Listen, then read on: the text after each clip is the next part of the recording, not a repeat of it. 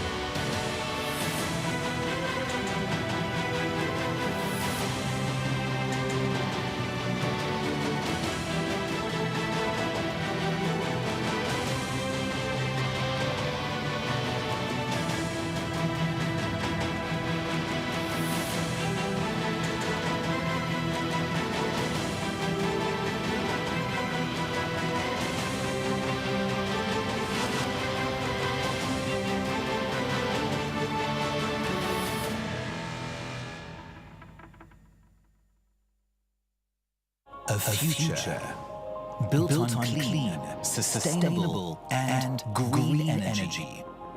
Energy invisible, gaseous, and renewable.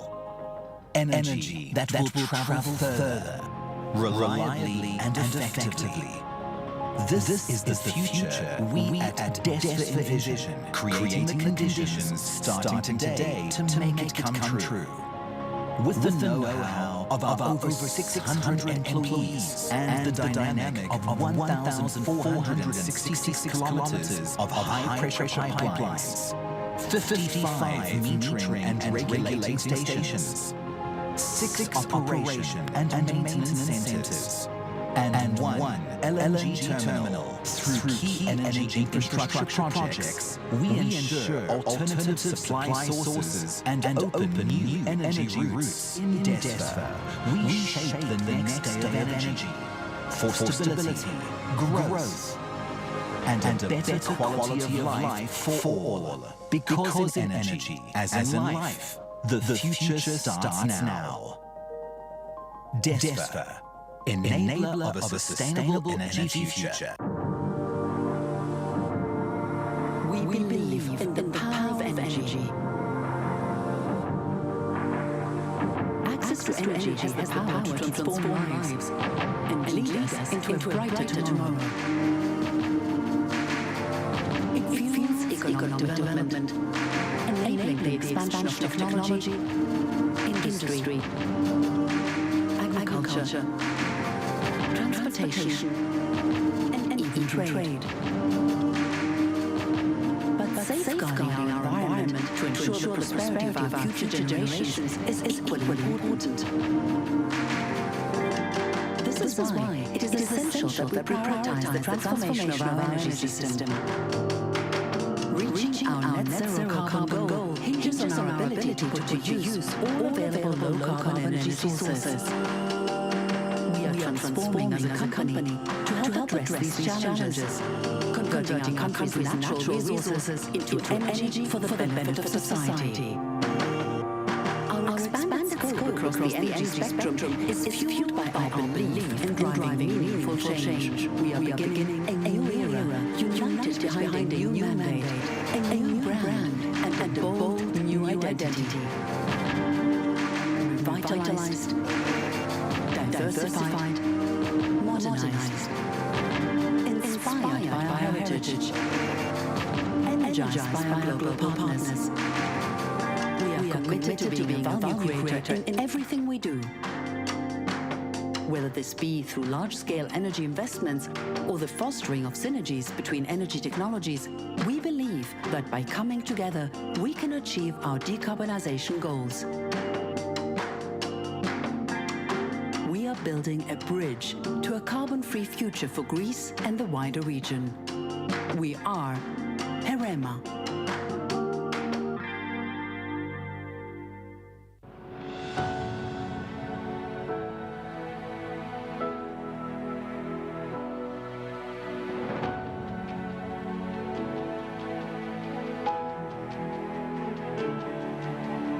Είναι μεγάλη χαρά που σας υποδεχόμαστε στο καινούργιο κτίριό μας για να μοιραστούμε μαζί σας την σημαντική στιγμή που είναι η δημιουργία της νέας εταιρικής ταυτότητας του ΑΔΜΙΕ. Η αλλαγή αυτή στην εταιρική μας ταυτότητα σηματοδοτεί τη νέα εποχή στην οποία έχει ήδη εισέλθει η εταιρεία. Τα 3 τελευταία χρόνια ο ΑΔΜΙΕ εξελίχθηκε και εξελίσσεται συνεχώς. Αλλάζει και μετασχηματίζεται δυναμικά, καθώς βρίσκεται στην αιχμή του ριζικού μετασχηματισμού του ενεργειακού τοπίου της χώρας. Διασυνδέουμε και με ηλεκτρική ενέργεια και με τηλεπικοινωνίες το σήμερα της Ελλάδας με το αύριο.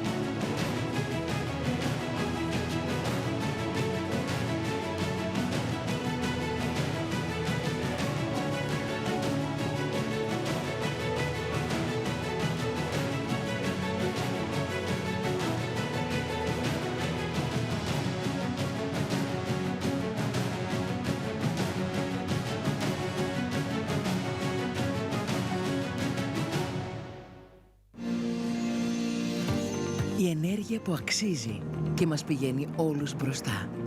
Η ενέργεια του μέλλοντος είναι εκείνη που παράγουμε, παρέχουμε, αξιοποιούμε, καθαρά και έξυπνα. Για εμάς στη Volton, καθαρά σημαίνει ηλεκτρική ενέργεια και φυσικό αέριο με σεβασμό στο περιβάλλον και την αειφορία. Και έξυπνα σημαίνει έξυπνα συνδυαστικά προγράμματα που απαντούν σε κάθε σύγχρονη ανάγκη νοικοκυριών, επαγγελματιών και επιχειρήσεων.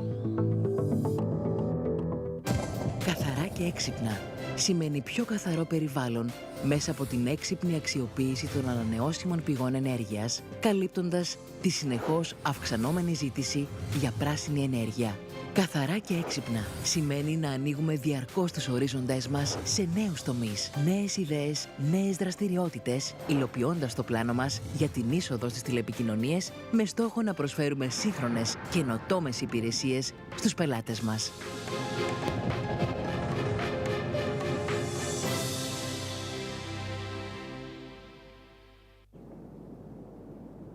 You light our homes. Keep us warm. You help us explore, innovate, and achieve the unthinkable.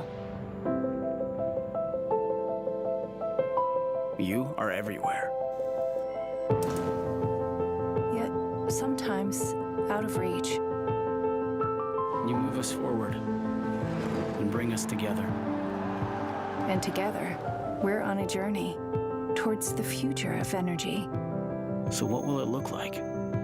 It's hard to say, but we know it will be sustainable and abundant. We're already on our way. With a common purpose, each of us playing our part. At Deloitte, we're connecting every bright mind, every organization, every startup, every innovator. Every citizen, CEO, and regulator.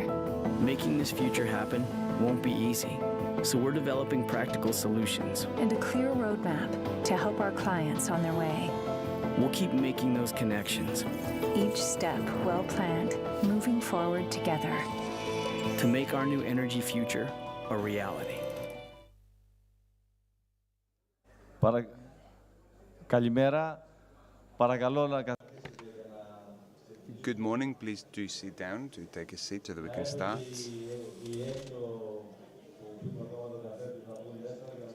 Let us allow some time for everyone to come into the room so that we can start.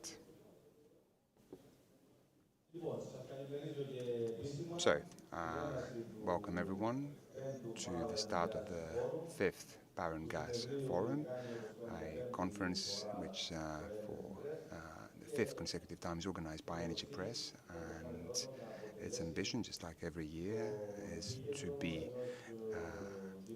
the focal point of a constructive and serious and in-depth dialogue on issues primarily on gas and power markets, but also the energy reality. It is a fact that, as we've already said before, these Energypress conferences, they are somehow limited in terms of the thematic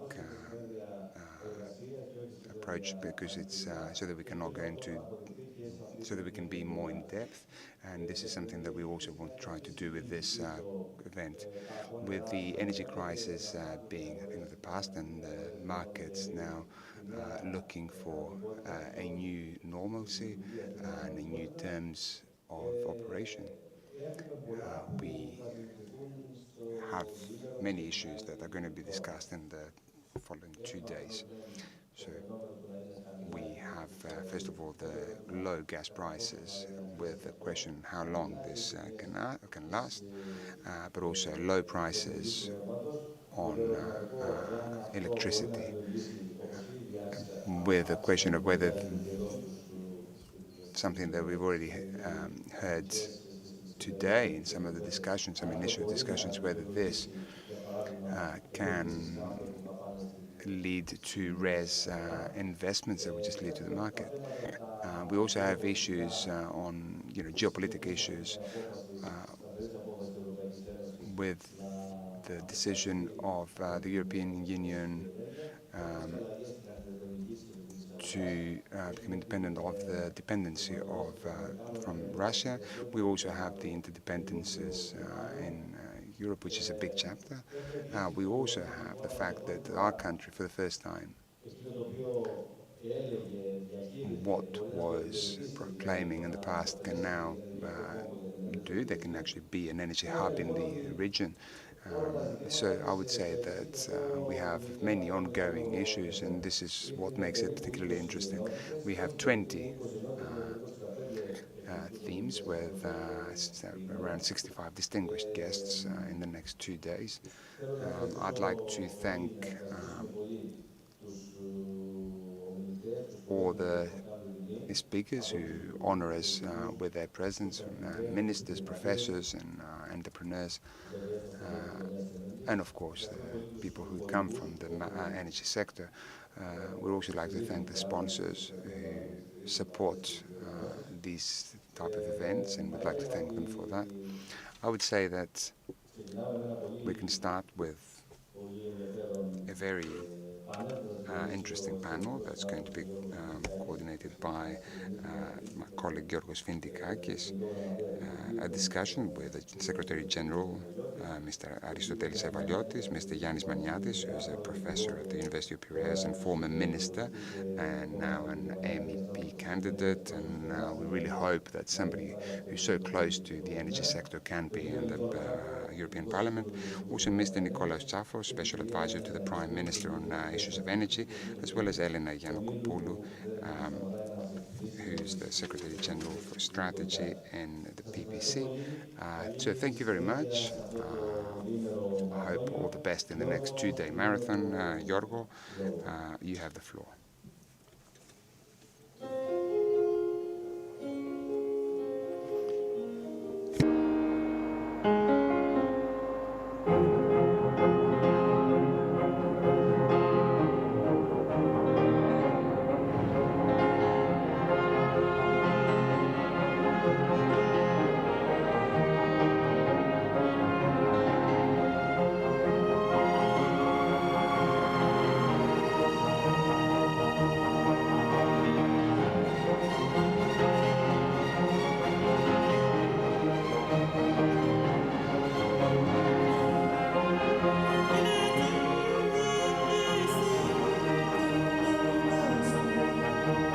Στην Ελπέτισον ενορχιστρώνουμε έναν ολόκληρο κόσμο καινοτομίας για έναν κοινό σκοπό, τη βιώσιμη ανάπτυξη.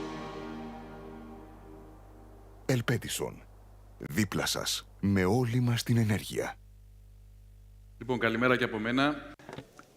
Good morning. My name is Georgos Findikakis, and I have the honor to coordinate this first panel in the 5th Power and Gas Forum of Energypress. Our objective here is the geopolitical background of energy crisis and the role of the country. We are now in the very strong phase, the difficult phase of the green transition, the phase of investments. We need to look at what's coming from the energy sector and the industry when we talk about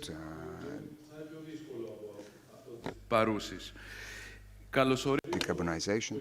I'd like to welcome the Secretary General, Mr. Aristotelis Evaliotis, from the Ministry of Environment and Energy, the former Minister of Energy, Yannis Maniatis, who's now a candidate for the European Parliament, and I wish every success.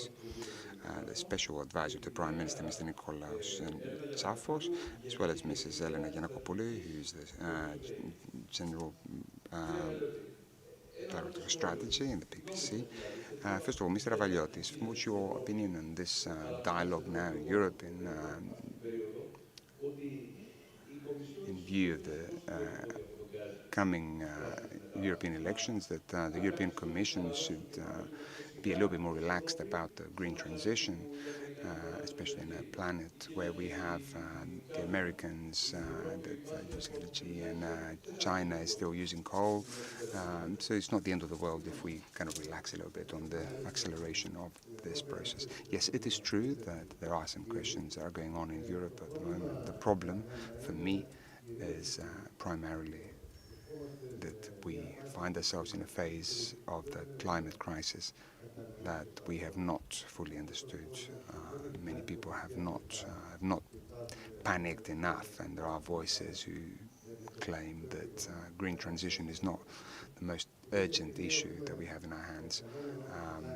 At the same time, we have phenomena like Daniel that show that climate crisis can create extreme conditions for funding for adaptation, things that we haven't anticipated enough as Europe, despite the fact that we have spent a lot of effort on mitigation as part of the green transition. We haven't got the adequate measures for adaptations. This creates a question on whether the priorities that we put are the right ones. Also, we believe as a country that these are correct, that the green transition is an obligatory movement for the whole world in order to, at least in the midterm, to deal with the climate crisis and the CO2 emissions. However, it's true that some of the goals are excessively, they're very ambitious, they're too ambitious. I'll give you some examples, some of the guidelines that we've had. For example, there is a directive that says that until 2035 we need to upgrade all the residences which have an energy class under E. So we need to be at least in an E energy class. That means 1,300,000 residences in Greece. So imagine the amount of spending that needs to be done, which is it goes up to at least 25 billion just for this alone.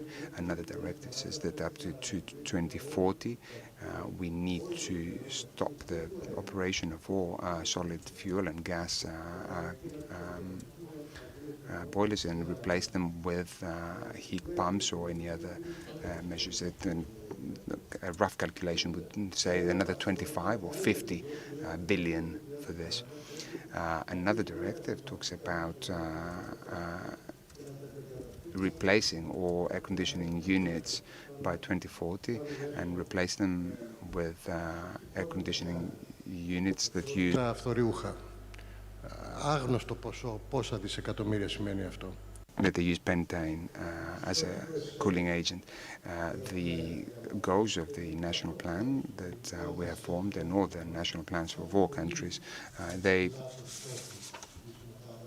put the goals as a priority with, in our case, it's about 196 billion until 2030.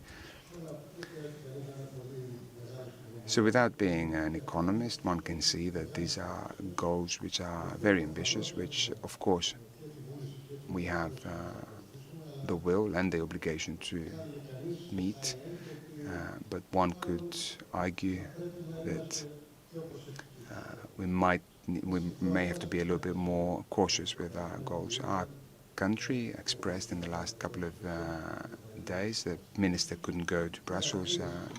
Mr. Darilidis did go in his place and expressed their objection to the reduction of up to 90% of CO2 emissions by 2040. We believe that this is something that needs to be redesigned. We are one of the 3 countries that expressed some skepticism or their objection to this, if you like. So the official Greek position does... It is rather skeptical, and the new Commission would have to look at the issues caused by the green transition in a more creative way, in such way that the Green Deal and the Fit for 55 would not lose the European and popular consensus. And at the same time, they need to achieve that goal because that's an obligation. And what we said about China, also for their own reasons, which is the main producer of all the elements that are connected to the green transition.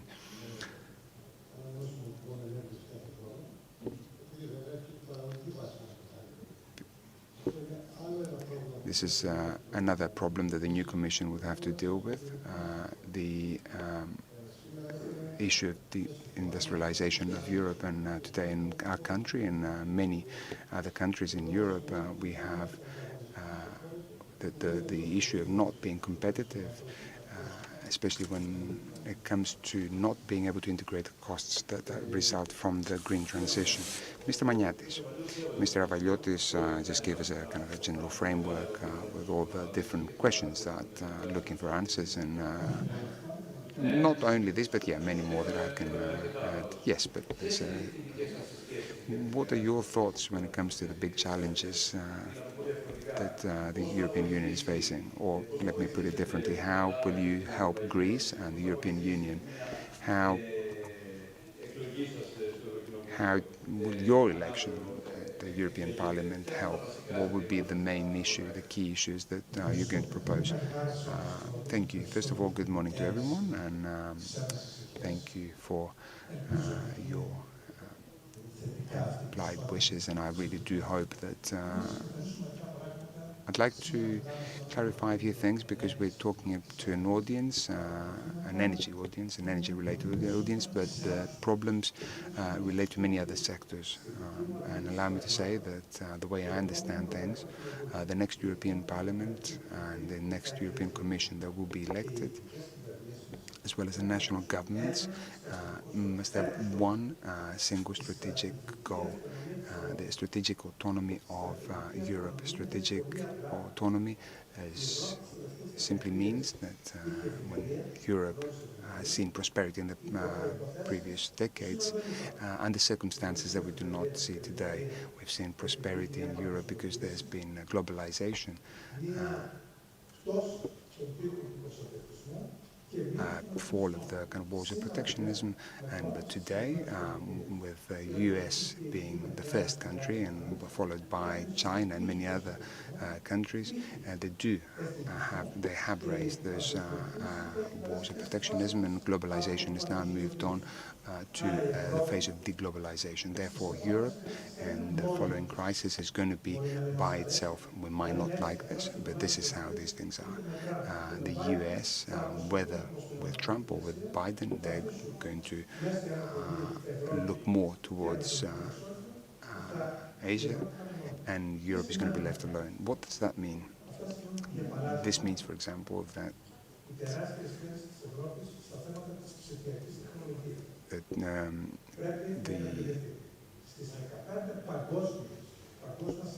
ψηφιακές πλατφόρμες. Europe lagging behind when it comes to digital technologies. So therefore we cannot talk about a digital transition and artificial intelligence when Europe depends primarily on US and China.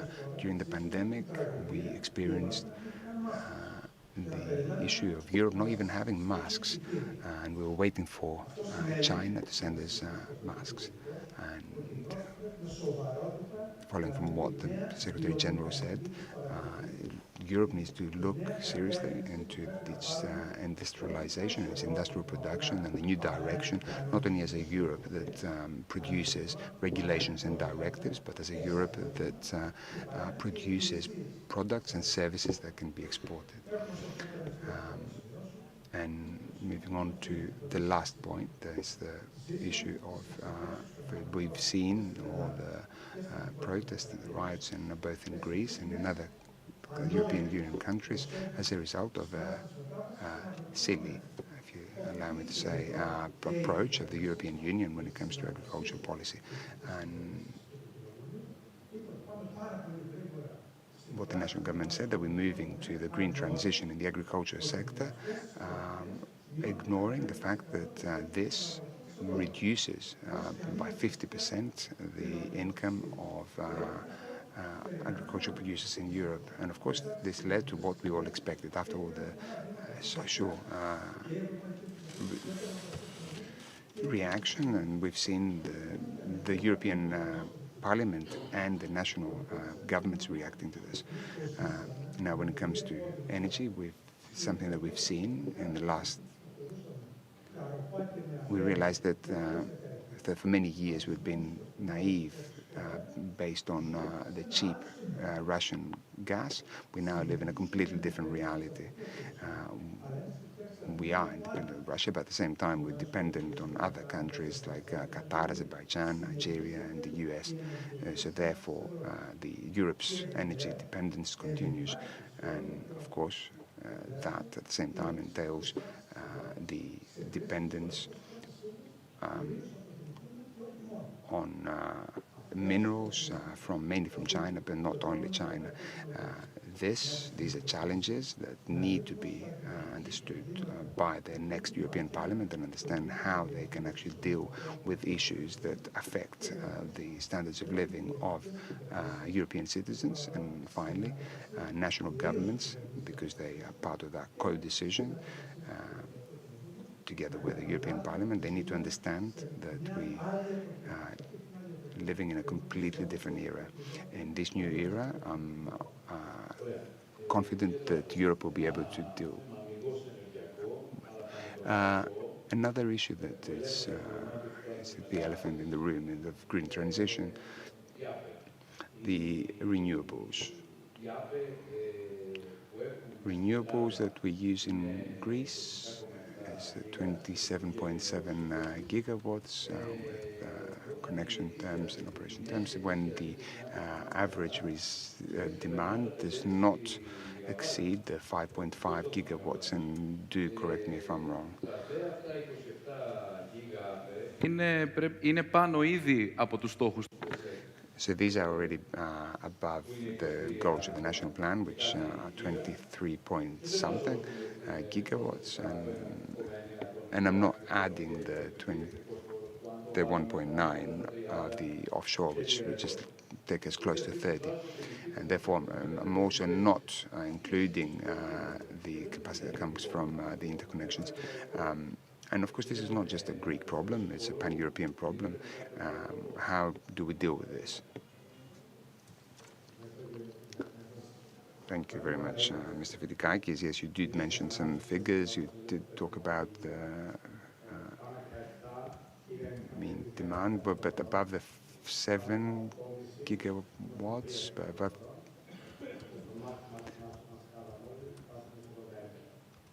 Και έχουμε σήμερα 12,5 γίγα εγκαταστημένη ισχύ ΑΠΕ. Έχουμε άλλα 15. So we have another 15 with connection terms, and we have another 2 from offshore. So we have a total of 35.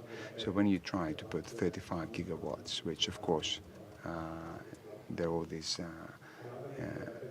but when you have 35 gigawatts into a market, then it has 4.5, and yes, it might go up with heat pumps, with data centers, ports, and all that. There is a potential for increase.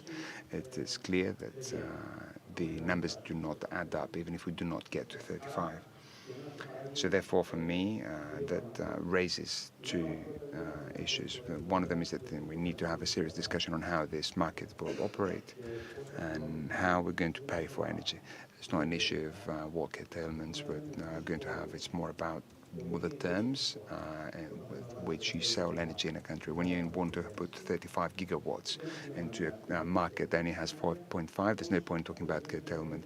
It's about how do you compensate for an energy that is being produced during hours and parts of the country that you do not need it. And because we're we're at the forefront of energy transition, we do not have very good examples from other countries. This is something that we're trying to solve for ourselves for the first time. Another issue, which is a little bit more pleasant, is that these numbers, these figures, lead us to that we need to understand how we look at the national strategy. The last 20 or 30 years, there is the assumption that we are energy poor, that we do not have. We have coal, we're looking for hydrocarbons, and this, of course, might change in a few years. But the last 20 years, we've always worked based on the assumption that we're energy poor. Therefore, what we say, we want to become a hub. We want other countries' energy to come through Greece so that we can actually benefit from that. This is something that's going to change, and this course, will change because we now have our own energy to sell. And therefore, we need to start thinking as producers. And what does that mean? Well, we've already seen the figures changing. In 2019, we imported 10 terawatt hours, and then that went up due to additional charges in gas. But you can see that it's now the imports is under 75%. Last year, only 1/4 of the hours were exporting. That means interconnections everywhere. In Italy, in Bulgaria, Albania, with Turkey, we're now talking about a new interconnection. Also to the north with Central Europe. And these interconnections is the most important thing that we actually now have as part of our national strategy. And finally, because we're also operating in a European context, we are the ones that, with the EU Action Plan for Grids, and we're kind of looked at the direction of the European Commission in the next 5-year term. So therefore, this is something that both nationally we're kind of pushing for, but also on a European level, there is recognition from other countries that this is something that is now needs to be dealt with in a different way. Listening to you, I was thinking that your thought that do you think that we're aiming higher than we should be about being an exporter? But I'm telling you, they went from 10 to 3.5, and we're now a net exporter for 1/4 of the hours of 2023. For me, that's a given. We have a Bulgaria that has nuclear and coal. We have Italy that is the biggest consumer, the best net importer of energy in Europe. We see we have a huge investment interest, and so we have both sun and wind and offshore. So I don't see why we can't export. Ms. Giannakopoulou. Mr. Tsafos did raise some of the issues that I had in mind. They talked about Italy's thirst for energy, which is the biggest importer, the situation in Bulgaria. The PPC is becoming an energy ambassador of Greece with what it's doing in Romania, a very important diplomacy energy instrument that which we need to see as a country how we're going to exploit that. But at the same time, of course, this is important for the PPC because it's very different to have a company that is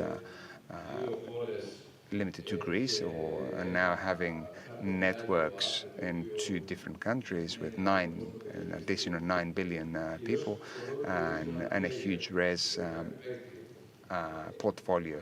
And what we're all waiting to see is the PPC's role as a regional player. What does that mean in practice?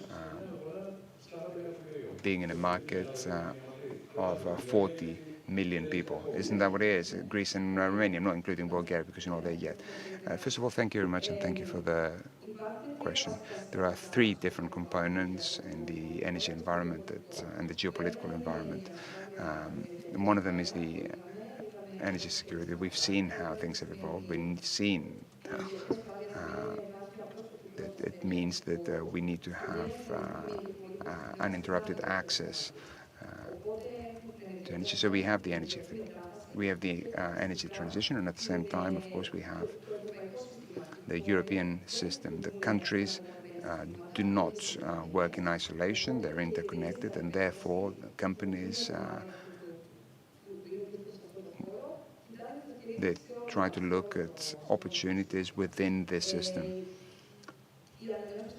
The renewable energy sources, we keep saying that, and everybody knows that, of course, the cheapest way to produce a new megawatt hour of electricity is through photovoltaics and wind farms.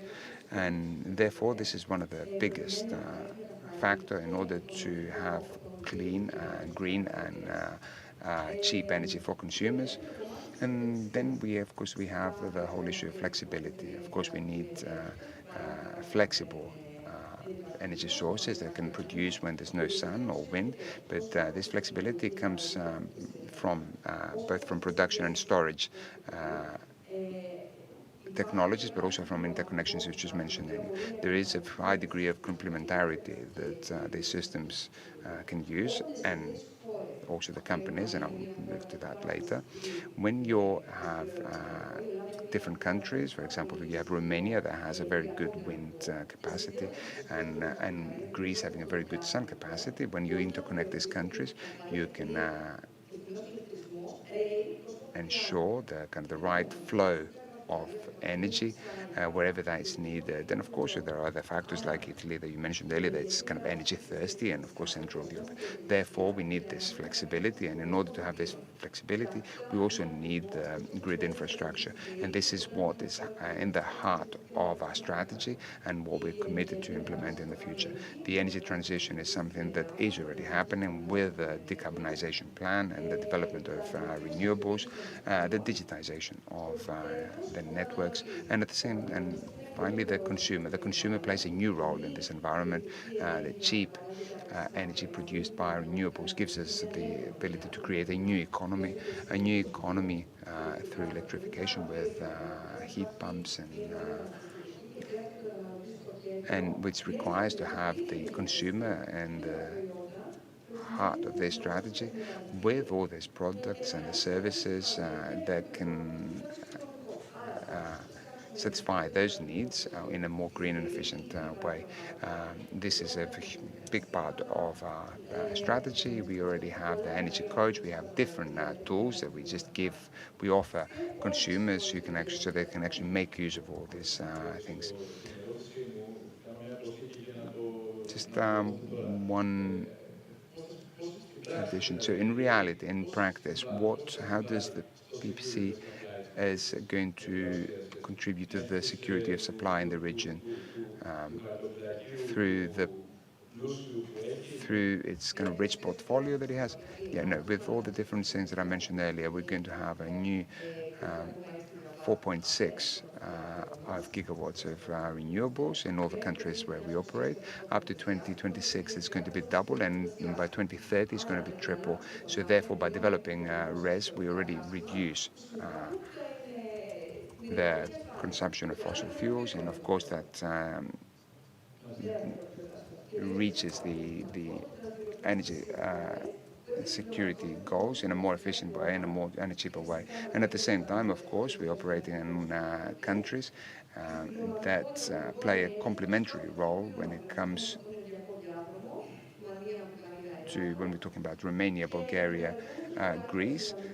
We can have the optimum capacity management from the three different countries in order to contribute ourselves as well to energy security.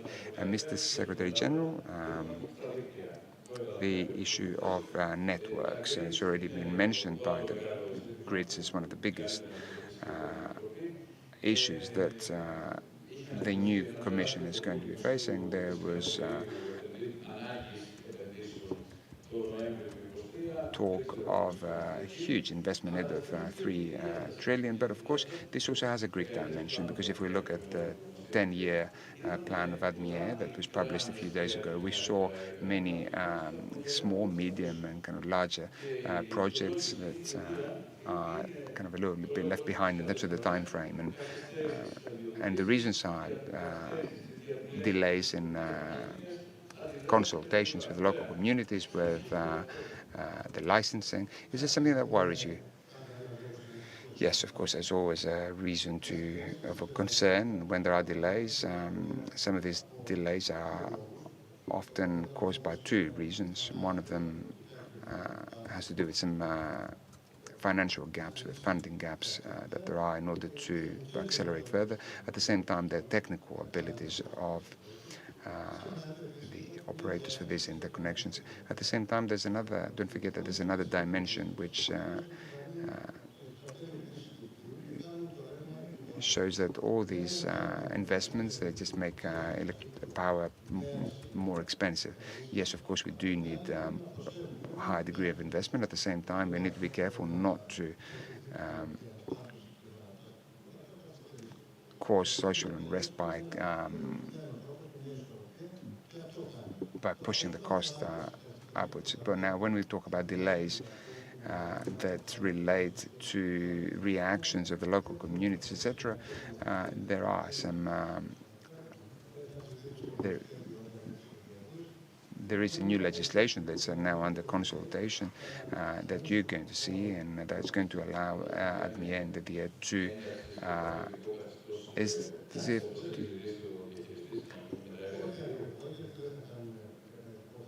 no, there's not going to be a completely different framework, but we're going to facilitate this process based on the new legislative framework. Now, when it comes to grids generally in Europe, yes, the needs are huge. The half trillion, it's just a midterm calculation. There is another calculation that shows that we're going to need 2 trillion in the next few years. We're trying to develop the interconnections with neighboring countries. It's going to give us one first initial response on what we do with the neighboring countries. At the same time, we're looking at storage options with standalone batteries, but also project batteries. We've seen many, we can use the recovery funds as well as other European funds to support storage, but also the long-term goal for which is the hydrogen. The hydrogen is not a mature market yet. It's moving slowly through the auctions that are being carried out by the European Union. We're also going to have a new regulatory tool here in Greece, so that we can give a solution to the excess production, the excess capacity. You talked about standalone batteries. You talked about, and we've heard about the first wave being installed by 2026.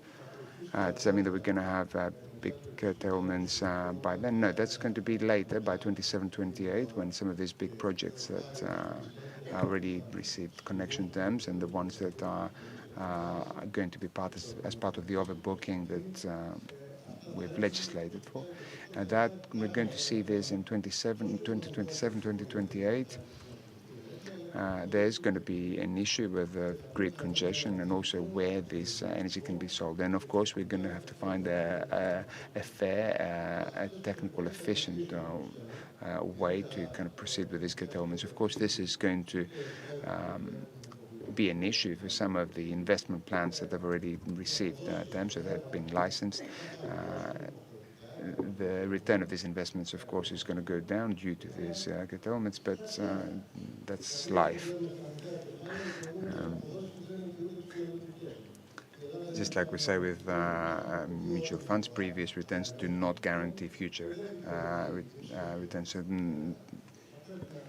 So therefore, we need to, investors need to adapt to a much lower RER and a new way of managing their investments. Mr. Maniatis, I can see you smiling. I don't know the reason.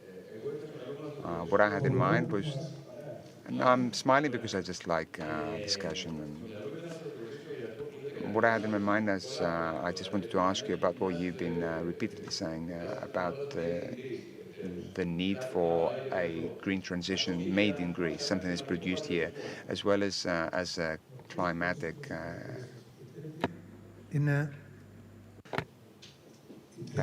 climatic patriotism. Well, the third thing is 3 observations. The first one is that for 10 years now, since 2014, Greece is the 3rd best country in PV, 8th in wind energy, and 2nd with the energy saving scheme, and so therefore we have very good results, and we're hoping to do even better. Now, the second observation, when we talk about Europe and Europe energy security, everything that we're talking about now has already been funded and licensed 10 years ago. Το καλώδιο με το Ισραήλ. και κάποια που δεν έχουν προχωρήσει δυστυχώς, οι υπόγεια... All the projects that are now undergoing in Greece have been already funded, and therefore that proves right the decision of Greece to become an energy hub. What is now pending is to become an energy hub, not only for to become a hydrocarbon producer, which is very much needed in Europe. Now, what you mentioned earlier about the green transition in Greece in the last 10 years. However, what is left behind is, of course, energy security and energy poverty. And this is something that Europe had to pay for with the 600 billion euros that went into the pockets of those who supply us with natural gas. So what do we do now? Do we carry on importing electric cars and generators, or do we try to prioritize the production in Greece that creates creates employment, generates employment? I'd like to remind you that Greece has the best production of the best manufacturers of solar water heating installations, which are manufactured by some of the best manufacturers in Greece. Greece has the best manufacturer in battery sunlight, which has already been delayed. Greece is is the best manufacturer in the world in steel pipes, which are going to be used for hydrogen in the future, which is the fuel of the future. Also electrical cables, but also a very good shipyard that can be used for wind farms, and so we don't need to only have imports from other countries. What do we need by the term made in Greece and climatic patriotism? What we mean is that we need to look at our country's interests and not just how we're going to move to green transition. Green transition, but with tools and with processes that can be produced in Greece, the same way that Danish companies promote their onshore and offshore companies. Greece can do exactly the same, and their objectives can be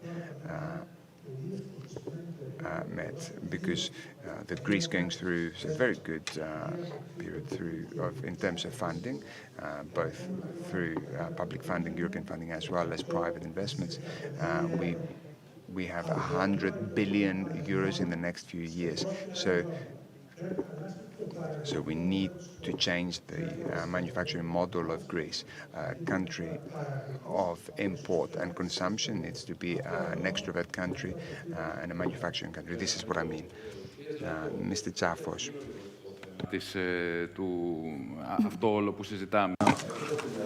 Let me just stick to this matter. Having the Germans in mind, who are front runners in terms of green transition, and who generate R&D know-how. Enercon sells worldwide, the Danes as well, in offshore. What are we doing here? What's your take on this? And would like to ask for a comment on grids after that. Grids. Yeah, well, what we can do.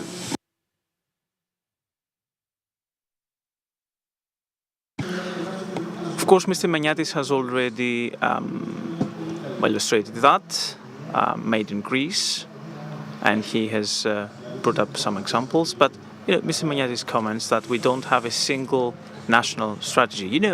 For the past 10 years, these companies have been doing well, but that's not enough. We have to move forward faster and in a more coordinated way. Well, as I understand, we have a very competitive production basis. We have new opportunities. I have a very good standing, and we can do better, of course. We see chances, and there are also stupid ideas. Well, I won't talk about that. I don't want to talk names here. You are referring to technologies that do not suit us. Well, when you go into this concept of generating everything on yourself, then everybody can leave the room with an idea, saying, I can do as well. But you have to be cautious. You can spend a lot of money in projects that are unsustainable. And let me comment on deindustrialization in Europe, and this is the product of fossil fuels, not the product of the energy transition. Deindustrialization does not mean green transition. Deindustrialization, as a matter of fact, is the result of paying a lot of money for natural gas. If you look at the new production lines, we argue that we need to produce in Europe, apart from the photovoltaic industry produced in China. We have a very good solid basis in batteries. IRA is 18% batteries and EVs. This is what IRA is all about. Through IRA, the US will reach the same level as Europe has today. And this is what the IRA is all about, that we're panicking. We have to discuss on a solid basis. This is what I mean. And Europe needs to see that there are three global players. And this is what I call a transition triangle. You can do cheap, domestic, or fast. You can... the US are very expensive in doing that. China wants to do it domestic and cheap, so they're not fast. They will reach it to 2060. We have a 15-year plateau. And in Greece, we want all three: cheap, fast, and domestic. There are trade-offs in these relations. We have to be rational. We should not finance industries that will not survive. We have to be cautious as to what public money we put in terms of funding, and be fully aware of the risks. We should not think that fossil fuel from Russia and the photovoltaic panel from China are the same thing. If China stops exporting, the PV panel I have installed will not stop working. It's not the same thing. So we have to look at the risk we're taking and at the trade-offs between more domestic production, what cost does it entail, where we should do that, where not. Well, listening to what you say and in conjunction with what the task force on Resiliency Fund has told us 2 weeks ago, that Mr. Secretary General, we need to implement some regulations, such as regulation on biomethane and hydrogen. Listening to you, I am wondering whether it is of such critical importance if Greece lags behind in biomethane and hydrogen technology implementation. Well, in my view, Greece is a relatively small country that can bet in some technologies. We cannot bet on anything. We cannot be top leading country in everything. And of course, not by spending an awful lot of money. I might have an ambition of becoming number one in hydrogen, but we don't have that money. And we're not willing to spend it on that. So we want to be innovative in areas where we have a comparative advantage, that is RES. We're number 7 in wind, number 5 wind and solar.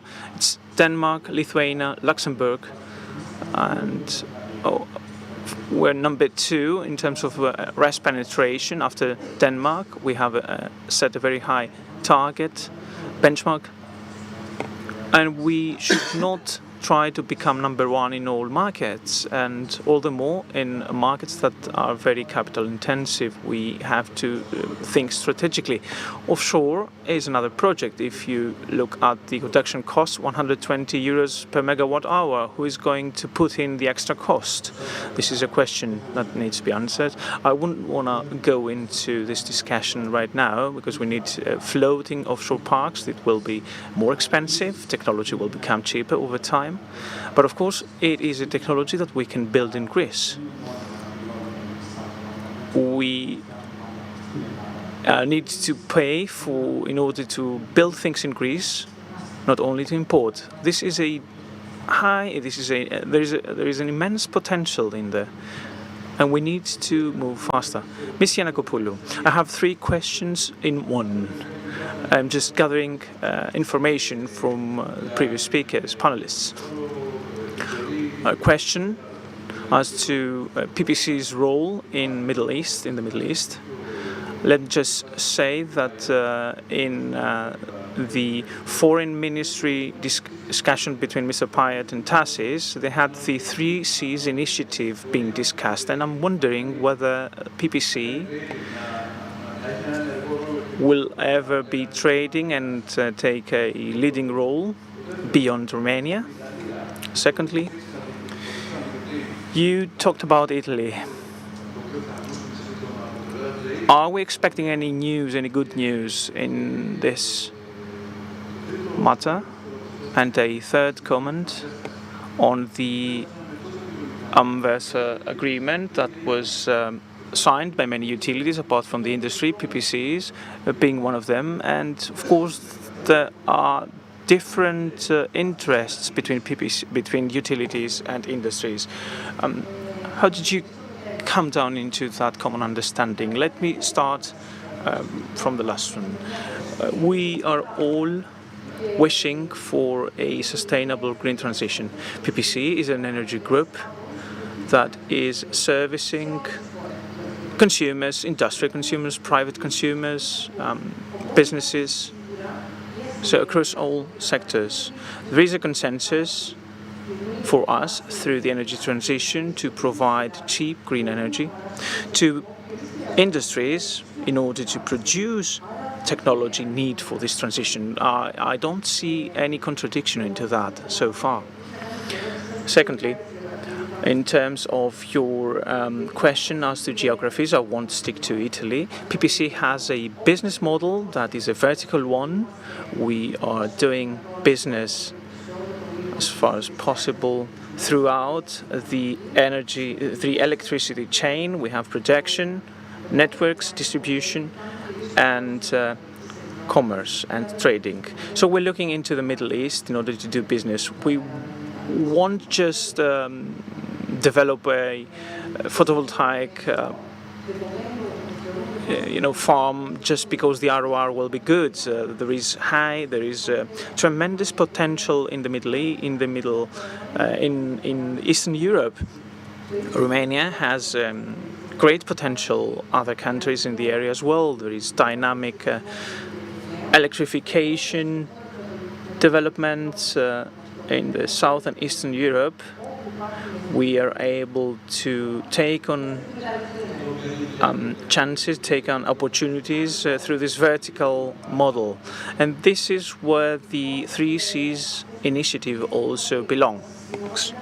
This is what I said about systems not being standalone. There's opportunities for synergies to promote energy sustainability and independence. We are developing a portfolio that is geographically diverse, and therefore we're able to diversify green energy production, optimize and contribute into the energy transition and energy security. Secretary General, would you like to share last comments on your side? Would you like to share a few words? Well, despite the problems and the challenges we're facing, we need to see that this is a very interesting time we're living in. Greece has a leading role, and not just in the energy, also in electrification through RES.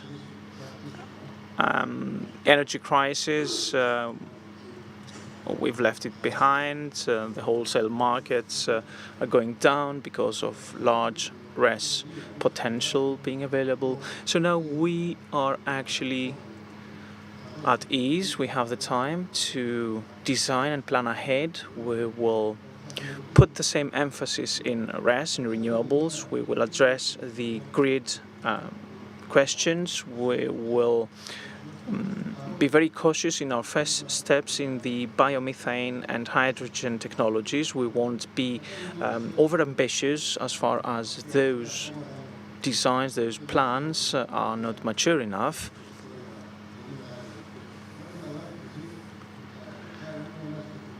And considering that wind farms, wind potential is of strategic importance, we need to put money into that, into areas where a bright future is lying ahead for us. All of you that are playing a role and taking part in this, you're very happy, you're very lucky. Because you give opportunities and bright future for going forward. You know, 4 words: saving, networks, storage, geostrategic upgrade of our countries through pipelines and cables, as well as exploitation of very rich natural gas fields that Greece actually has. If you put all these together, the energy transition is moving faster. You don't need to attract investments. There are numerous investors, not only in Greece as well as Europe-wide, because they make money.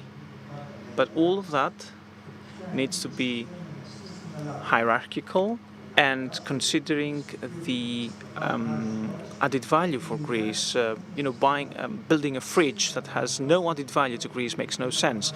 Buying an electric car that is very expensive right now, whereas in 10 years it will be very cheap, and we're not manufacturing a single bolt for that. This needs to be addressed very cautiously and needs to go into the current and the future government's DNA.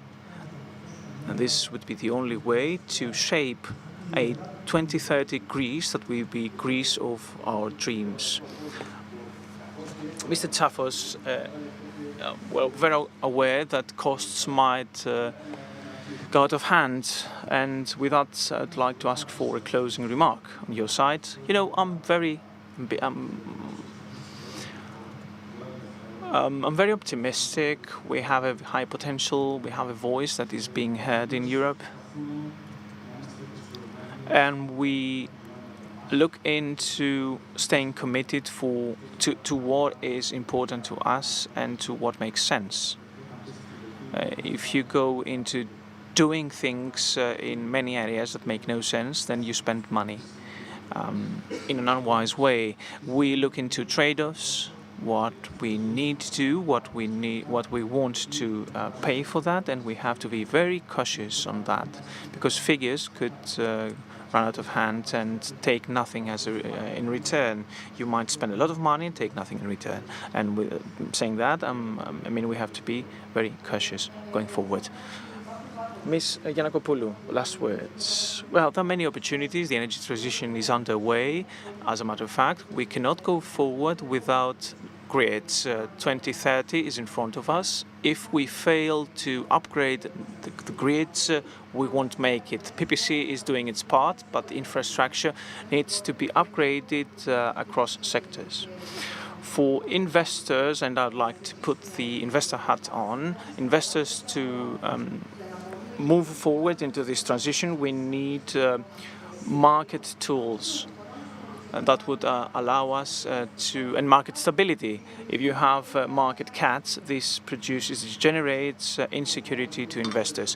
I'm afraid we're running out of time. We've said much. We could talk longer. I would like to thank our distinguished guests. I would like to thank you for your attention. in the audience, and we will have a very interesting discussion on the Hellenic Energy Exchange and the new setup of interconnected markets between Alexandros Papageorgiou, CEO of Venex Group, and Thodoris Panagoulis on behalf of Energypress. Thank you.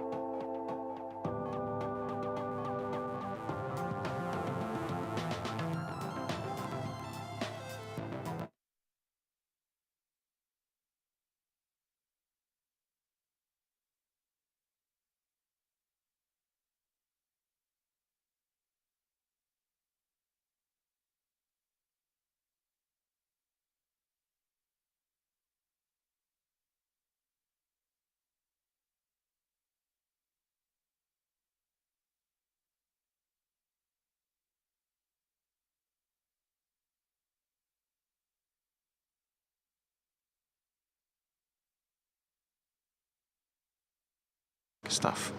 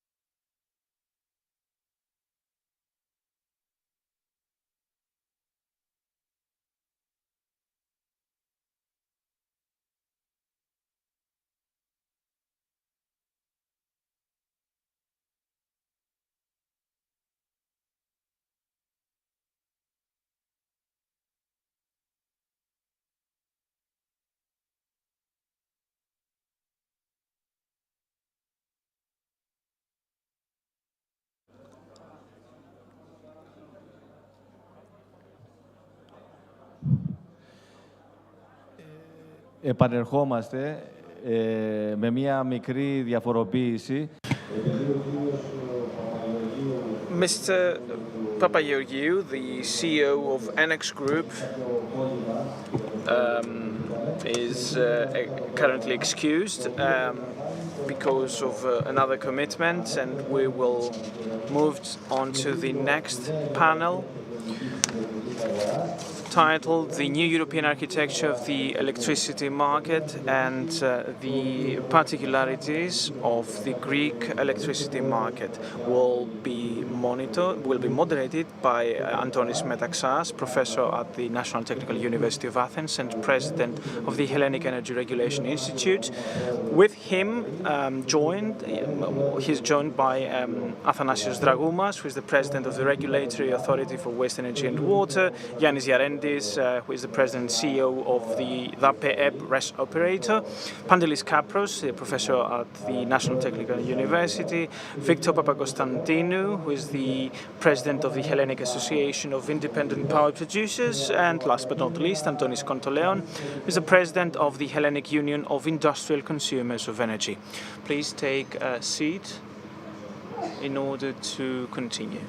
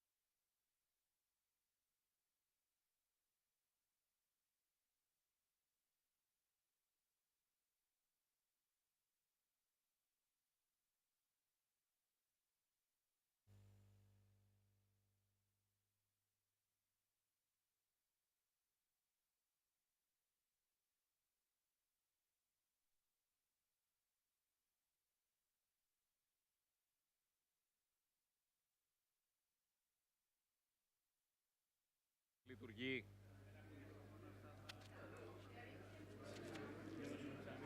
Ωραία. Καλή σας μέρα. Good morning.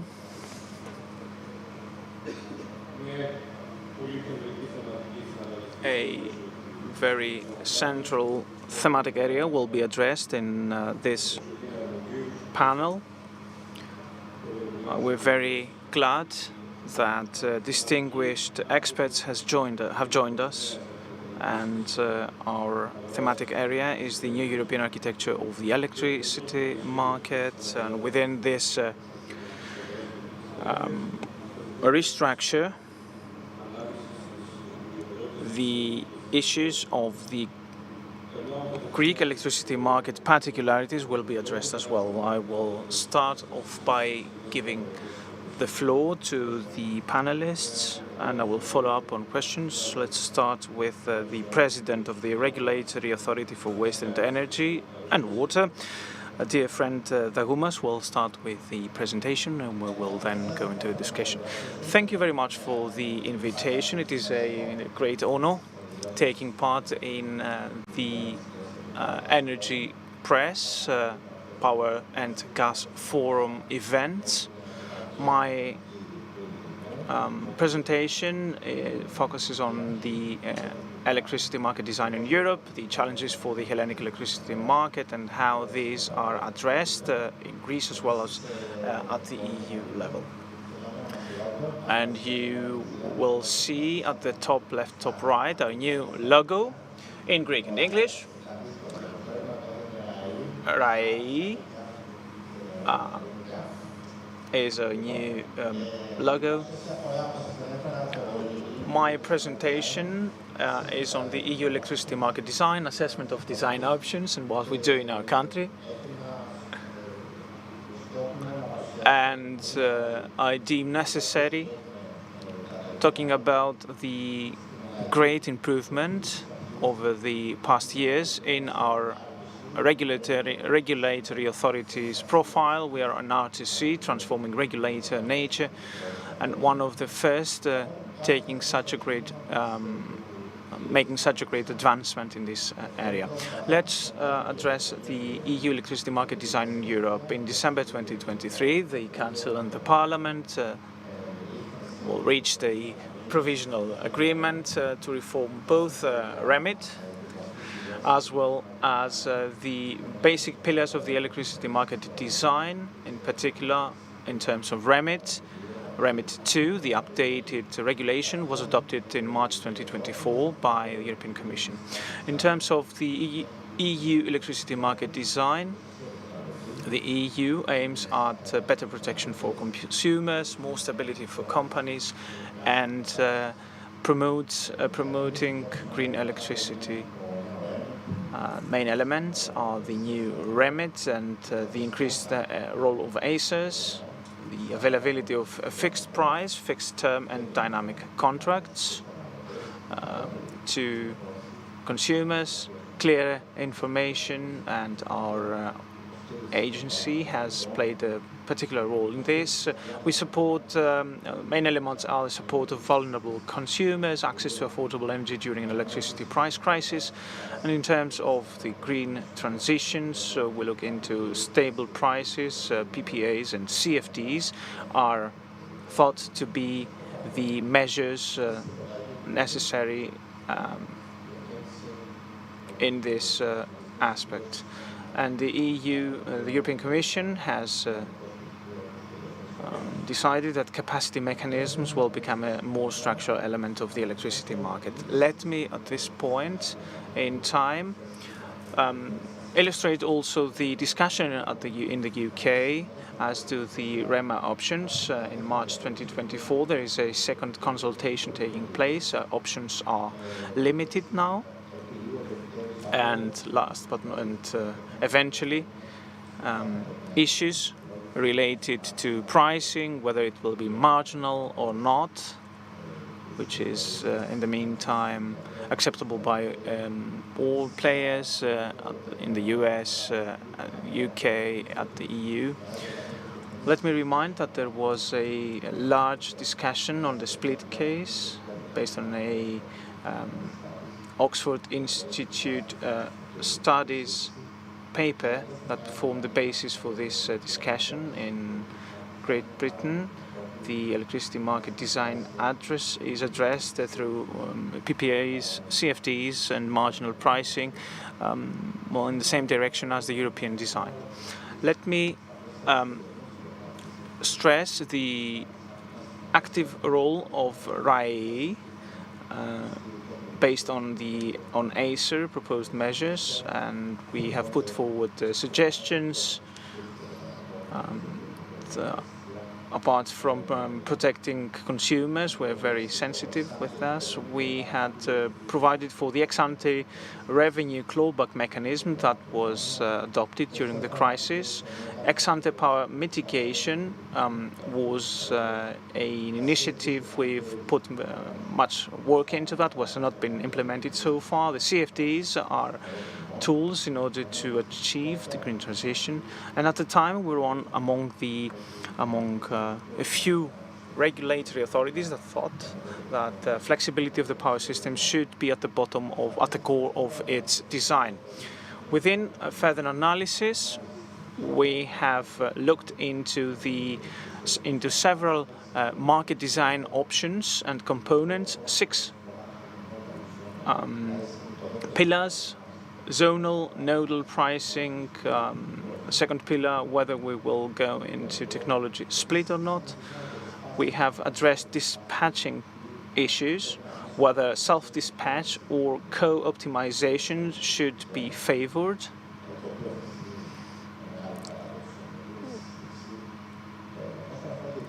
In terms of green transition uptake, we have looked into the several options, as well as in terms of flexibility and capacity adequacy.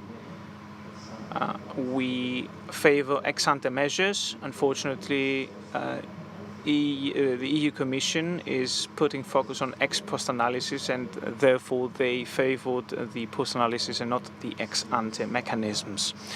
All in all, assessing these options shows that zonal pricing is not expected to change, although zonal pricing is tied to advantages. Market split based on current technology has not been addressed neither by EU nor by the US or the Great Britain, and therefore zonal pricing remains the way to go. What has been in the focus of ACER. ACER now examines co-optimization of balancing capacity day-ahead market, and progress will be made over the next years. PPAs and CFDs, as said, are the ways to go in terms of RES penetration, and capacity adequacy mechanisms are going to become an element of market design. In terms of competition, there has been a REMIT update there is a REMIT update that has been favored compared to ex-ante power mitigation.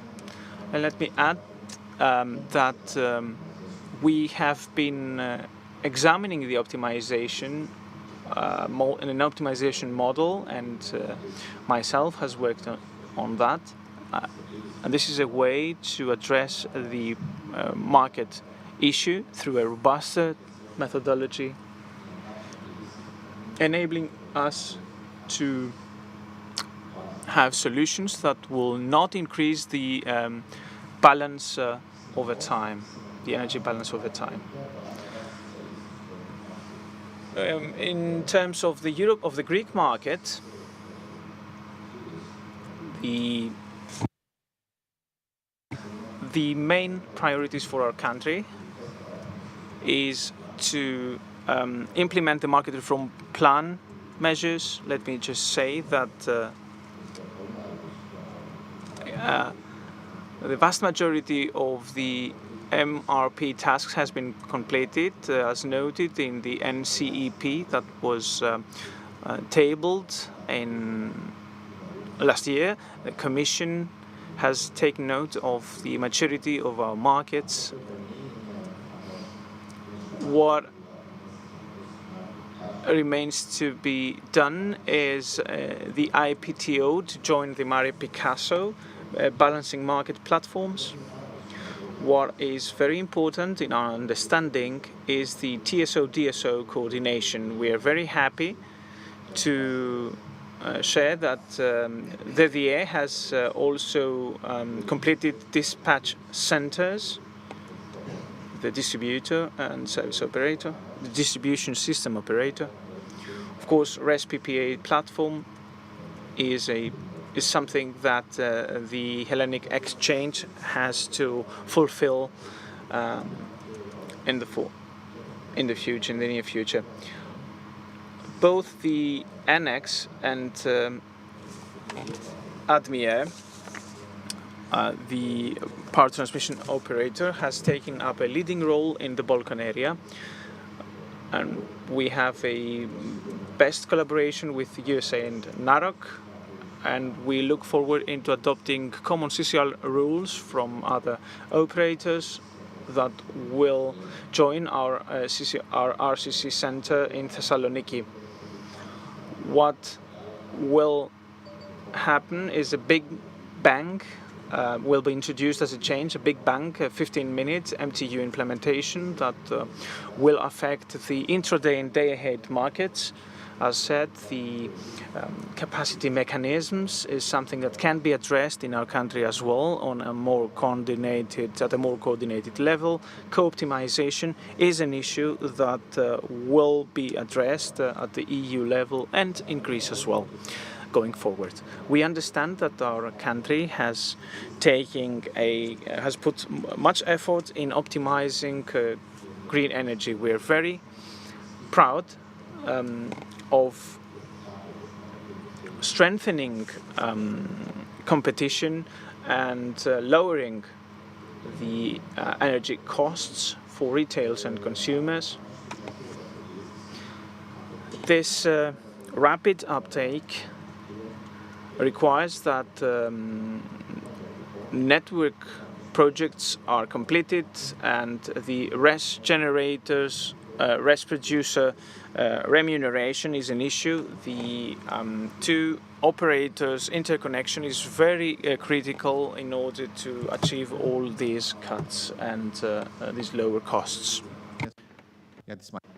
Allow me to show you a few slides about what we've done in terms of protecting consumers and enhancing transparency, where we've moved from B2B, traditional B2B relations, and we start using regulator to consumer, the R2C, and we have developed a series of digital tools, both for energy consumers as well as energy markets. You can access all this in our website, or all users have access to this. The Energy Ombudsman service is one of the most important ones that we've developed in a few years, or the Energy Savings Guide for Buildings, the whistleblowing tool that we've also developed and is going to be put into force in the coming months. We also have developed a series of tools, both for the transparency of both domestic and European markets, which strengthen the transparency and competition with a great interest that has been expressed by foreign authorities. Allow me also to kind of give you put this into a framework where we believe that it's not about the development of isolated tools, but we believe that modern, innovative companies just like Alibaba, Uber, and Facebook, they engage asset owners and they create a marketplace in exactly the same way with all the tools that we've developed. We engage the consumers and we create a consumer place, which we've received 7 awards in the past few years, and also we're going to have an award from OECD for the innovation. And to conclude, I would just like to say, when it comes to the European electricity market design, we've seen the different directions, the new REMIT regulation. The European Commission is setting certain proposals to the market for better protection of consumers with PPAs and CFDs and capacity mechanisms, which are an integral part of the design of electricity markets. When it comes to the domestic market, as I said, it's very important to move to the 15-minute MTU implementation, but also what's important is to investigate the potential implementation of CM, as well as the adoption of co-optimization. Of course, the biggest problem, as we know, is the issue of curtailment and remuneration of renewals generations that are underway in our country. And finally, to say that we are one of the most modernized companies in Europe, and we all here, and we have digitized our procedures, and we've transformed our regulator into a modern regulator that is sets the example in the wider region with international innovation awards. Thank you very much. Εμείς σας ευχαριστούμε πολύ, κύριε Δαγούλα. Thank you very much, Mr. Daguma. You have somehow highlighted at the same time the challenges for the regulator themselves in this constantly changing environment. I think you've done that under difficult circumstances. This is something that you've been very discreet and you haven't mentioned it, but you know, I need to point it out that we cannot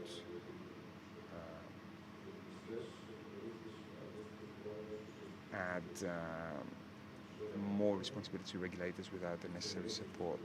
That's both when it comes to the creating the right environment for having the right structure and the right. Otherwise, then all this would just be based on the huge efforts that you're making, and we all know who work in this sector the huge efforts that you're making. But of course, they do require support, and I'd like to say that you're very humble, and you haven't actually mentioned it, but I need to point it out myself. Another thing that you mentioned. Ενωσιακής αγοράς The need for restructuring of the energy market in Europe. You also expressed some concerns about the ex post and the ex ante approach, which you, as I've seen you in other interventions that you've made, and you believe that it's more efficient. But your general evaluation, would you say that it's positive when it comes to this regulatory restructuring that's taken? Well, I'd say that it's to be expected. As I've said in the previous forum, you've seen that our proposals have been accepted, have been adopted. It's been adopted by the European Commission. So therefore, it was a realistic proposal. What we do need to do now as a country, of course, is to not be dependent on anyone. We need to be proactive, and also, and due to the when there's a lack of top-down design, then the kind of bottom-up approach is something that needs to be adopted, and this is something that we've done during the crisis, and we're ready to do that whenever that's necessary. Thank you very much. We're going to be able to discuss this further. Thank you very much, Mr. Draguma. I'd like to give the floor to Mr. Yarendis, who's the CEO of the RES operator, and if you'd like to just say a few words, and then we're going to have a discussion. First of all, in all these events, we start by thanking, of course, the hosts for the invitations. These kind of discussions, they can only have a very positive effect, and they're very important because there seems to be a lack of dialogue that will highlight issues and raise questions, and I believe that the Energypress, in its efforts, has played a very important and innovative role, and it's important that this effort is continued and it's even further broadened. I'd just like to say in my initial intervention, I'd just like to touch upon three things. The first one has to do with the RES operator, which has now evolved to a company which is now essentially responsible for three big funds, three accounts, but in a sense, is responsible for the management of renewable energy sources. Let me just tell you what these three accounts are. You all know them. One of them is LAPE, which is the special account for RES, which is has a 20-year history, and it's responsible for the one that compensates for remunerates green energy with all the sub-accounts and the complexity, of course, that comes with it. The second big account is the SEVE, which is the exchange, which also gives a social dimension to green transition, if you like. It's a system that gives about 1.3, 1.5 billions, depending on the price for CO2.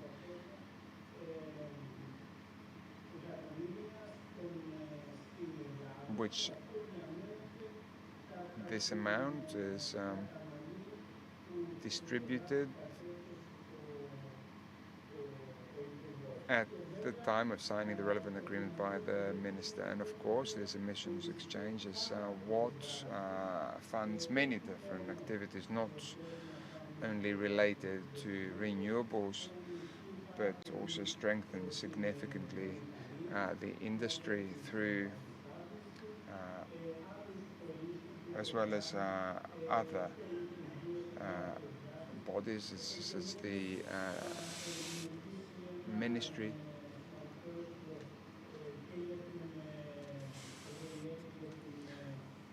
It's also going to create new revenues for offshore wind farms. And generally, we need to say that this is what is contributing to green transition. The third big account that's managed by the RES operator is the Energy Transition Fund, which we've seen in the last 3 years, and which is the major contributing factor for the fact that this last energy crisis has affected as little as possible our country. Allow me to say that 9 billion has been provided in the last 2.5 years. 9 billions that has been given to consumers through the scheme that's being managed by the RES operator. This is something that reduced the burden of the huge energy price increase in our country, and of course in other countries. These three major key accounts have turned the RES operator as a key player when it comes to the management of energy policy in the country. The second thing I'd like to highlight is the situation that we're in today, something that is particularly interesting for the market, because it is supposed to guide us through offering a service to the market and the consumers. And if for them and for the emissions exchange things are under control, what raises certain questions is this RES special account, and there's a great discussion that's going on around this. Here, allow me to introduce a different approach, because we used to hear in the kind of past years the word deficit all the time. First of all, the word deficit by itself creates a negative connotation, and we try to avoid this word where we talk more about the cumulative balance. I'd like to stress something here. We talk about the accounting balance or deficit.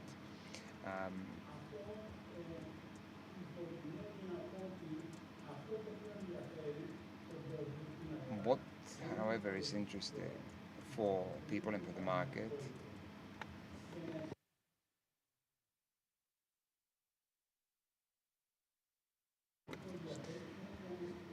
So what is important is the funds that are available for the production of RES, and not only. And we have cases like the special account at the end of 2019, it was in excess.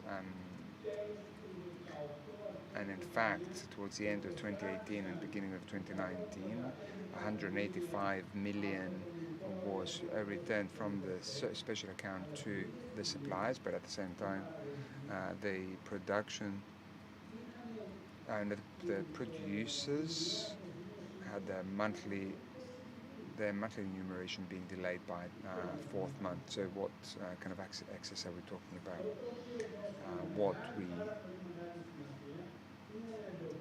What's particularly important is identifying the problem and create a completely different approach that now talks about the cash balance and not the accounting balance.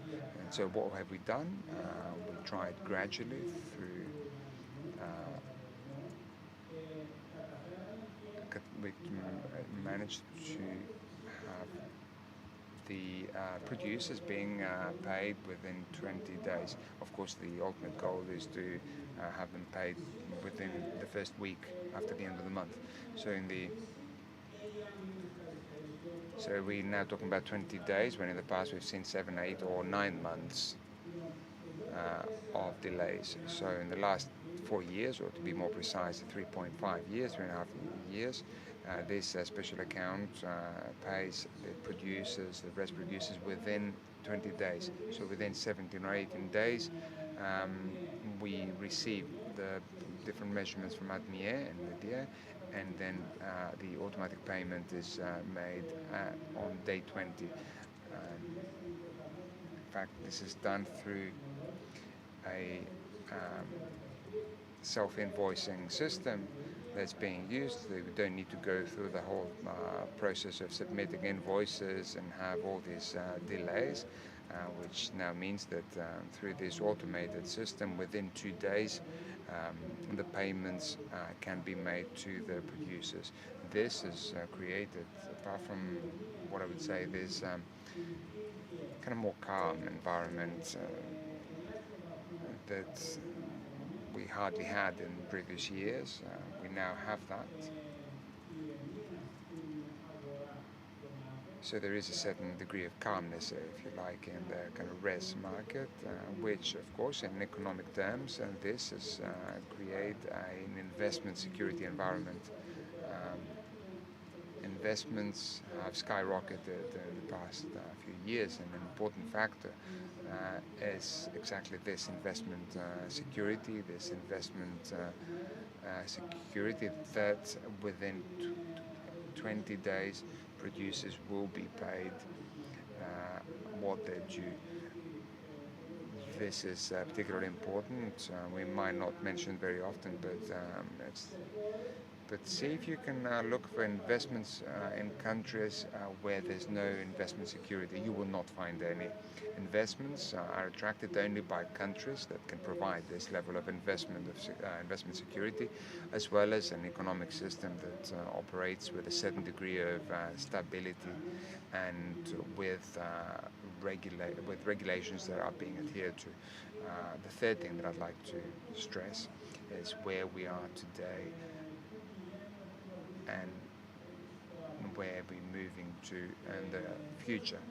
So where we are today we are in a post-energy crisis phase in which the market has now come back to an increased but somehow normal levels, and this is something that we can see through the daily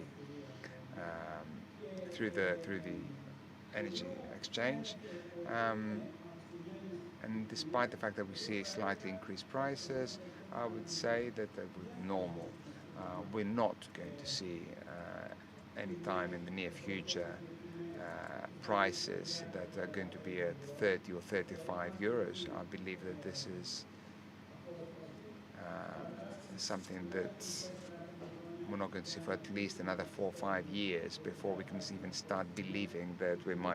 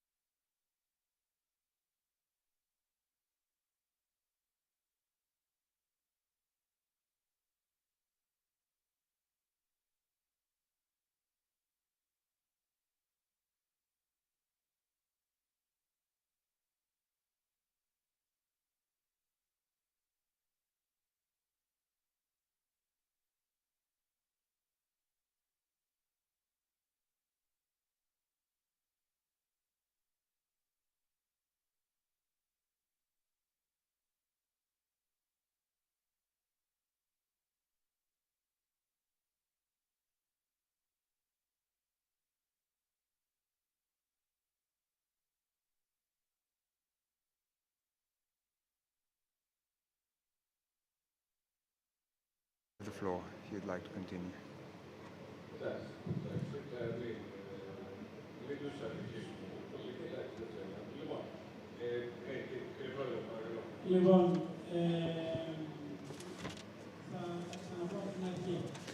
I'm going to start again from the beginning. No, don't worry, I was only joking. No, I'm just going to start from the third and final point that I wanted to make.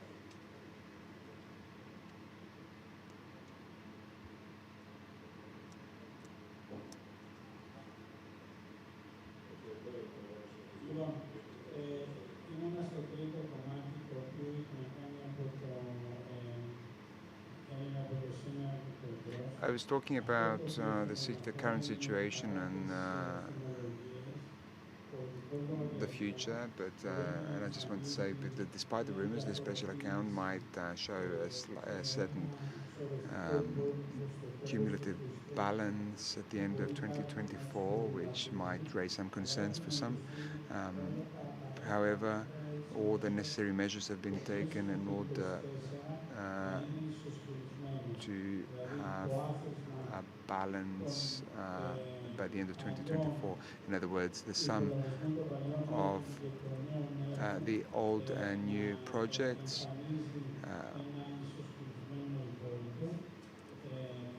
will have a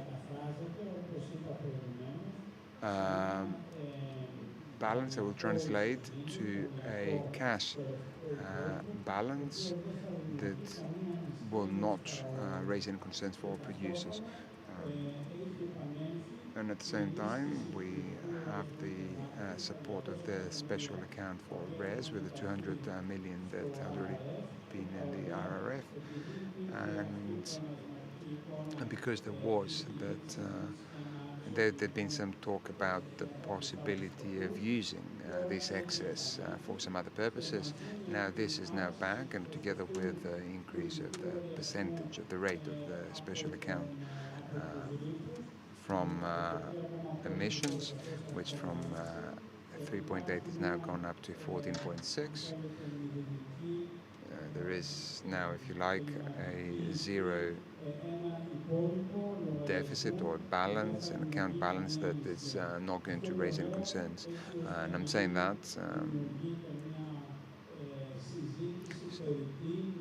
so that there aren't any rumors or that might cause some concern. The concern in the markets, as I mentioned earlier, can only create problems. The market requires certain stability and calmness, and any degree of uncertainty is what actually causes the problem. And the current situation that we're facing today, we have 12.5 of installed capacity, which is already electrified, already in operation. That is about 20,555 agreements, and we also have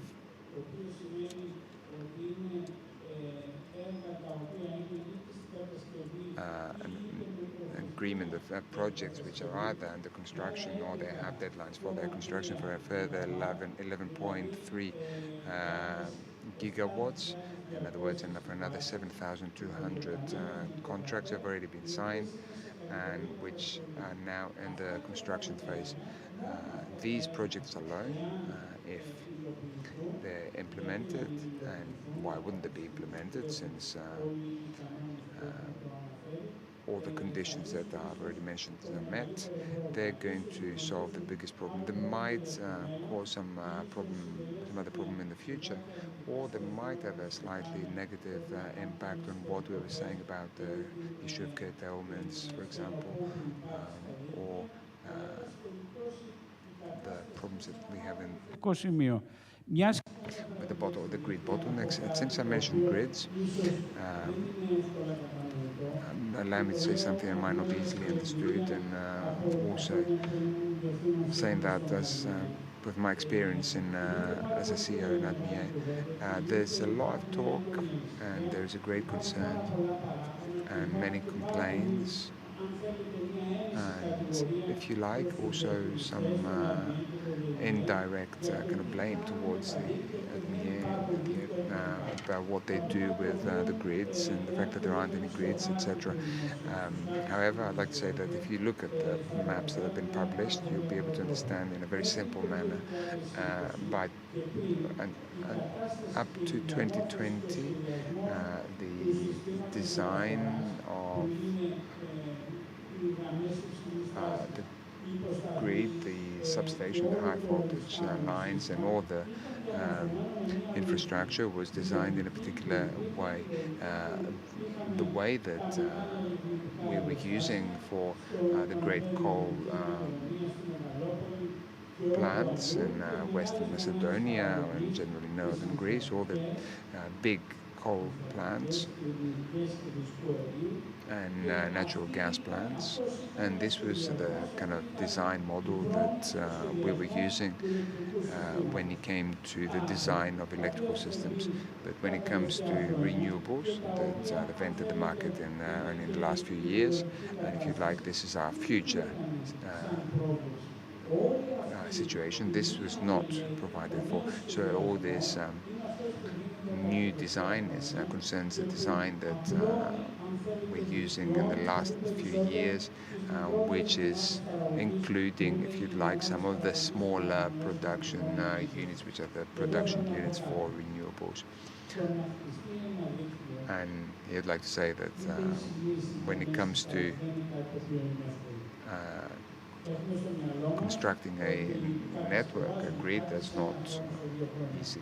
What we have in our mind is that we can construct something in 1 or 2. Some of us might say, what that ADMIE or the DIA can create grids. That's not a very easy task. That's not easy. It requires time. There are certain environmental commitments that need to be undertaken, and as well as difficulties that relate to the kind of overall environmental strategy of the country. There is currently a huge effort that's being made by both operators, which needs to be mentioned, and it shows that all processes in recent years are designed in such a way that there is a much better grid. Allow me to say that the RES operator continues with its modernization. We have developed a strategic plan, a business plan. For the first time, we have created this business plan that has been forwarded for approval by the relevant ministries, and the plan creates a new structure which shows a different governance style, a different approach. This different approach, it's much closer to the kind of private-public criteria and less so in the structures of a public body. And why do we do this? We do this because we need to keep a close eye on the market. What we heard earlier about a segmentation of B2B and B2C and indirect, this is something that's a new model which has nothing to do with public bodies, but we do believe that all these 25,000 stakeholders should be managed as a whole when it comes to their service, to the communication, to results, that they're all included in an overall business plan for the years to come. All this, together with our efforts to strengthen and modernize our company, which, as you know, we only have 23 people. We might be managing many billions of euros. Unfortunately, the structure of the company does not allow for what we'd like to have in terms of resources, and we're hoping in the next years to come we're going to implement the goals of the national plan with optimism. Thank you very much. Mr. Gerendis underlined some of the general principles that a serious energy market should be based on, about the precision when it comes to meeting the obligations when it comes to energy operators, but also talked about the difficult environment with limited resources. But despite all that, the RES operator, TAPEP, manages to kind of meet its targets. I'd like to give the floor to Mr. Kapros. I do have a slide, but I'm not sure whether we can show the slide. I'm not sure whether, from a technical perspective, no, it is not possible. It doesn't matter, I can just... First of all, I'd just like to thank and congratulate the Energypress group. I was going to show you an image that as a result of all the simulations of all the electrical system and the market in 2030. So this picture is not just for 2030, but it's also for 29, for 28, for 27. In other words, in very few years, we're going to be seeing a very interesting new situation in the structure of energy market and production.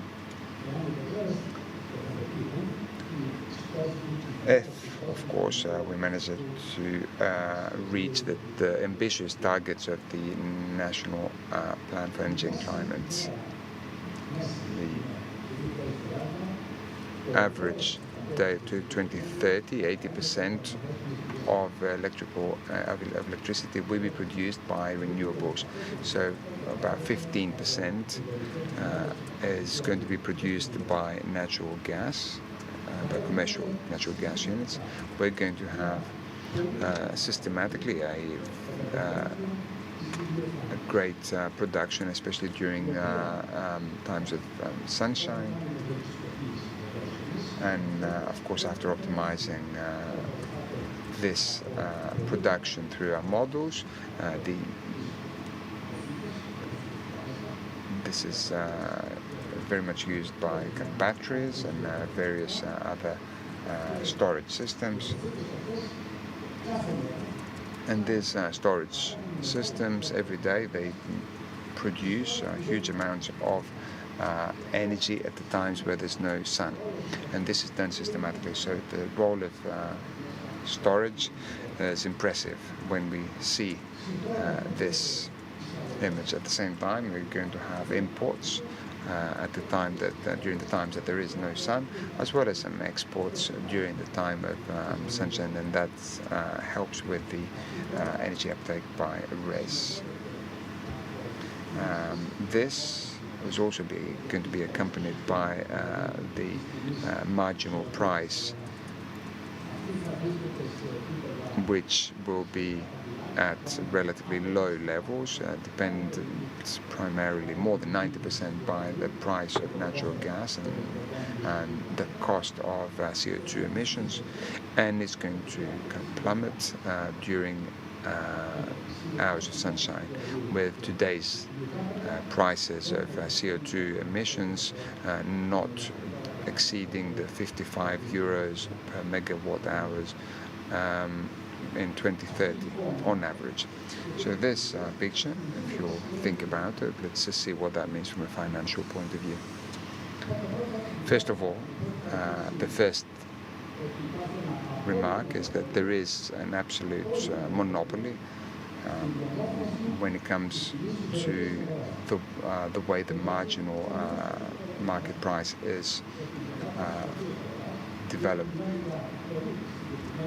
because we're talking about very specific conditions,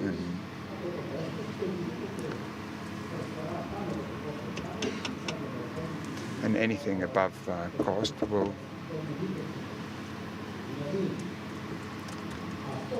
So therefore, anyone who produces 14% will be able to influence 90% of the hours and the marginal cost for the market.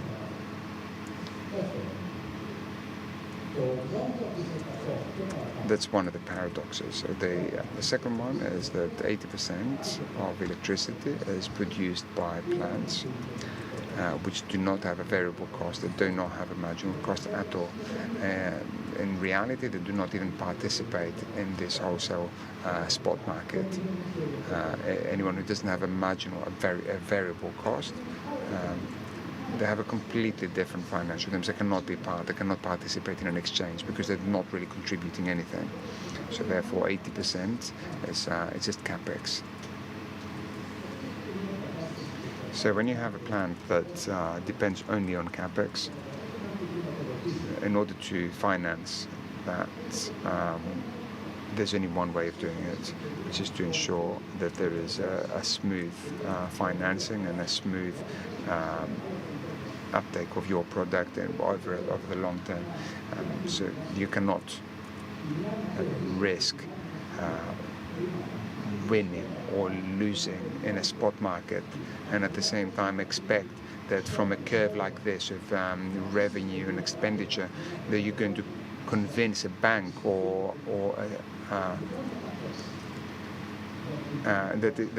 to guarantee the money that's only capex for financing that investment. So that concerns 80%, but also there's storage units, the energy storage units. So if a res producer believed that sometimes there will be times that they will have the government support, and when the spot market is high, will leave from the state and then just go private, and it's going to go from one to the other. Of course, this is something that is not sustainable, neither from an administrative or a financial point of view. So therefore, we have a dichotomy of the market, and by having a marginal cost, which are the commercial gas units, with possibly offering some storage solutions, although it's hard to imagine how a battery can influence the exchange. Imagine someone who just basically goes into the exchange with a battery. Well, we've never seen this before. And all the others, of course, they're completely unrelated to this market, and they're waiting to be financed by long-term cash flow, revenue flow. So let's look at someone who sells energy now, someone who has customers in 2030 and tries to develop their portfolio, how they're going to find the energy and how they're going to price that. When you have this structure for when it comes to energy sources, then it is obvious that they can find a good portfolio by using solar energy, wind energy, and various storage options, which they can be combined together, and they can kind of follow up the capacity profile of the customers that they're targeting. This is something that in 2030 will be possible, and to ensure whether this particular renewable and this particular storage wants to be paid at a constant price that will guarantee the investment to ensure cheap energy. My assessment of the situation is that in 2030 operators will be able to have portfolios at around 80 euro per megawatt hour, when the market will be around 30. It might even be 90, but I think that we're talking about a competitive portfolio for suppliers. These suppliers, do they have any interest in playing with the energy exchange? In other words, sometimes not using the contracted sources, but then go to the market, and then when the market prices go up, they just go back to their contracts. Can they play that game, just going back and forth? No, of course not. They cannot play that game because, first of all, from a financial point of view, it's completely unreasonable, but also from an administrative point of view, it's not possible. You cannot have contracts that you just dip in and out of. But also, the people who are offering the energy, the storage and the rest, the renewables, why would they sign such a contract that would be an optional contract that would just allow the suppliers to come in and out of the exchange? Therefore, they also have, it's also to their interest to create a stable portfolio with stable prices, and of course when that deviates from its specifications, they can use the spot market either up or down to supplement its portfolio in order to counterbalance any unforeseen circumstances and factors. So therefore, the result of all this is a stable exchange which deals with these deviations and manages all this, the complementary services, and at the same time creates a stability of all the suppliers' portfolios. There's no other way of doing this. The fundamental economic principles are 14%. We have talking about the 14% of marginal cost. 80% only depend on capex. This is the foundation. So in that, why? Well, because there's no other way.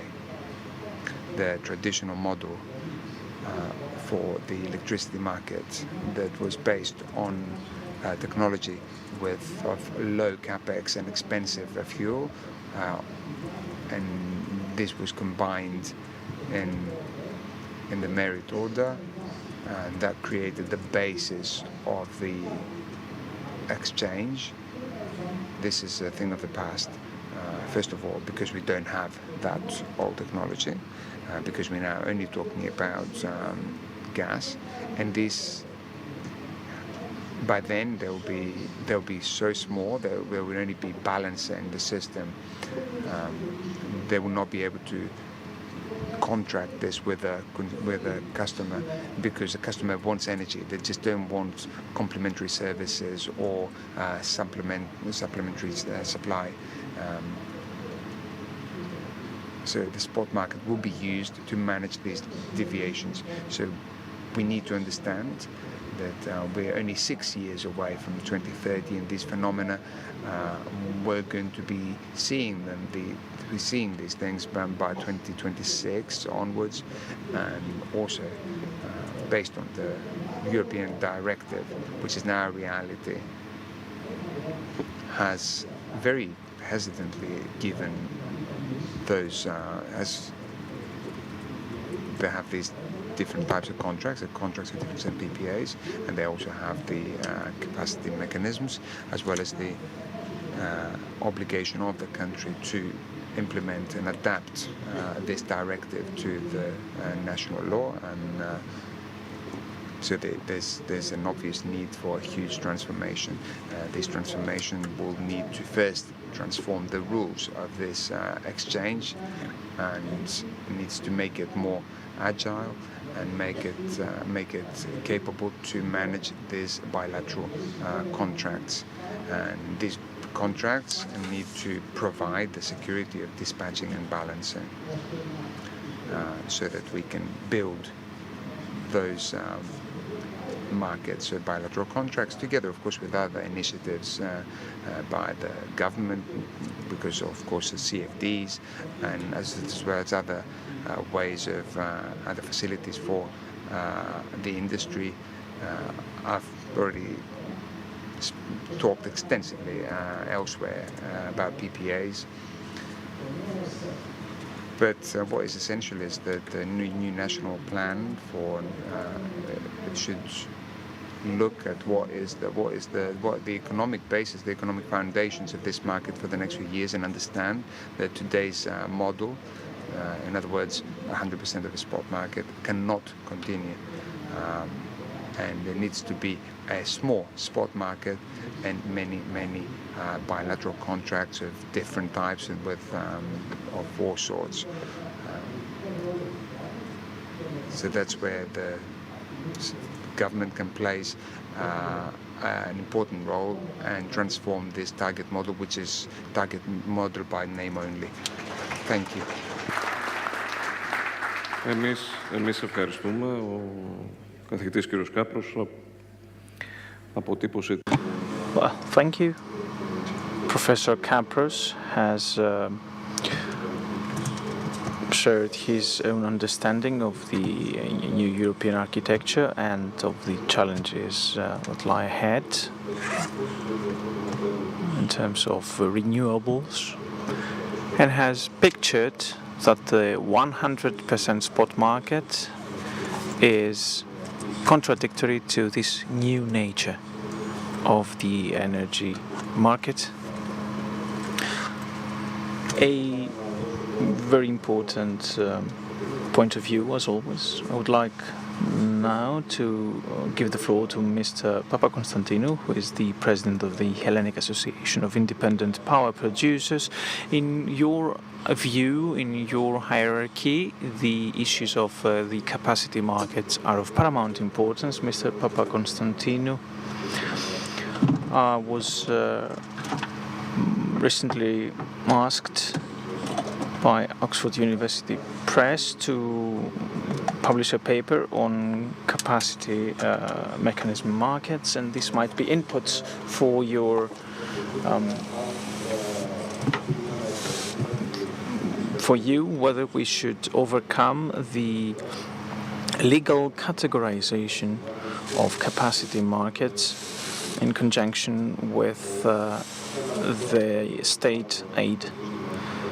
These issues, as well as any other issues that might be of interest to you for analysis, please take the floor.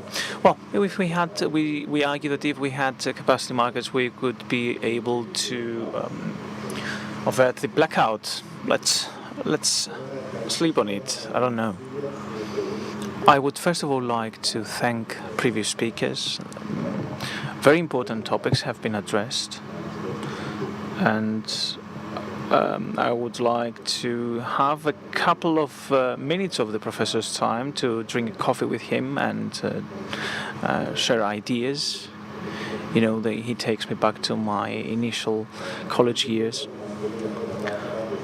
Mr. Dagoumas has said, interestingly, that the plenary will ratify the new regulation. And this is good news because regulatory stability is key for the energy market in Greece as well as abroad. A market that in itself is a long-term market. Investments required are long-term investments, and regulatory stability is of paramount importance. The new electricity market. Well, as the representative of the power producers, I would argue that we are in calm waters right now, and this has to do with the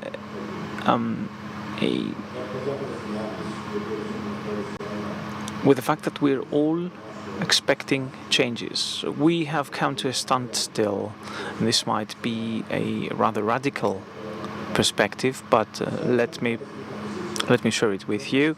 We know that the wind will blow, but we don't know to what direction. Where are we standing right now? We have set ourselves high targets in terms of decarbonization. Something needs to change in our world. Something needs to change in the way we produce energy in order to leave a better planet for our kids. I have said that many times already. These targets have caused an increased RES uptake. This was initially based on state-sponsored schemes, fixed tariffs, etc.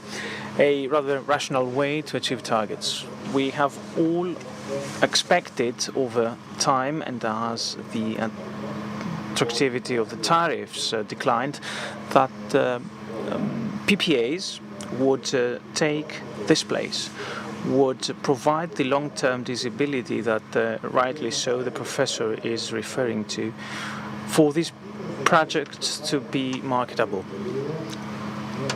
This has come at a time of a vast fluctuation in market prices. Prices have skyrocketed and now they're at a low.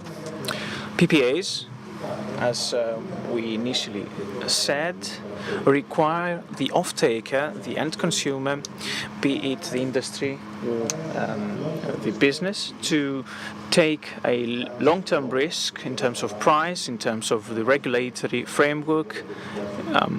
The framework might change and the contract might not end up being what you planned, and they have to take a risk because most PPAs are high risk produced, and the timing of the production and this risk is transferred to the end consumer. Industrial consumers, in their part, are having difficulties with taking such a high risk.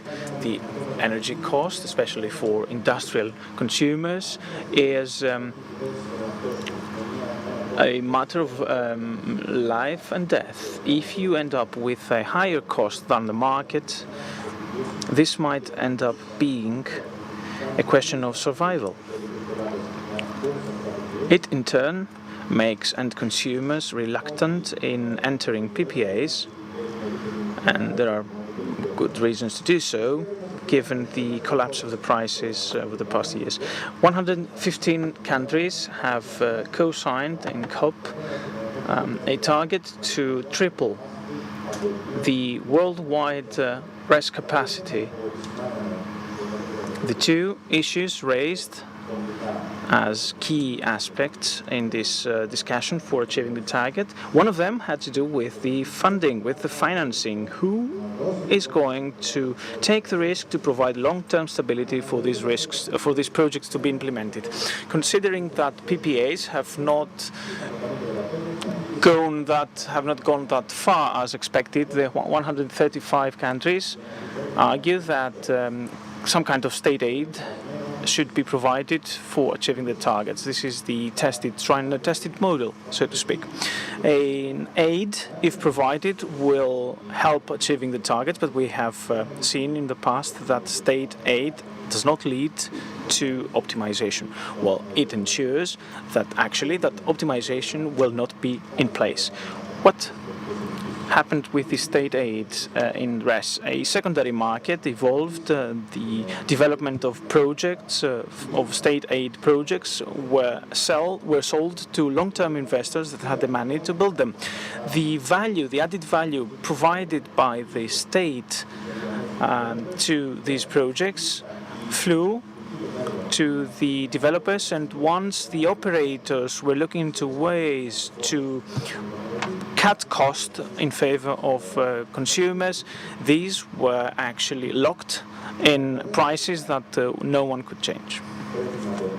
The markets, and I need to repeat that, are the ones that ensure the best possible funding of projects and changes. And I want to note here that the energy transition bears cost.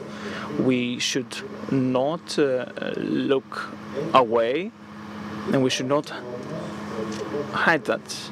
And the cost should be paid, will be borne by the taxpayer and the end consumer. It is in our interest that this cost remains as low as possible. Let me now come to the renewables, which is at the top of this pyramid. Nowadays, there is a structural problem. Most of the projects that have been designed are not marketable. The figures do not add up. The end consumers, those of the end consumers that want to provide PPAs, rate their risk and therefore provide relatively low prices for the renewable cost, setting aside the reduction in the cost of panels, well, inflation and high rates reminded us that nothing in life is stable. We therefore looking into ways into strengthening and achieving the targets we strive for, ensuring that the market is stable without blackouts and spikes, which during crisis times will be felt by the end consumers. What do we have in our arsenal? There are two things that can help us. Both are market related. One is the guarantees of origin markets, and I was expecting Mr. Yarendis to listen to Mr. Yarendis. Guarantees of origin is the way to valorize the price of the green energy. It is a way to generate new income from consumers that are willing to pay for green energy that will be outside the energy exchange and the marginal price. Secondly, the capacity mechanism markets. The plenary of the Commission, says the Speaker, will ratify the new regulation, and the market will not be last resort markets and turn into structural markets. What does one achieve with a fixed market? The natural gas plants that are necessary to provide the balancing segment, the balancing part when the market requires, will continue running to avoid the blackout risks. Secondly, considering the current capacity market setup, Britain, France, Belgium, Italy have capacity markets. Strategic reserve mechanisms are in place in Germany, in Poland, if there are other countries as well. Germany is looking into moving to capacity markets, and they set a cap so that the consumer is not faced with very high prices. One of the most important aspects is that provides renewables, is that enables those willing to install a battery without state aid to finance such an infrastructure and take part in this balancing market in order to achieve the extra income necessary for their survival within this market of this price pressure. This mechanism was put in place as a good mechanism. We have to reconsider it, as the professor said. We need stability in the market. We need to help renewables penetrate without being based exclusively on PPAs, which the consumer might be reluctant in granting, and allow renewables to achieve this penetration in the most affordable and efficient way. And let me take the lead from Mr. Metaxas here in stating that the capacity mechanisms should not be considered as state aid. Necessary compulsory participation in a market is not a capacity mechanism, is not a state aid when it's based on the demand and offer. This should be initiated right now. If we started now designing a market for available capacity, Q2 2026 we would be able to manage it. It should be a market that will ensure that the storage also works for it to be sustainable. Thank you, Mr. Papakonstantinou. Thank you, Mr. Papakonstantinou.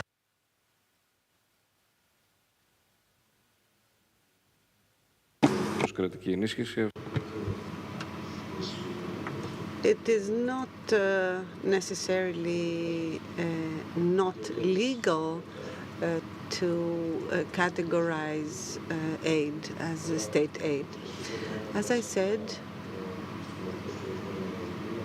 this is an important scientific matter, and it also has legal implications. I will give the floor now to Mr. Kontoleon. He's president of EVICEN.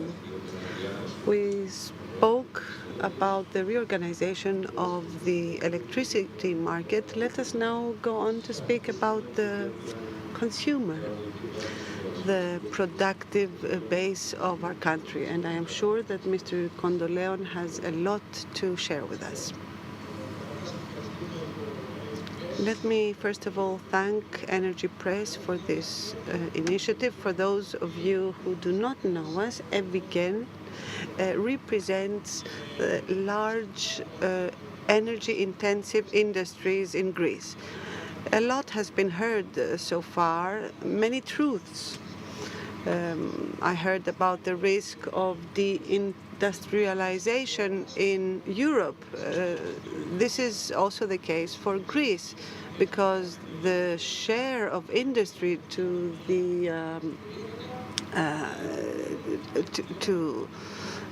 the country's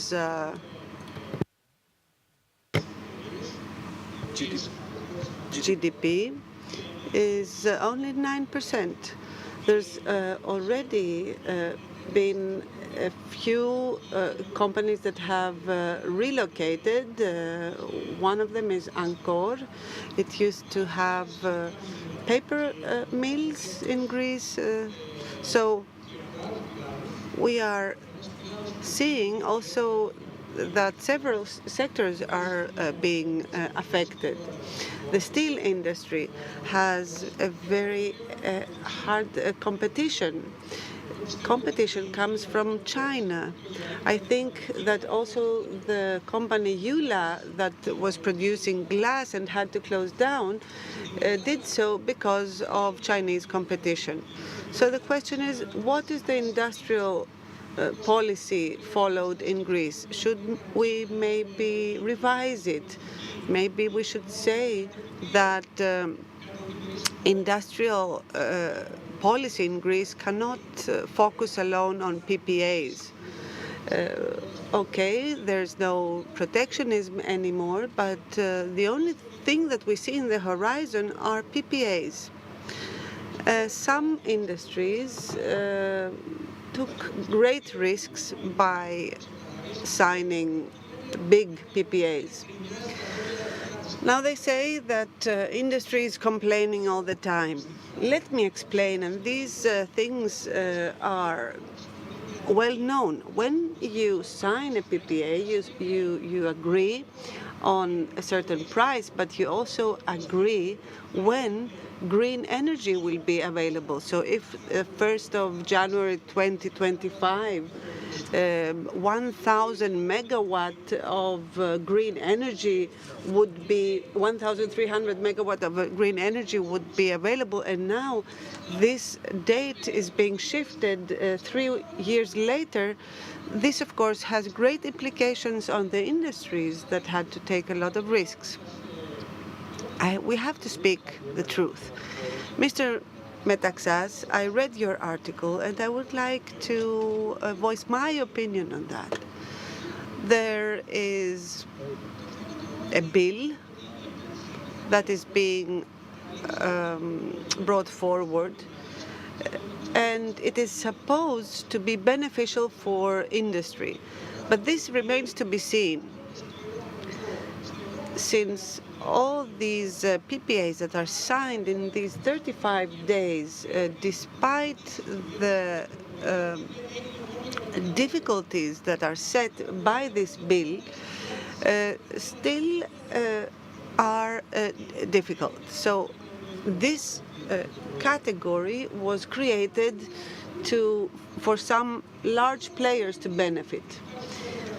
I do not understand why we have this contract or producer, supplier, and supplier consumer. Why not producer consumer? This is like a photographic provision. And another provision in this bill says that PPAs that have already done transactions will be prioritized. Which ones are these? Because we have green PPAs that are waiting for grid connection terms. What I mean to say is that industry is in a very difficult situation. The paper industry, the textile industry, Mr. Dondas is somewhere here, or the steel industry, they are being affected. We cannot pay the price that the Greek consumer pays. It is not sustainable. So we have to see light at the end of the tunnel, and we do not see it yet. PPAs were extended for 2 years. Prices of the market are volatile, not only in Greece, but throughout Europe. This is the price of the green transition. And based on a recent Acer study, there is a sharp fall of wholesale prices. We have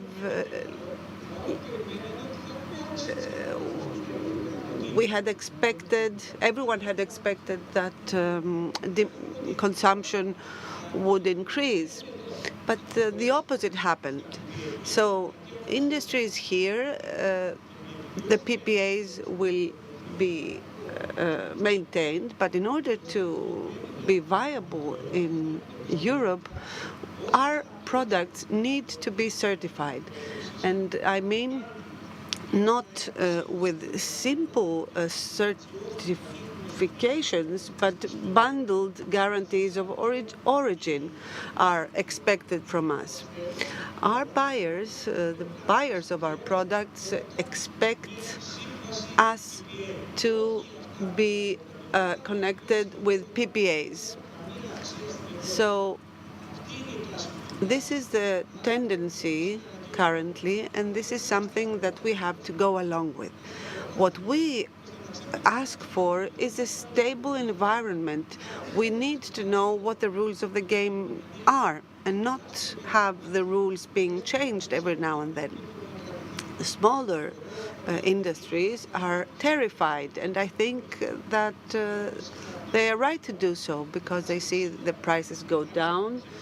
They have reached 60, and it's not only the market price, it's the capture price that is relevant. The price that a producer gets from the market, PV producer, pay as produced. We get 6-7 hours a day, whatever the solar installation generates. So what does the industry expect?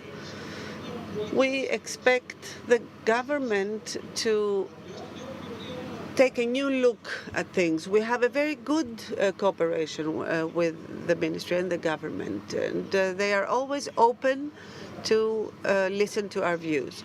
We understand that the money is not there, but we need support of the industry. So what we need is a coherent policy for the industry. We have state aid. All our competitors in Europe receive state aid. For example, Antistans, as the previous speaker said, it may even be 40 euro per megawatt hour. Why not?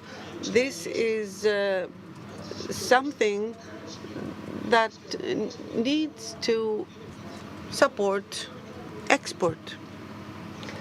So what we want is the funds to be ensured for that. Now there's a new difficulty.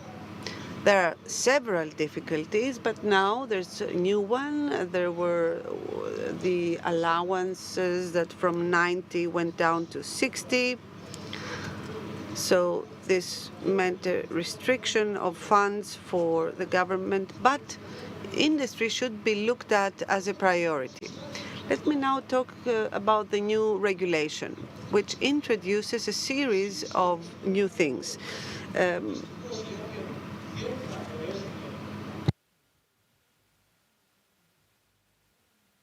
Storage is one of them, and it is clear that when production is higher than load demand, then everyone is affected. We need to encourage demand in two ways. In one way is to guarantee to the operator that when there is sunshine, he may operate, and at peak hours, I will stop. Some say that this has been done for 10 years now, but there is no commitment about that. We all know that steel mills work 12 hours a day. They have made huge investments. And when in winter it is 5 p.m., we go down from 100 to 5 megawatts. This service is not recognized to us. It is considered to be a noble offer to the offer. But we want flexible demand, non-fossil flexibility.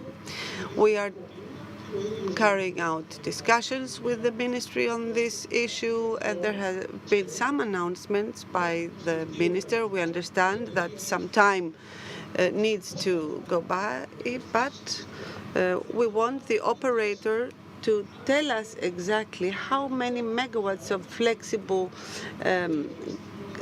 demand they want, or flexible capacity.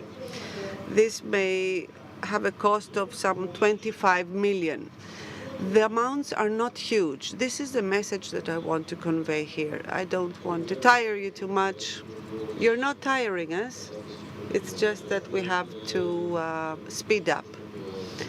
Energypress, apart from these reference events, also publishes important articles. So the issue of regulatory intervention for granting grid connection terms has been tackled in one of them. There is legislation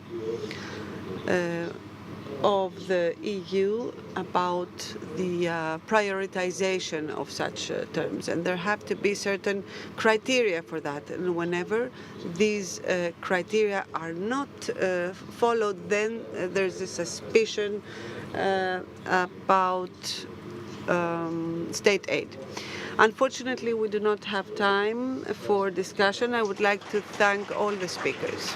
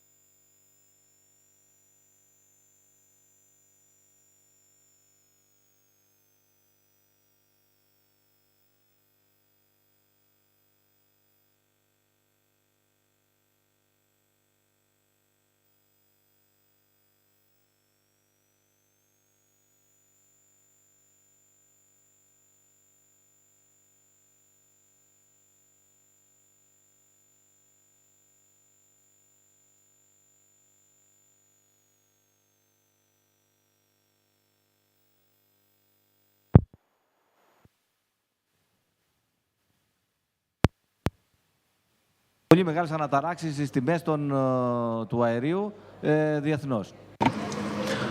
We have major fluctuations in gas markets worldwide. Recently, we have a decline in the prices. What is the outlook, the market outlook, and how will the trend evolve? Thank you for the invitation. Thank you for having me here today.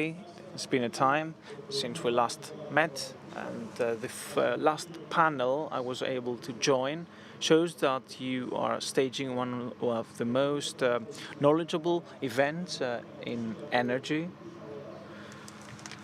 on aspects that are addressed by market experts and other experts. Thank you for the invitation.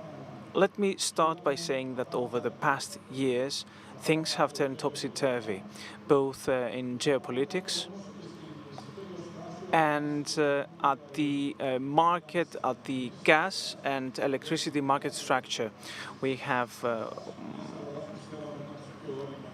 seen that one of the most mature markets, the European market, that was running very well in terms of energy exchange and competition issues.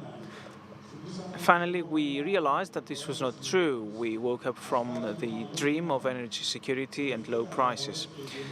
Both the markets and the industries, the consumers, have taken advantage of it for many years, but we realized in the most painful way why this is not given and why the regulatory authorities, especially in Europe, should stay alert and ensure a market supervision. Markets are not regulated by themselves, and they're not in favor of the consumer. The regulatory authorities and governments themselves should be aware of that. One can say that over the past years, many actions have been taken at the regulatory level. Our Ministry of Energy has adopted many decisions. The market itself has already been arguing that the market is over-regulated, and now the market is evolving in a more open way. In terms of prices, we have witnessed very high and very low prices. Let me start with the lower prices. We should not see the COVID time as a benchmark for energy prices. In the COVID era, both the European and the worldwide markets collapsed. There was no demand for natural gas, electricity, nor for any other energy products. Therefore, we witnessed extremely low prices that do not pay tribute to the investments being made. A comparison should be made to the pre-2019 levels and the time after the Russia war of aggression in Ukraine. Governments were late in taking measures to address speculation. Greece, in its turn, has luckily taken action at European level on behalf of the Prime Minister, and we have taken action in our own market. The businesses themselves have introduced price cuts, and the government has provided support as well towards the society. And we should look into the trend. Natural gas is 26-27, and the annual is 30 euros in forwards. We should look into how these prices can be kept stable. Storage is 56-57% full. The outflow, the output period will now end, and we will end up in 55% capacity, and for a period of time we will have very low, for some months we will have very low price levels during the time when the storages will be filled. We see international traders supporting natural gas so that it does not collapse. It is an energy exchange product. same as oil. And well, in natural gas there is not an OPEC. It trends in the way that the traders operate, and there are players such as Qatar, the US, Russia. Russia is selling to India and China the way they wish, and other large players that are actually setting the tone for natural gas prices. When, well, you have been right in your estimations in the past as well. We're actually we're actually outlining a trend here, and I would like to keep from your first your remark that markets are not regulated per se. They need regulation authorities and regulatory authorities and the sector. We have a consumption decline in Europe, in Greece as well, nowadays, which restructures the market. Within this new field, within this new context, how do you position yourself? Let me take my thought a step further. A vital factor that we have not illustrated, we have not addressed, is meteorology. And this is very important for players to analyze markets and know how to bid in emerging markets and how all companies will bid. DEPA has brought natural gas to Greece, not just gas. Let's not forget that that DESFA, the natural gas system operator, has actually built the high and as well as the low pressure infrastructure in Greece. So DESFA is synonymous to natural gas. DEPA is synonymous to gas. DESFA has lost these two aspects, the transmission and the low pressure, and is now operating in the wholesale market. A liberalized market has no room for a DEPA that is only operating in the wholesale market. What it used to be in 2019, since we're running a privatization action, we had a triple spin-off at the time of the group. We split the distribution. We have international projects under a new company, and we have a privatization of DEPA.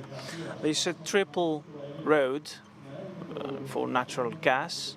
We still have, and still despite COVID and low demand after the war, the company was able to remain profitable, complete its infrastructure projects, and run a full reorganization plan. We have 800 projects in the pipeline, 500 are photovoltaic projects.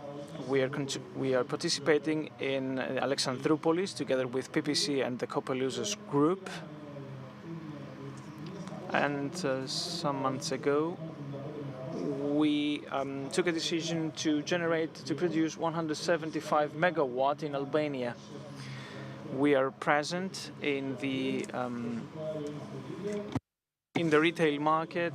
We are a player. We want to position ourselves even better, and it is the future of the energy market. If you allow me to say, everything we know will change. 3 to 4 players will remain, and most of their profit will come from retail energy market and the services and the associated services. You're talking about vertical, large players.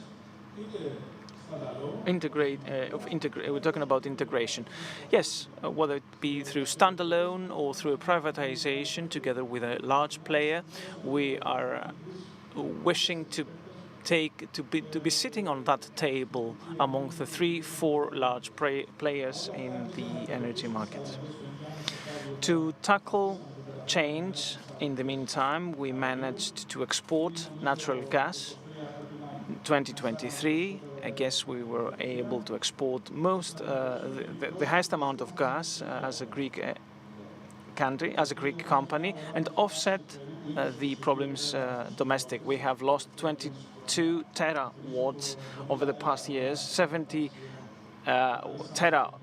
We ended up to 51 terawatts, and actually all other players in the natural gas market are self-consumers. So we are the only one that do not have this benefit. Let me follow up on the demand decline and on how you approach it in whole, as DEPA. And let me address also the contract with the Russians. If I understood well, you have taken it to the next day, because things have been seen in the press. You know, these are issues that are covered by privacy clauses, and it is not the first time that we are ending in arbitration with a consumer. We're able to give back 220 million euro to the market because we won that arbitration in 2022, if I remember it well. We had consultations and negotiations with our partner over the past 1.5 years, negotiations on price readjustments, which is our claim here.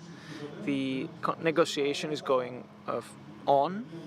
is ongoing, but nevertheless, for the company to secure its rights and the consumers, has taken it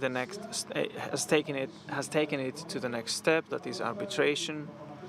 Time will be necessary for that. How long will it take? Well, arbitration has a certain period of 1 year, and the negotiations might be concluded even earlier. This is very important to me because we will become competitive through negotiation or arbitration. I think our positions are very well founded, and we have substantiated it both in terms of the legal, from a legal point of view and market point of view. Would you mind sharing the two main arguments of DEPA in its arbitration stage? I cannot comment on that. What I can say is that we need a competitive price. Our price is not competitive at the time, and therefore we have to get the price we need for gas to be marketable in Greece. And this is a contractual term as well. If you'd like to wrap it up with an overall key message on behalf of DEPA, yes. Well, to keep it short, the group is undergoing transformation. We are transforming ourselves. We have transformed ourselves so far. We're looking into the next energy steps. We have become more open. We were able to give in 2023 one of the lowest prices in the retail market in 2024. I believe that through the action we have taken in the retail, we have opened up competition and prices will go down. To me, to us, and to all DEPA executives, it all boils down to having competitive prices, affordable natural gas market prices. And it remains to be seen what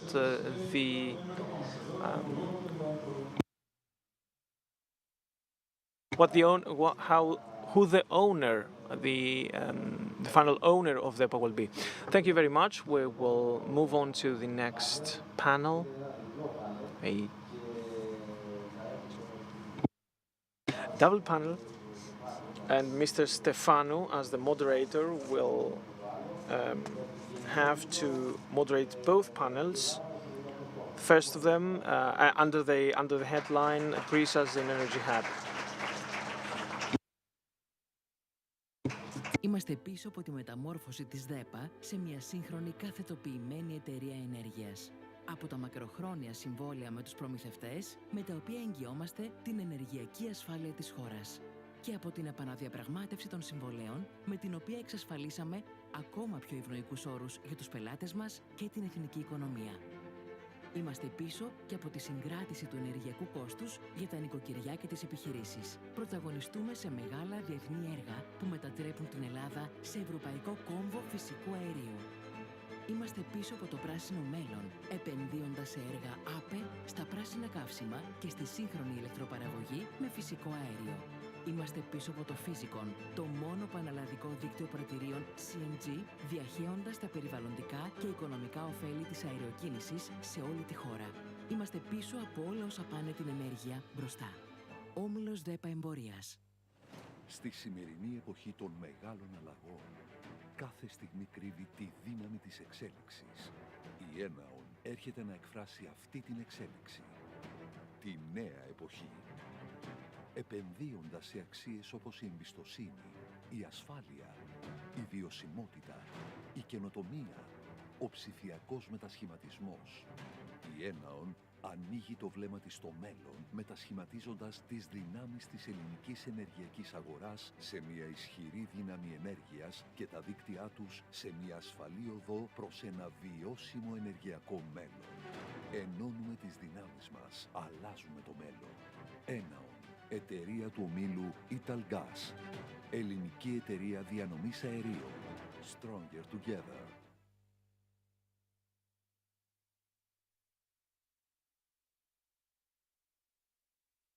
Okay. First of all, we would like to thank Energypress for the organization of this excellent conference. Due to the presence of Mrs. Galli and Mrs. Morgante, I believe it's permissible to have this session in English. I would like to welcome Mr. Theodoros Tsakiris, Professor of Energy Policy, Mrs. Maria Rita Galli, CEO of DESFA, Mrs. Barbara Morgante, CEO of ENAON, and Mr. Kostis Sifneos, Vice President and CEO of Gastrade. The agenda of this session is related to infrastructures and to the development of networks, which is the other pillar of green transition apart from the energy markets. I would like to give the floor to Mr.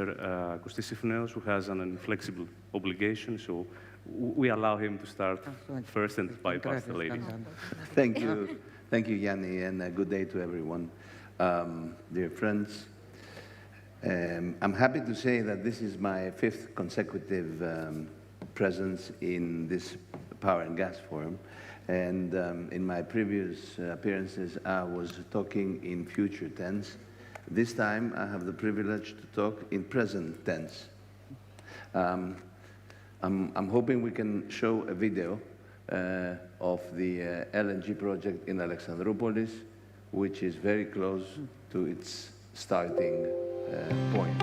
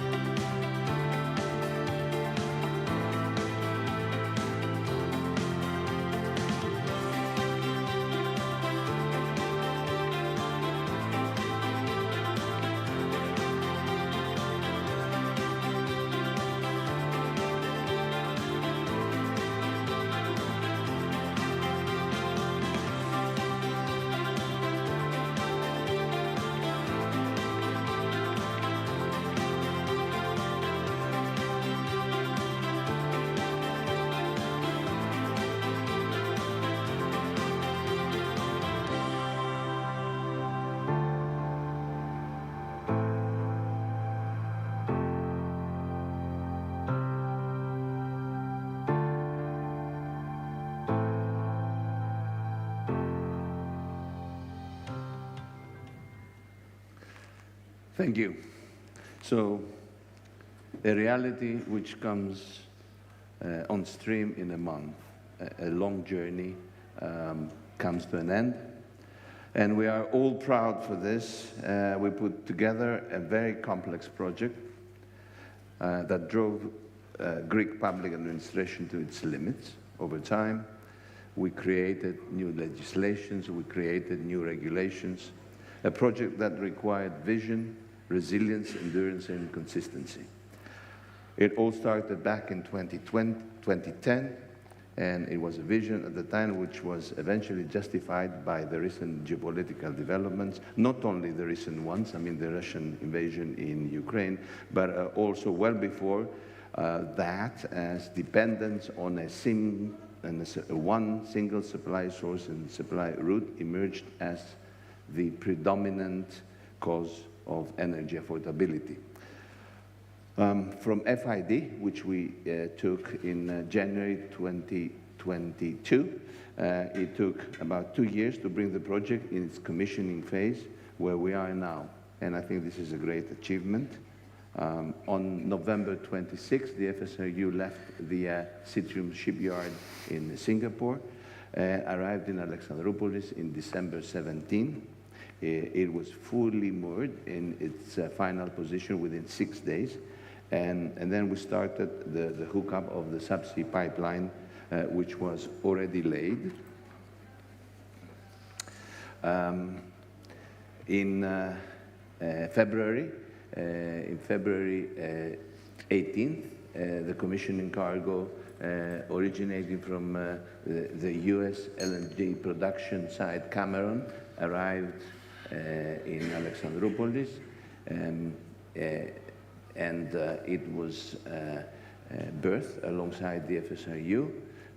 It completed the gassing up, the cool down, and the full discharging of the commissioning cargo of the LNG load by February 27. The cargo was brought by DEPA, commercial. And we have completed the functional tests at the terminal, and we are in the phase of commissioning the metering and regulated station constructed by DESFA, and we will start performance tests for all the regasification capacity of the terminal on Monday. We expect these tests to last for 10 days, so we should be able to accept the FSRU and the entire project by around 12th of April. And we should then able to proceed with the issuance of the operating license, and the plan is to start commercial operations on the 30th of April. So it's a month from now. Can you please put the presentation on? Thank you. And move a couple of slides. You've seen these pictures.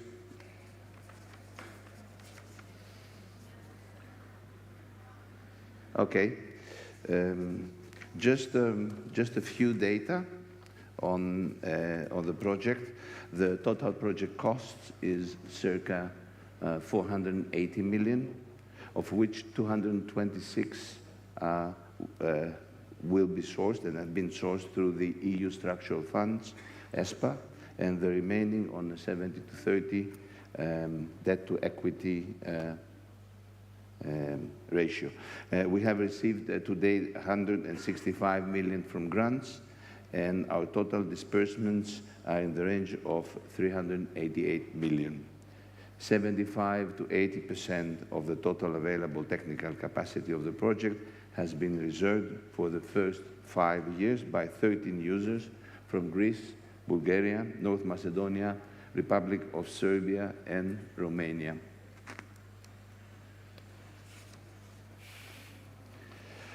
So the reach of the project continues to grow.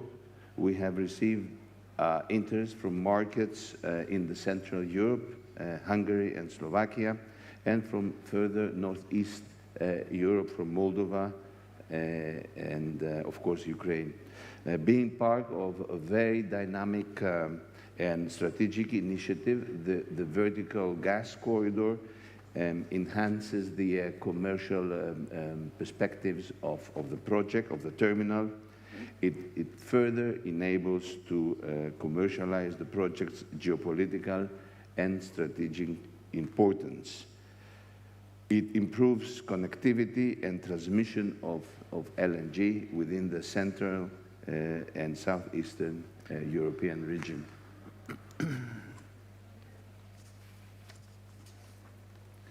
The role of the Alexandroupolis terminal in establishing a regional hub, which I think is what we are discussing here, it's crucial. It works in conjunction with the vertical gas corridor initiative and infrastructure, a number of projects which are already in place, either under development or plan in the region, work in complementarity with the Alexandroupolis FSRU, such as IGB, IBS, all the interconnectors, the storages across the area, and the Trans-Balkan pipeline on a reverse flow mode. What we need to have for a meaningful hub is to have a meaningful, sizable market, which we can see here that if you include all these markets, it's over 65 BCM of gas per year demand, and which we need to be well interconnected and intraconnected with the other markets around, and with variety of suppliers and routes and good liquidity.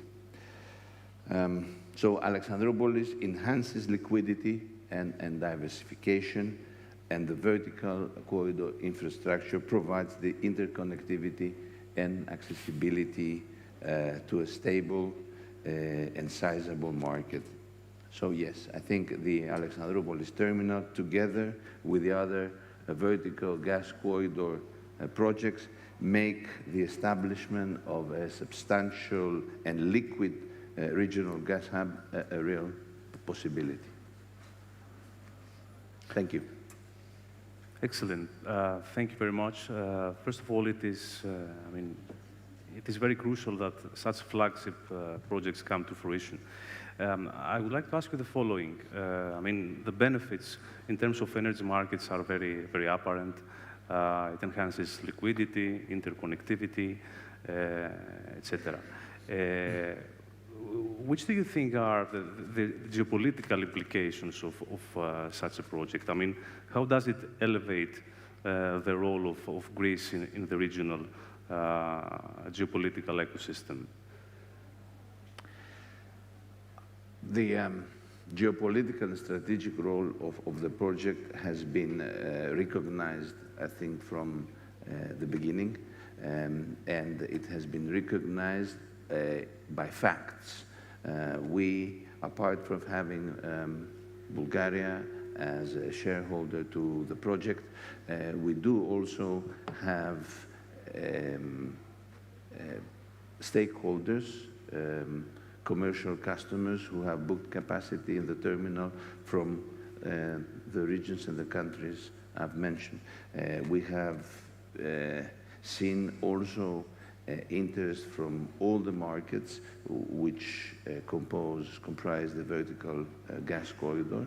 And we've seen also interest from, formal interest from official, from North Macedonia and Romania to become part as shareholders also of the project.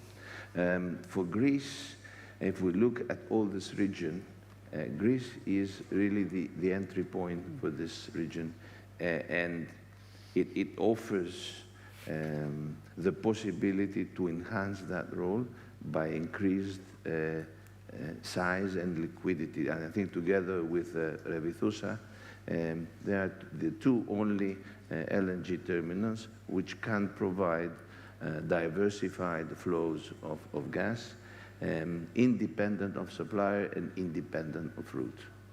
Mm-hmm. And that brings us to the next question. I mean, you highlighted before that the level of bookings is quite high. The terminal is already utilized for the next, will be utilized for the next 5 years in the order of 75 to 80%. I mean, what about future plans? I mean, given that demand for natural gas in the region is increasing due to the decommissioning of lignite plants in neighboring countries, do you see that there is potential for further activities? I think you're referring to more FSRUs. Yes. Okay. It's not an easy question to answer. I think the market will dictate if there is commercial justification, because without commercial justification, you will not, no one would invest in a project, in particular the project in the size of $500 million. There are some factors which I think will decide whether another LNG terminal would be justified in the region, and I think it has to do with the reach. It has to do with the evolution, the developments with regard to Russian supply in the region. So there is an elephant in the room, and that elephant is the large markets of Central and Eastern Europe, including Ukraine. So if there is demand in this market, which originates from the discontinuity or the reduction of Russian supply in this market, yes, there is room, commercial room, for another FSRU. Excellent. Thank you very much. Now, moving on to this point, Mrs. Galli. Mrs. Galli, we understand that you are you have multifaceted activities. However, the core business is natural gas.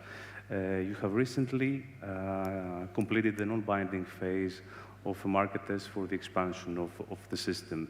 In this process, we saw that there is high interest from different stakeholders, either domestic and international.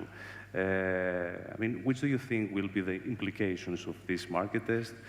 How it will enhance the ability of the system to further transport gas northern? And eventually, how will this contribute to transforming Greece into an energy hub? Well, first of all, thank you for having me again to this very interesting debate. Let me say, first of all, that this market test needed to be considered in the context of what already Kostis mentioned, being the vertical gas corridor initiative. Because it's an integrated market test, and it's a market test which has the purpose of ensuring that the capacity that is going to be made available from Greece to transport gas and to export gas to the neighboring country can, of course, flow farther north and reach all the markets to which this gas is intended to be consumed. So let's start from the fact that in Greece we are doing already a lot in terms of availability of capacity, because all the projects that are already up and running in terms of construction activity will deliver an export capacity up to 8.5 billion cubic meter per year by the mid of 2025. And it's going to be composed of 3 corridors fundamentally. One is the corridor that will be the new one, which will be put in operation very soon, that starts from the Alexandroupolis terminal and through DESFA network and ICGB will be able to export initially 3 BCM per year, and in mid-2025 up to 5 BCM per year when the compressor station of Komotini, which is under construction, will be completed. And the second two western corridors, one again to Bulgaria, the CD Rockastro entry point that is already operating both as an entry and an exit point, where again the construction of the Ambelia compressor station will enable by the end of this year to reach 3.5 BCM. And this 3.5 BCM will be split between, again, Bulgaria and North Macedonia, which is a second new corridor for which we have taken the FID last October, and that will start the construction in the second part of this year. So I think that we need to read the market test in this context of what already Greece has been doing. And let's say the dynamics that are very relevant are, first of all, the other countries along the vertical corridor, where it is very important, and that's why we are working all together very intensively, and that's why we have synchronized this market test, that all the residual bottlenecks that exist along this corridor are removed, because let's say it's important that our gas the gas imported in Greece through the LNG terminals and TAP can, let's say, easily reach Bulgaria, but from Bulgaria also Romania, Moldova, Hungary, Slovak, so it's a very complex puzzle. And second, for Greece, the big question mark with respect to the outcome of this new market test is whether there is going to be interest for another entry point and export point, because that is the driver. Otherwise, let's say, with the works that are already ongoing and with the big projects that are already being implemented, I don't see need for additional investment. So this can only be driven by the fact that the market is interested in developing a new import point in Greece and therefore a new enhance the transit capacity. So if one of the LNG terminals, of course the Alexandroupolis, but also the other one which are being discussed, will have reached the sufficient maturity by that time, we do expect that, of course, the promoters or the user of these new terminals will have to book a capacity, otherwise they will not be able to export. So this is the context of the market test. But already it's important to realize that, let's say, with Revitussa, Alexandroupolis, TAP, Kipi entry point from Turkey in the future, we have an import capacity which is sufficient to cover all the Greek gas demand and utilize largely the export capacity. So here we will reach a very good balance. So further investment can be only driven by transit flows and so by the dynamics of market in the region, not by the Greek market only. Okay. I mean, in our, let's say, region, I mean, apart from Bulgaria and North Macedonia, we have our neighbor Turkey, which is quite active in terms of development of infrastructure. There are already 2 LNG import terminals, 3 FSRUs, and also Turkey has reached an agreement with Bulgaria with regards to the import of gas.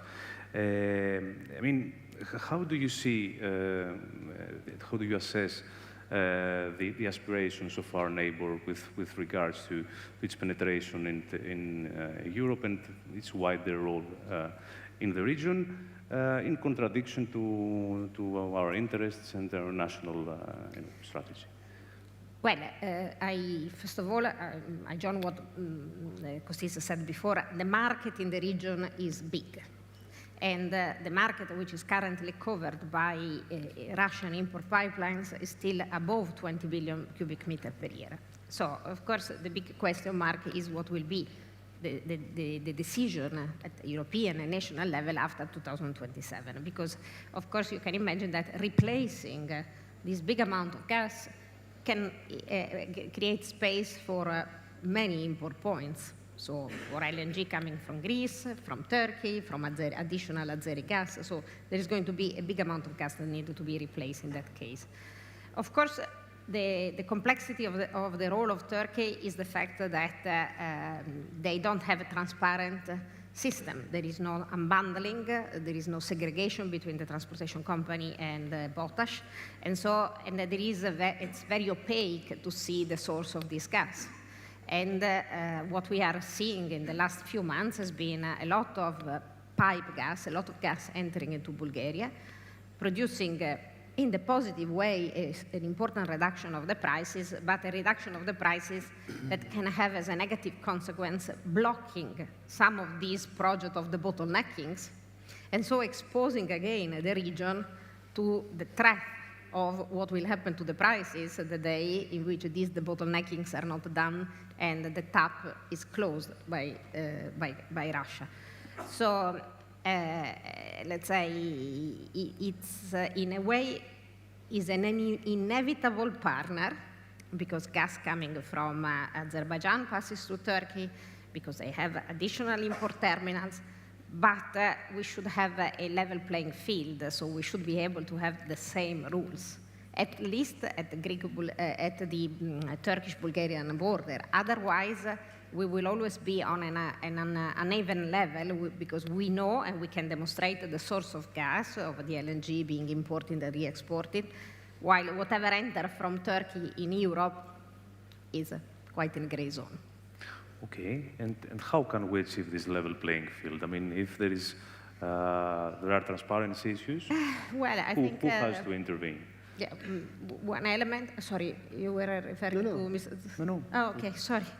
Well, there are different ways, of course, asking to prove the origin of the gas, and there are a mass balance exercise that can prove that you cannot export 10 BCM of non-Russian gas if you are importing 3 BCM of LNG. I mean, there is the possibility to demonstrate with some complexity, of course, it's not so trivial. And also, when TAP was built, it was explicitly indicated that TAP capacity could not be used for Iran gas, because it was subject to sanction. So one instrument could be to make sure that the new investments which are needed to bottleneck the region have a source clause, which Europe has already accepted, that needs to be proven of non-Russian origin. So there are instruments available and already used. It's not easy, but it's very important if you want to reach in Southeast Europe the same level of real independence from one source that West Europe has reached. Because we are still, Greece is very well placed. So we can say that we are in any case in a very good situation. The rest of Europe, of Southeast Europe, not so well yet. Okay, and one final word due to time constraints with regards to the hydrogen PCI that has been recently announced by the European Commission. This is also a major development and opening huge potential for the country in terms of generation, transmission of hydrogen, etc. If you could give us in a nutshell some sense. Well, let's say that, of course, is a very long-term plan. It's very important that the European Commission has acknowledged the potential for Greece to continue to play a critical transit role also for hydrogen in the future, as well as a critical production role for Europe, because we need to remember that Greece not only will be in the future well placed to import hydrogen from Middle East, but has a very high potential for production. And this is what we receive very frequently. We have developers, renewable developers, who are strongly interested in looking at the possibility of converting renewable energy into hydrogen. And this will be even more true with if the big development in offshore wind will take place. And there are many already cases, in particular in the German market, which are more mature, in which the developers are looking even to produce hydrogen on the platform offshore, so that it becomes much more efficient to transport this energy. So we need to look at this initiative in this context as something that will enable Greece to, first of all, connect the demand and supply potential areas, but also become an infrastructure that can be used to export surplus energy and complement the electricity cables, because we will transport this energy in two different forms, serving two different needs. So we need really to look at this project very much also as a project that will enable Greece to export its energy potential. Okay, thank you very much.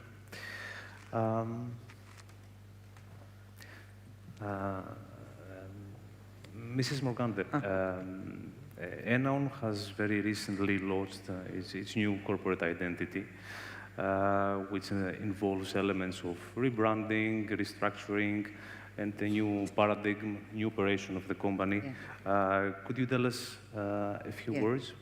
Yes, thank you. First of all, I would like to thank for this invitation. It's the first time for me after the acquisition by the Italgas Group to be involved in such an important forum. Probably not all the persons which are here present know that Enaon is now the old DEPA Hypodomon. We have changed the name to the group, and with the acquisition, DEPA Hypodomon owned 100% of EDA TESE, EDA TIKIS, and EDA. We merged the three distribution companies in one in September last year, so after one year from the acquisition. And now we have two companies indeed out of the former four. So the holding is Enaon, and the DSO is Enaon EDA, which is the logo just behind me. The merger has been completed, as I said, last year, but we are still working because it's not simple to merge three companies that were operating in different ways, with different systems, IT system, I mean, with different procedures in different places also. So the first, one of the first steps was to, at least for all the colleagues who were working in the Attica region, to find a common building. So we moved all the offices in Attica to one building to stay all together. Of course, there are colleagues which are in different parts of Greece, and we cannot move them, even because they are very important for the business and for the operation of our network. We manage more than 8,000 kilometers of network all over Greece, with above 600,000 delivery points.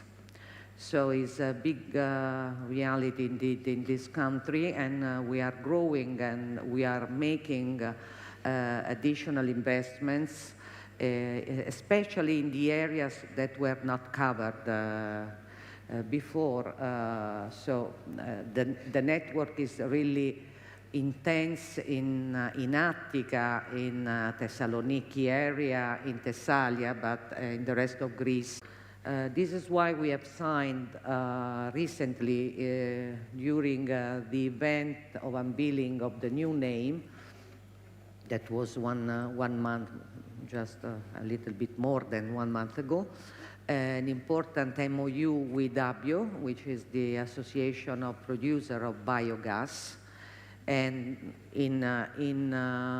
previously already former DEDA signed 10 single producers MOU in order to work together to find solutions. Of course, we are one of the important elements is the legal and regulatory framework, which is still not completed.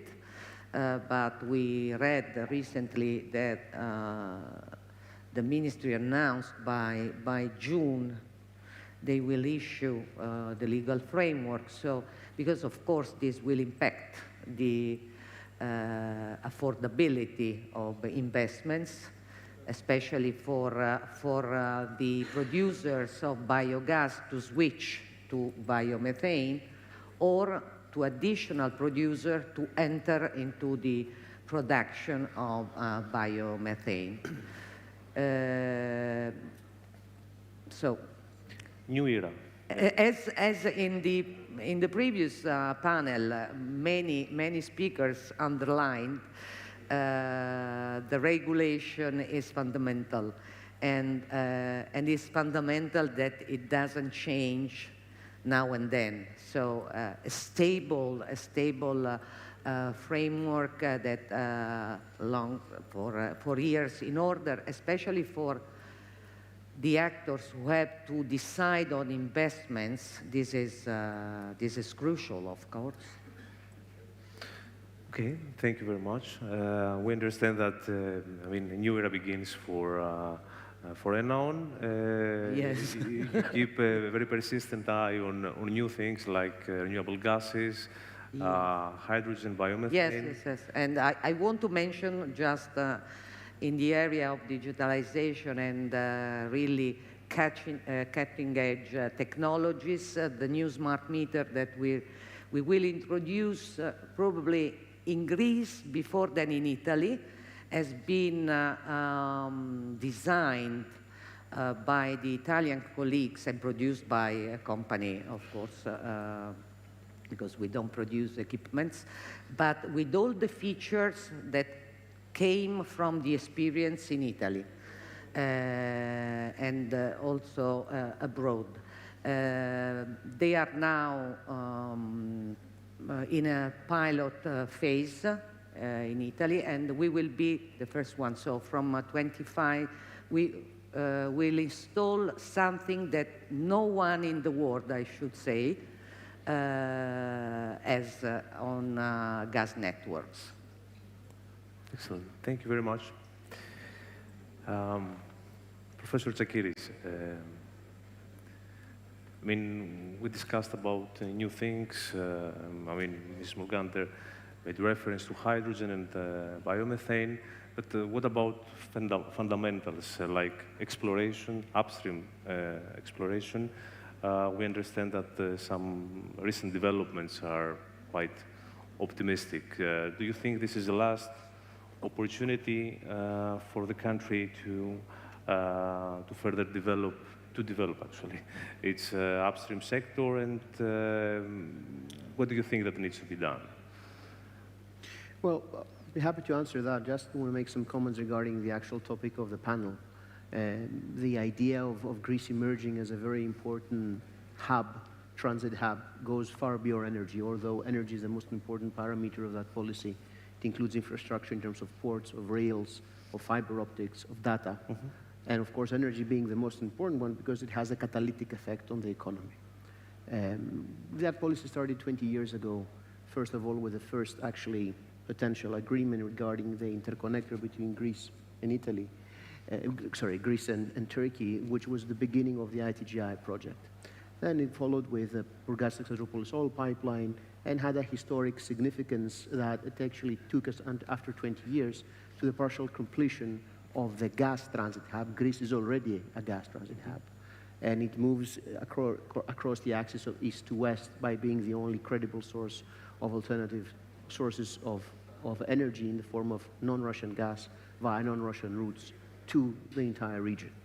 The completion of that strategy is to try to expand the corridor not only on an east-west but also on a south-north dimension, which is exactly the policies of the vertical corridor, but the entire also key infrastructure developing in northern Greece, which should include, and this we have not mentioned yet, the South Kavala gas storage and its potential development even in a combination of hydrogen or CCS sometime in the future, in the third decades in the future.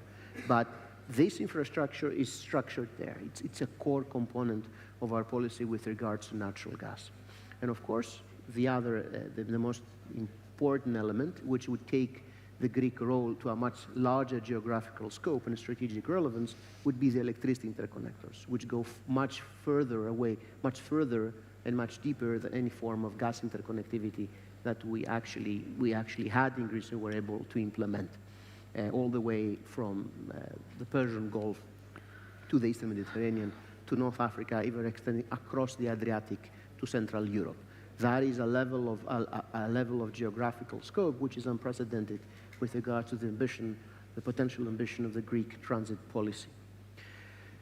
A potential exploration success, which would be cleared whether we're able to achieve those goals sometime within the next couple of years, as the potential developers of the offshore acreage would take the final investment decision sometime within this year or the next one, to get finally to the point of having exploration activities in the areas, the maritime areas, the south and west of Crete, and of course the Ionian region, is going to be crucial, because to a certain extent it might be one of the last chances we have as a country to finally explore the potential of the possibility of emerging as a natural gas producer of our own, to our own extent, to our own right.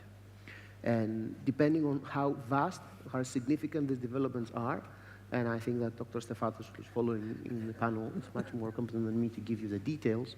But even if we got only a fraction of what Herema has publicly mentioned as a potential reserve basis, this would have a revolutionary, a transformative effect to the Greek energy sector, not only allowing us to eliminate potential imports, but also to further enhance the goal of a transit to to Southeast Europe and further north.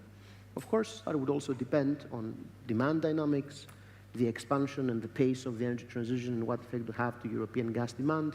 But given where these potential discoveries might be, obviously one of the best evacuation options would be to be part of a globalizing LNG market, to which of course we're very happy to have Exxon as a partner in this regard, given the global LNG portfolio and the company has. And this is something we're going to see over the next few years.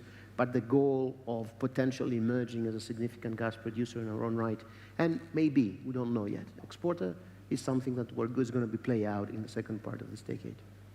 Okay, and with this excellent summary by Professor Tsakiris, we can conclude our panel.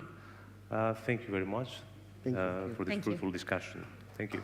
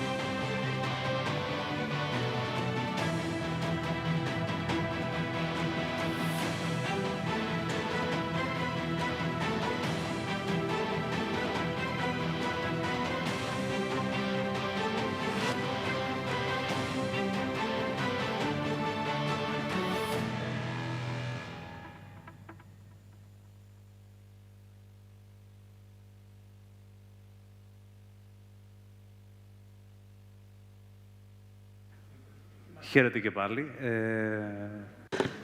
Good afternoon. we will conclude our discussion about the role of Greece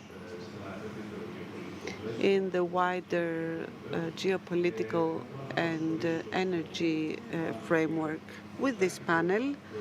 Manos Manousakis, President and Managing Director of ADMIE, the Independent Power Transmission Operator, Mr. Anastasios Manos, or rather Yannis Karidas, CEO, Renewables and Energy Storage, Kopelouzos Group. And we are also expecting Mr. Manos, Managing Director of DDE, or HEDNO.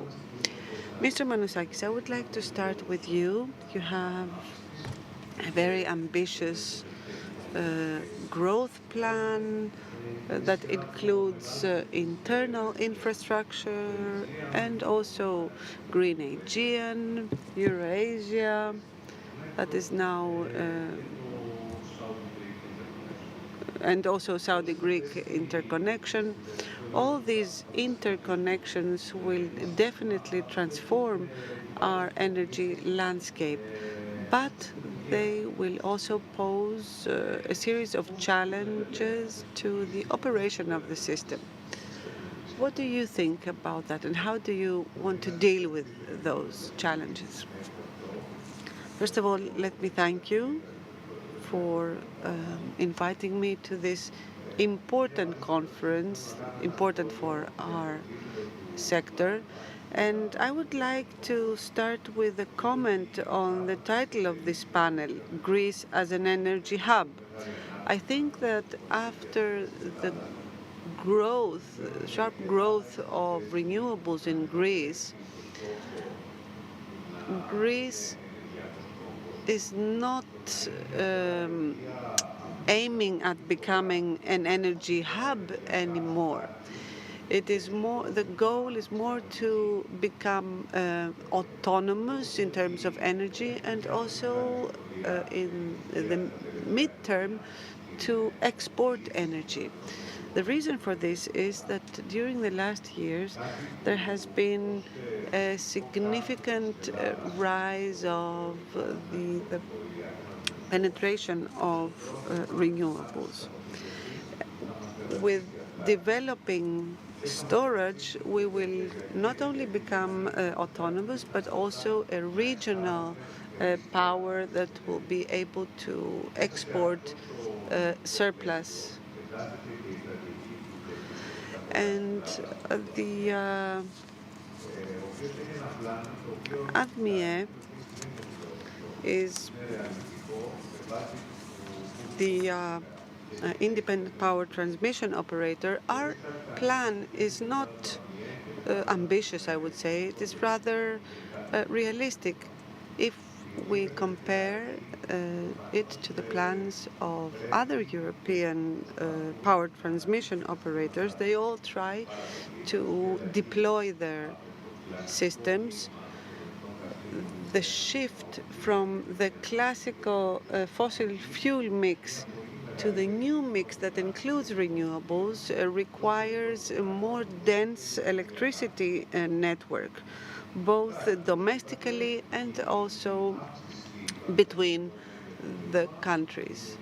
So the larger share of renewables indeed creates challenges for us. There are interventions that are being undertaken in the last months through legislation and regulation so as to change and improve things. But we should be open towards the public and the other players in this sector, that until storage has been established in the system, there will be some challenges. So we need to cooperate as operators with regard to initiatives that we undertake. We have a great success by raising the share of renewables to 50%, and so we have met the goals of the NECP, but international interconnections help us ensure and secure our system. The more interconnections we have with international players, the more the risk of instability is reduced. Now, with interconnections, due to the differences between solar and wind,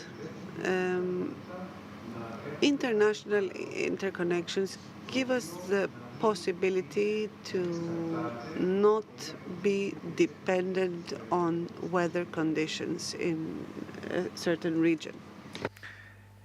Δεδομένης της σημασίας των δικτύων. Due to this, to the developments, everyone is looking your way, looking at the projects that you develop. As an operator, we understand that you are in a procedure that has technical limits and other limits, administrative. So, as an operator, in which way would you want the state to support you? And in what way can the regulatory framework be improved? Before answering that, usually we have a different story about where we are in Greece. We are at a point in time where we are among the champions in Europe with regard to renewables penetration.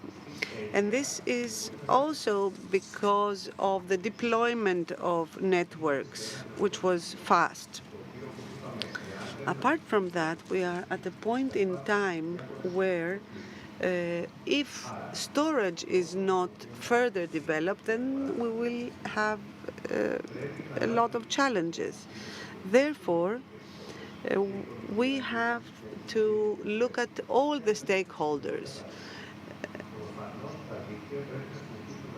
Networks need to be further deployed and faster than now, because when we reach the stage that storage will be mature, then we will have even more renewables integrated in the system. But until then, it is demand that sets the limit for renewables. All the curtailments that are put in place to the demand are not the result of electrical space not being available. They are related to demand. If there is demand, then energy is dispatched in the system. But when demand is not enough, then energy has to be curtailed. The European regulation directive is clear in this respect. So the role of the operator, the transmission operator, but also the distribution operator, is very important not only for this sector, but for the country as such. We need more flexibility. We need much more flexibility in terms of salaries and recruitments, and this has been shared with the government. And with regard to regulation, we need a reasonable approach. What do I mean? We are an asset that has a certain profit margin. Our profits in 2022 or 2023 were not 6 times higher. So when you have a system that integrates more and more renewables and at some point will lead to a lower energy price for the consumer, this system needs to be in the position to further invest. One more question. Among the projects that you are developing is also the interconnection with Cyprus. It is a flagship project that will end the isolation of Cyprus, the last non-interconnected EU member. What are the advantages for the Greek system, but also for the Cypriot system from this interconnection? Indeed, this interconnection is very beneficial to Cyprus. Right now, Cyprus costs of energy are linked to petroleum, to oil. If you compare this cost to others in the south of Europe, it is double. So the result will be much cheaper cost of energy for Cypriots. As regards Greece, it is an export initiative. As I said, in the midterm, we want Greece to become an exporting country. And I think it is evident how geopolitically important this project is, because the interconnection with Cyprus is not the end point. It goes on to connect with Israel. Recently, Israel has shown a lot of interest for this project to be carried forward, and we plan to have a meeting also with the Israeli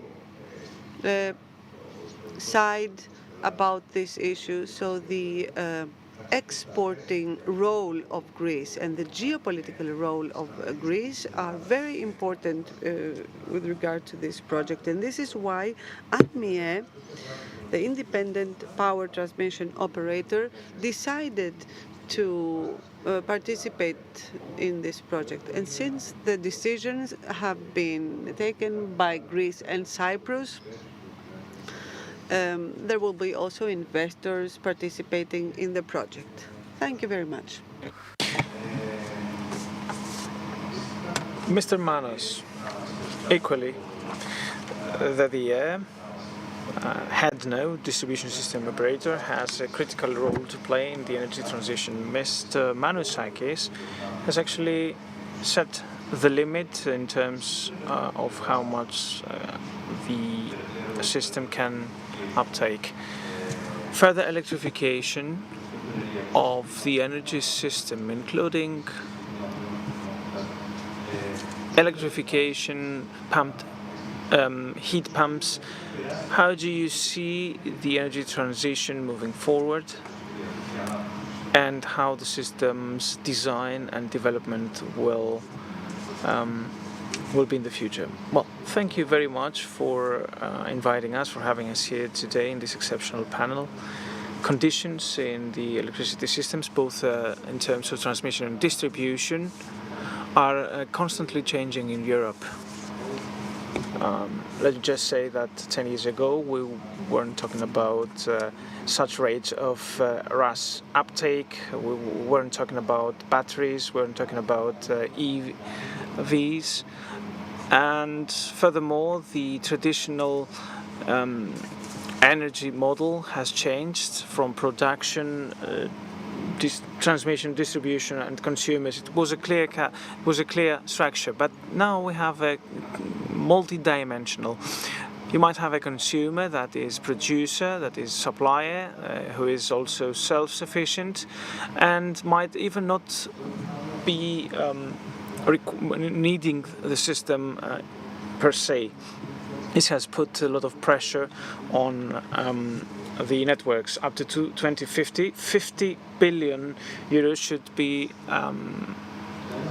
invested on an annual basis on the transmission and distribution systems. This affects, of course, transmission and distribution in our turn, in order to be able to cope with that. Given the economic crisis of the past years, HEDNO had deficit in financing of more than 1 billion. We have 3.6 times the investment we used to have now. Energy security is key in this context, and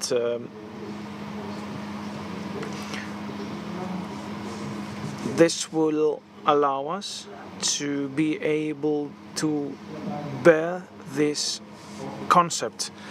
HEDNO has completed in June 2023 his 2030 NECP goal, that is some 7.5 years and some 6.5 years earlier.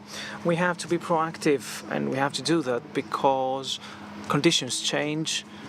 Our investments require some time certain time of maturity, and unless we have built direction or overcapacity, we won't be able to cope with it once conditions change. Within this context, we are striving, we are constantly transforming HEDNO.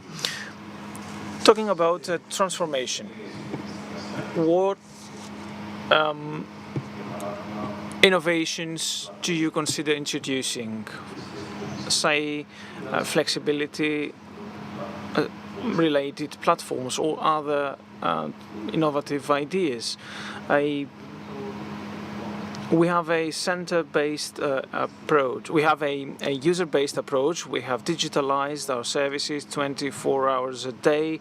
Hotline can support our clients. We have web apps, of course, and the general administration has been digitalized. And this goes top-down up to the last mile.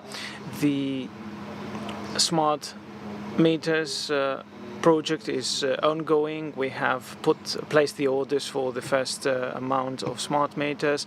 We're trying to improve our remote control and remote service, and because of the 10-year crisis, the transformation had been delayed. We are aiming at having the SCADA DMS technology deployed.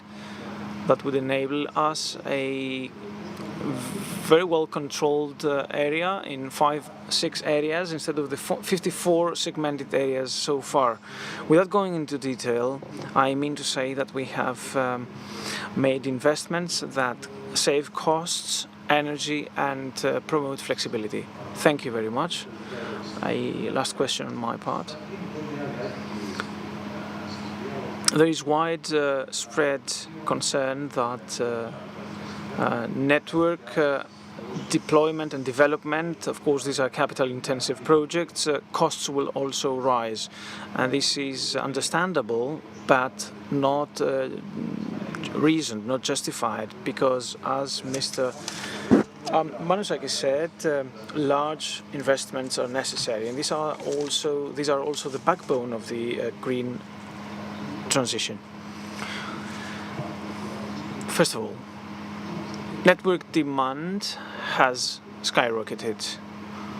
When these networks were designed and projects were implemented, we could do without the interconnection, and EVs were not in place. Photovoltaic technology was not there. Batteries were not used. To achieve this benefit, to achieve this advantage, of course, tariffs and prices will be affected. But one should not focus on the charges per se. Let's assume that we have a total cost of energy, 100 euro. Total cost of energy, 10 euros are the part of Mr. Manusakis, I mean the IPTO and the DSO. So 50 euros are the cost of energy and 40 euros are charges. Let's keep that in mind. During the Ukraine crisis, the beginning of the Ukraine crisis, HEDNO had introduced 1.1 gigawatt RES and was able to reduce its cost by 1.3, 1.2, 1.3 billion euros. But the actual cost, because of the investments, these 10 euros went down to zero. These 10 euros might rise to 11, 12, but the total cost will fall from 100 to 90. So it is a rather short-term approach, looking at the charges, because the total cost of energy will ultimately be reduced. This should be the matter of concern for the consumer. If Greece becomes an export-oriented country, instead of bringing income down to zero, exports will generate sales abroad. If you have a dense network and interconnections, this means you can accommodate your customers' needs and therefore offset the costs. And just looking at it from the network cost standpoint is not a good approach. Thank you very much. We will go on to Mr. Karidas. Greggy is part of PCI's PMIs. This is a positive development. We understand that a lot of progress has been done in studies and discussions, both in Greece and with stakeholders in Egypt. So it is coming closer to the final investment decision. What are, in your opinion, the benefits of this project for Greek consumers, and how will it enhance the role of Greece in the region? Let me thank the organizers for the invitation. Greggy, as you said, has entered a new phase since it has been integrated in the common interest projects of the EU. Now there are two main parameters, speaking about energy, that I would like to point out. We have in Greece a good solar and wind potential on the one hand, and the vicinity to countries such as Egypt that can support the faster transition of Europe to green economy and help reduce emissions to zero by 2050. This project involves the transport of green energy to Greece and to Europe. Part of this energy will be exported to neighboring European countries, and about 1/3 will be used to produce green hydrogen. So there are evident advantages of the project since this connection will enhance the stability of the network. It will help meet the goals of mitigating climate change and the goals of the transition, but it also creates opportunities for jobs in Greece, and it creates also business opportunities, both with regard to GREGI and the supporting procedures. We are going to create a renewables portfolio in Egypt. And interconnection also leads to market integration, which means that this creates pressures on prices to go down. This will lead to the reduction of prices in Greece for the benefit of Greek consumers. Apart from that, the Greek industries will benefit from this development, and they will have an export advantage from this. The interconnection between Egypt and Europe via Greece grants Greece an important role, not only as a transit center, since energy will be transported through Greece, it also enhances our exclusive economic zones. And at the end of the day, it is beneficial for the national security of Greece, since this is a project that benefits Europe and also makes Greece an important player in the Southeast Mediterranean Sea. McKinsey carried out a study recently about the difficulties of Europe in meeting the ambitious green transition goals. And one of the difficulties that were pinpointed in this study were the land that was not there. And Germany, for example, needed land as big as the country of Belgium to meet its goals. So through GREGI, we have the possibility to meet the goals by expanding the energy borders of Europe. And it is important that Greece is located close to Egypt, which is a country that can support renewables deployment. And this is the project GREGI.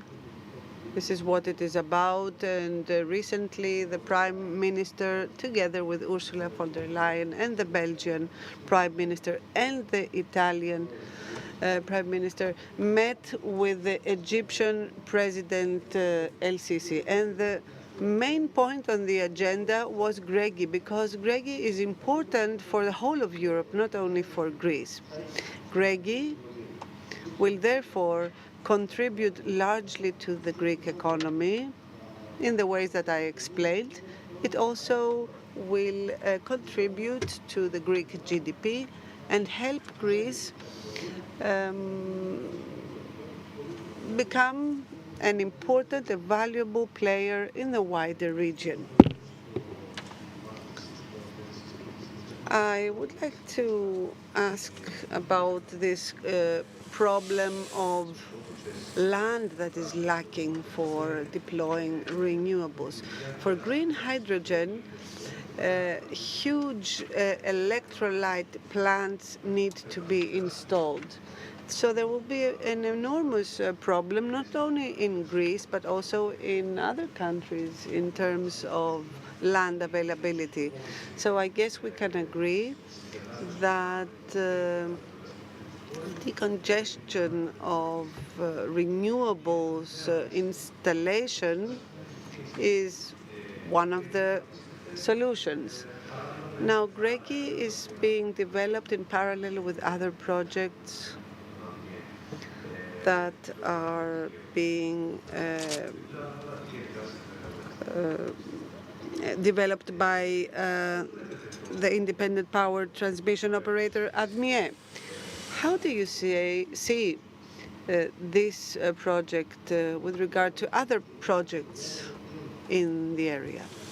Look, we had started planning this project before the announcement about further interconnections.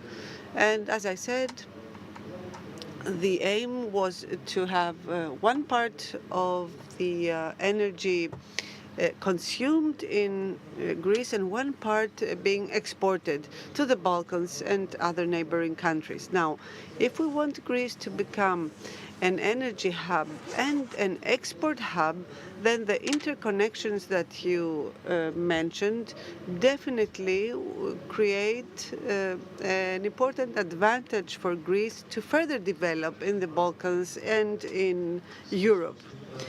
Thank you very much. So we can say that we are on track, on a very good pathway with big opportunities for many stakeholders involved in transmission, and Greece can play a catalytic role in the wider area. I would like to thank all the members of the panel.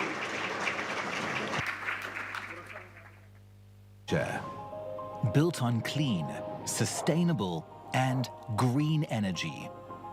Energy invisible, gaseous, and renewable. Energy that will travel further, reliably and effectively. This is the future we at DESFA envision, creating the conditions starting today to make it come true. With the know-how of our over 600 employees and the dynamic of 1,466 kilometers of high-pressure pipelines, 55 metering and regulating stations, 6 operation and maintenance centers, and 1 LNG terminal. Through key energy infrastructure projects, we ensure alternative supply sources and open new energy routes. In DESFA, we shape the next day of energy for stability, growth, and a better quality of life for all. Because in energy, as in life, the future starts now. DESFA, enabler of a sustainable energy future.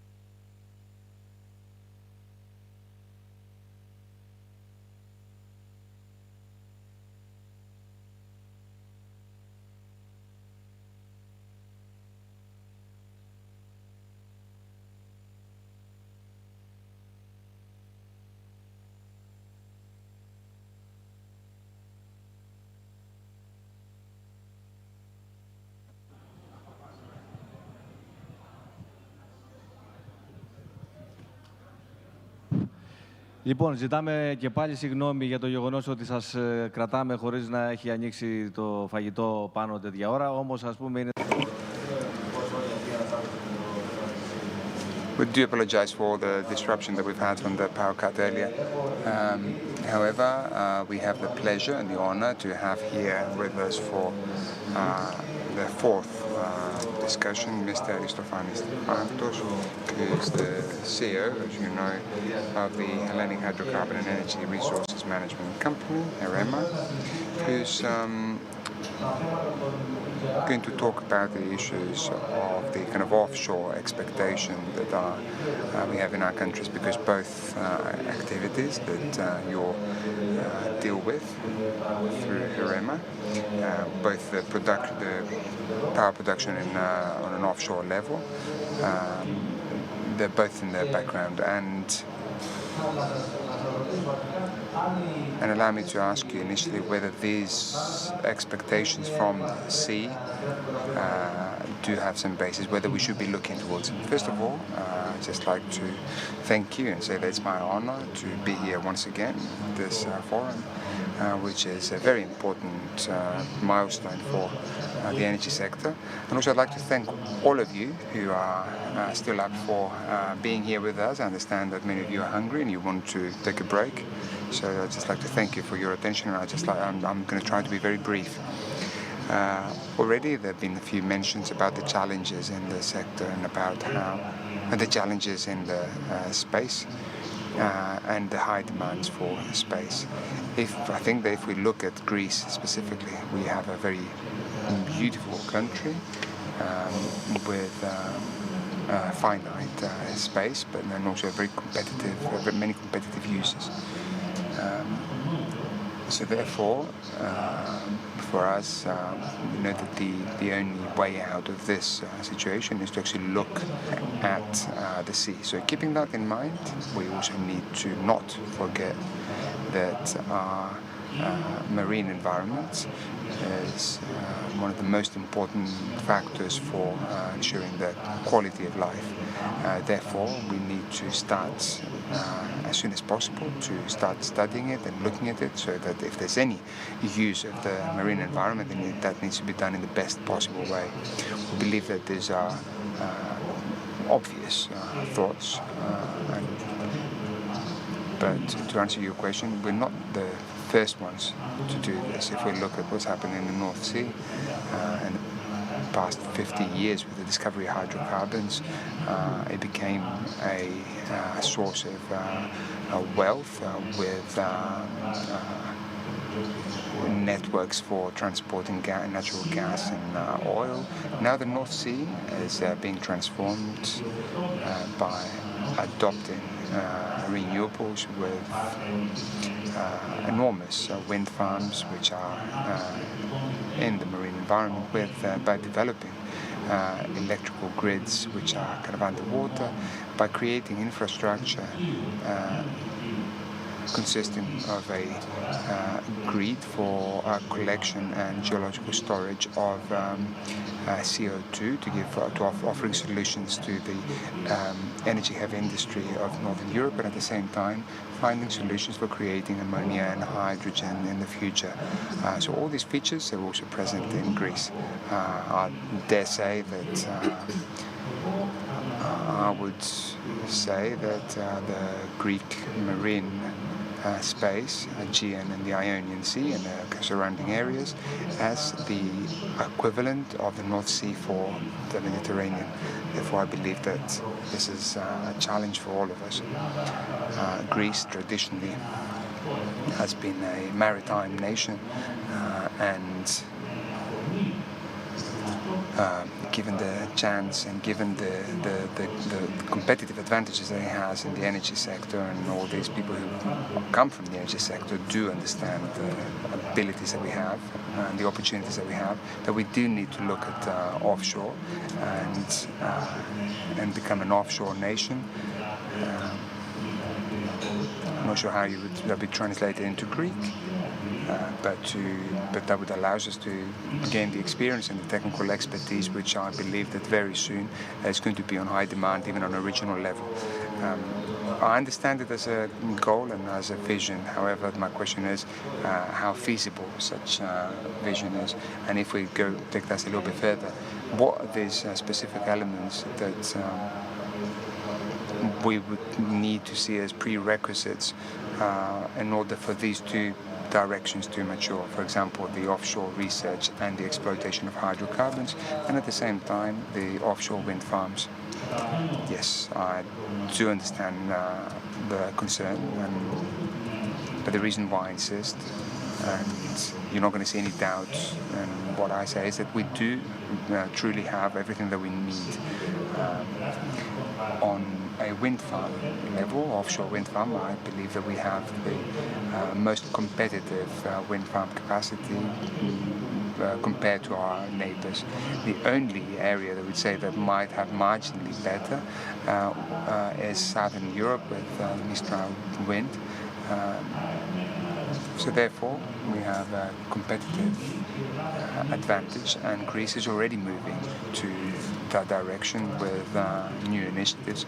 And if we look at, if we're talking about large depths of water, we're talking about floating wind farms. We only have demonstration projects at the moment, so therefore we are at the forefront of this.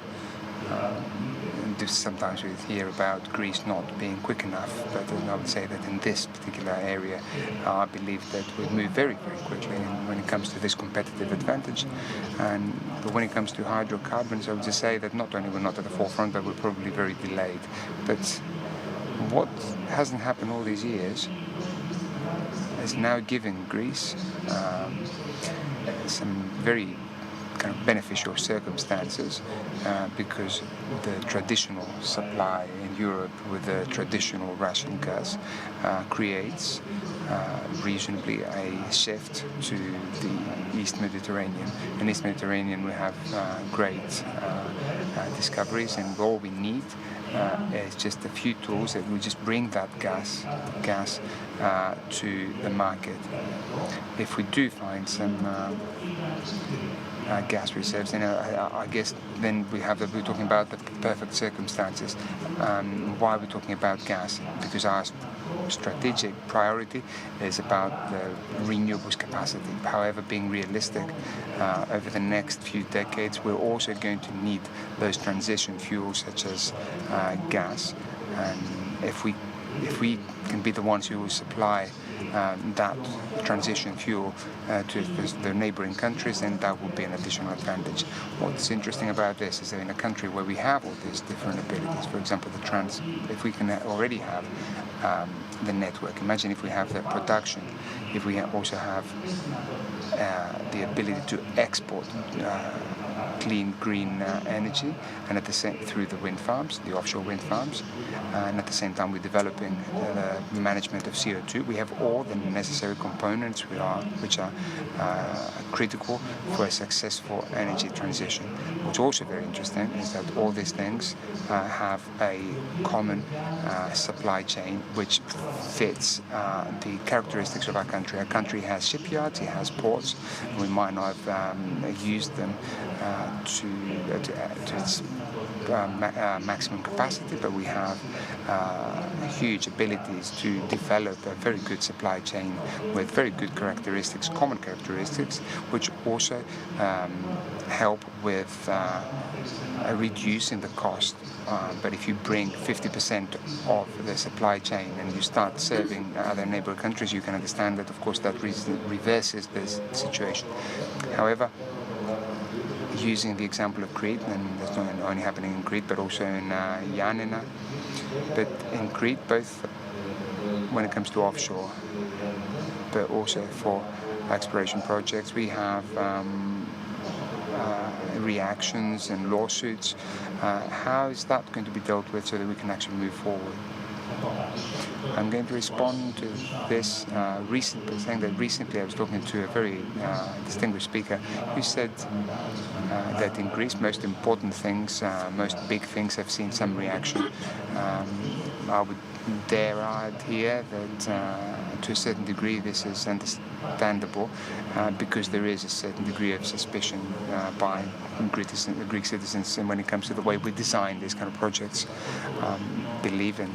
At this point, I think I'm satisfied because the government has realized and has taken initiatives to inform and raise awareness in the local communities, and I think this is something we're going to see more of in the near future. We support the Ministry of Environment and Energy in this effort to raise the awareness of the people and understand that all the necessary measures are taken to say, deal with all the possible impact, negative impact. What's crucial is that the local communities and the stakeholders are well informed and they understand that we're talking about a national bet of historic dimensions, and this is not an exaggeration. These are important historic circumstances for Greece that give the country the opportunity to transform itself and find unprecedented development, which is going to have a positive impact on the life of everyone, and of course also the local communities who are also going to be responsible for supplying and for supporting these projects.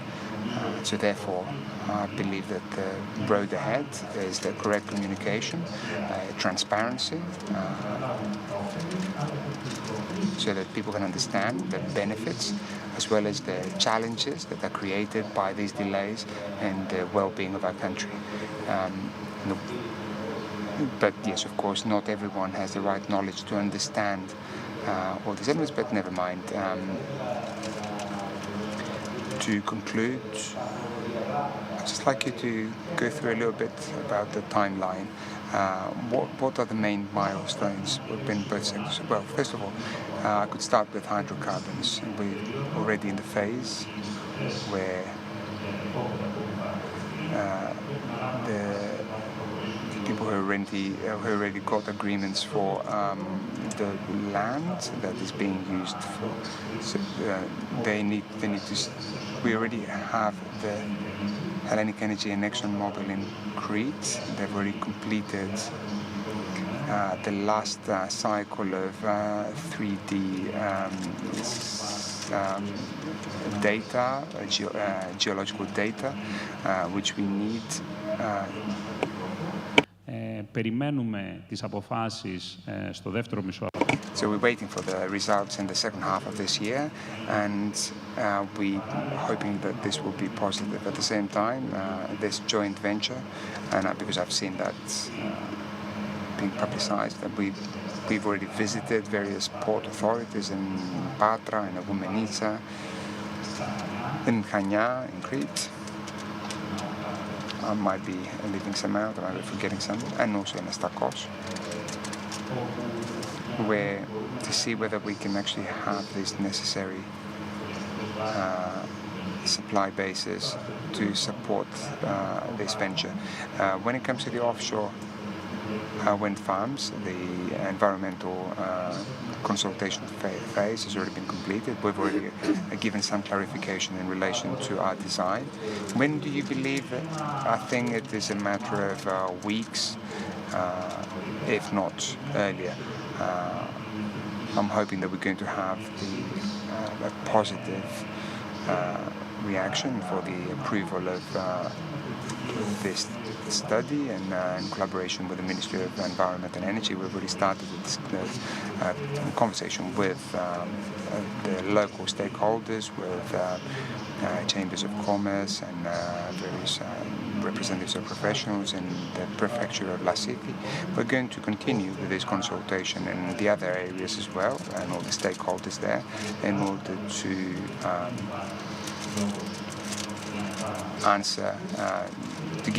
offer answers to these concerns that are raised, because I believe that there's no reason for concern.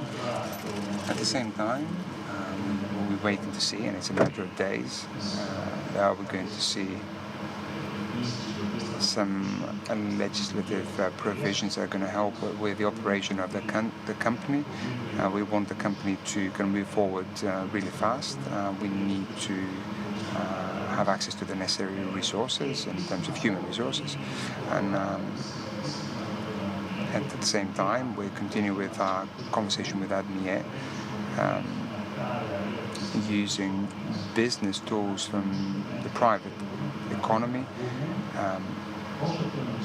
so that we can go to market as soon as possible, sooner than what the investors are expecting, so that we can actually go out and collect field data, oceanographic and geotechnical data, in order to have the right flow of data to potential investors by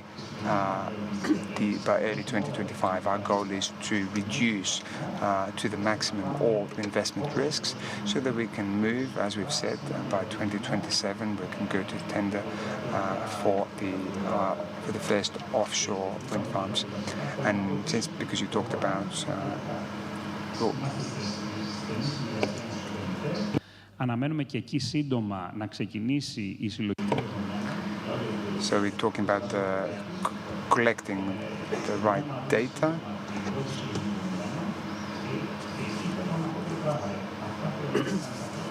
I believe that these will be the first projects that are going to be included in the system. These are the ones that are going to they're going to mature faster.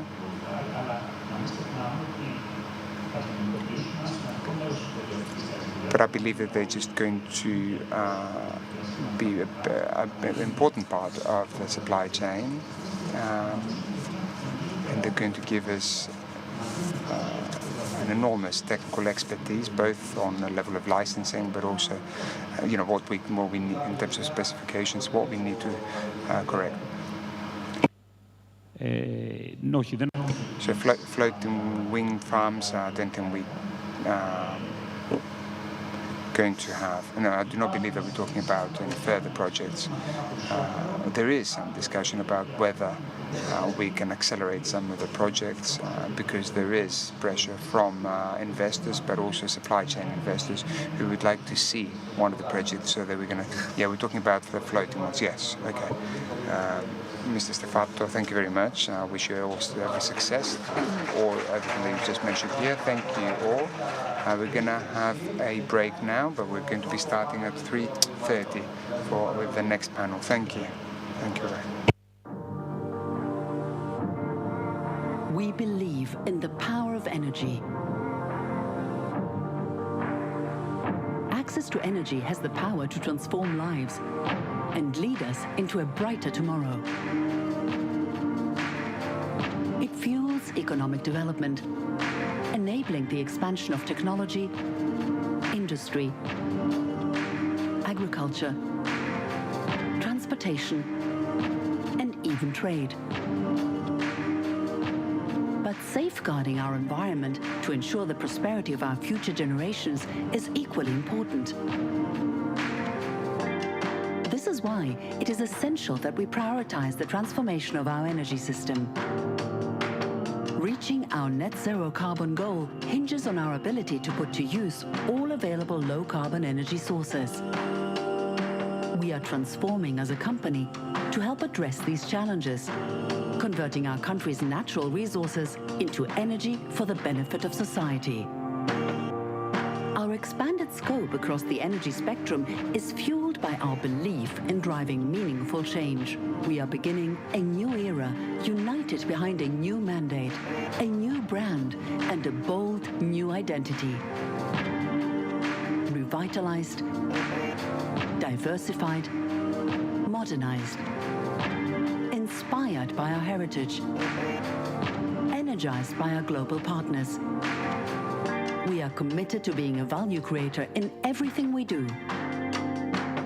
Whether this be through large-scale energy investments or the fostering of synergies between energy technologies, we believe that by coming together, we can achieve our decarbonization goals. We are building a bridge to a carbon-free future for Greece and the wider region. We are Herema.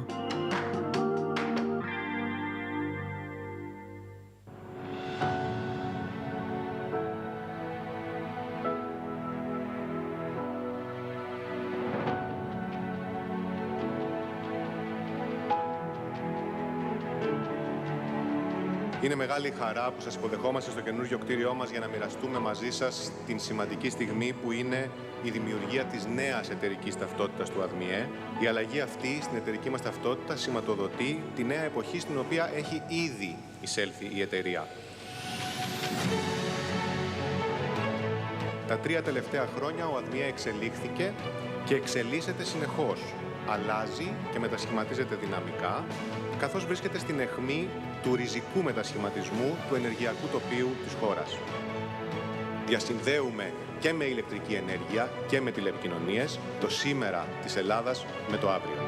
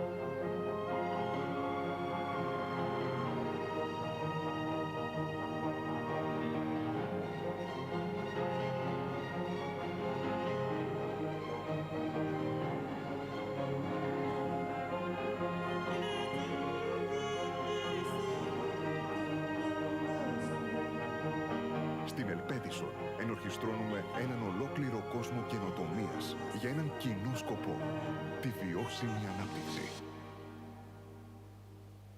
Ελπέτισον. Δίπλα σας, με όλη μας την ενέργεια.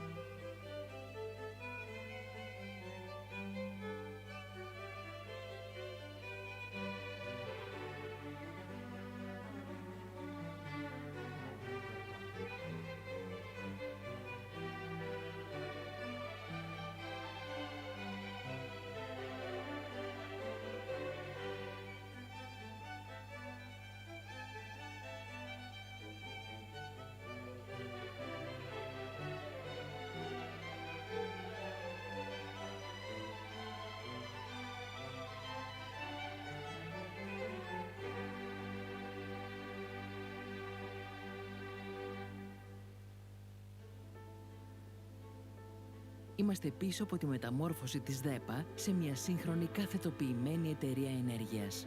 Από τα μακροχρόνια συμβόλαια με τους προμηθευτές, με τα οποία εγγυόμαστε την ενεργειακή ασφάλεια της χώρας. Και από την επαναδιαπραγμάτευση των συμβολέων, με την οποία εξασφαλίσαμε ακόμα πιο ευνοϊκούς όρους για τους πελάτες μας και την εθνική οικονομία. Είμαστε πίσω και από τη συγκράτηση του ενεργειακού κόστους για τα νοικοκυριά και τις επιχειρήσεις. Πρωταγωνιστούμε σε μεγάλα διεθνή έργα που μετατρέπουν την Ελλάδα σε ευρωπαϊκό κόμβο φυσικού αερίου. Είμαστε πίσω από το πράσινο μέλλον, επενδύοντας σε έργα ΑΠΕ, στα πράσινα καύσιμα και στη σύγχρονη ηλεκτροπαραγωγή με φυσικό αέριο. Είμαστε πίσω από το Physicon, το μόνο πανελλαδικό δίκτυο πρατηρίων CNG, διαχέοντας τα περιβαλλοντικά και οικονομικά ωφέλη της αεροκίνησης σε όλη τη χώρα.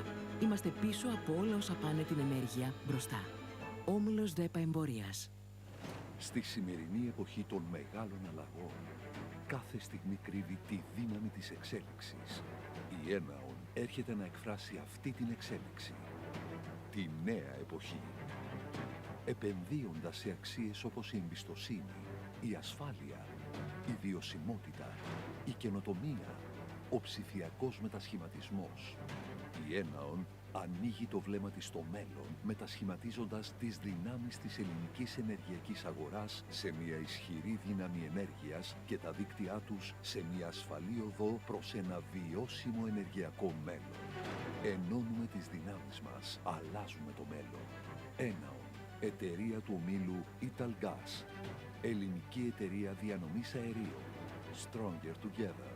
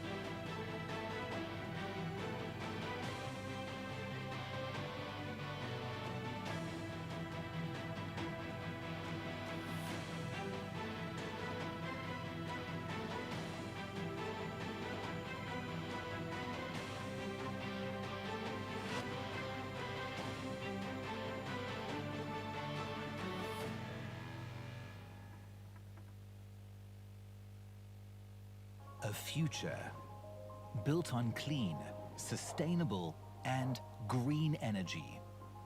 Energy invisible, gaseous, and renewable. Energy that will travel further, reliably and effectively. This is the future we at DESFA envision, creating the conditions starting today to make it come true.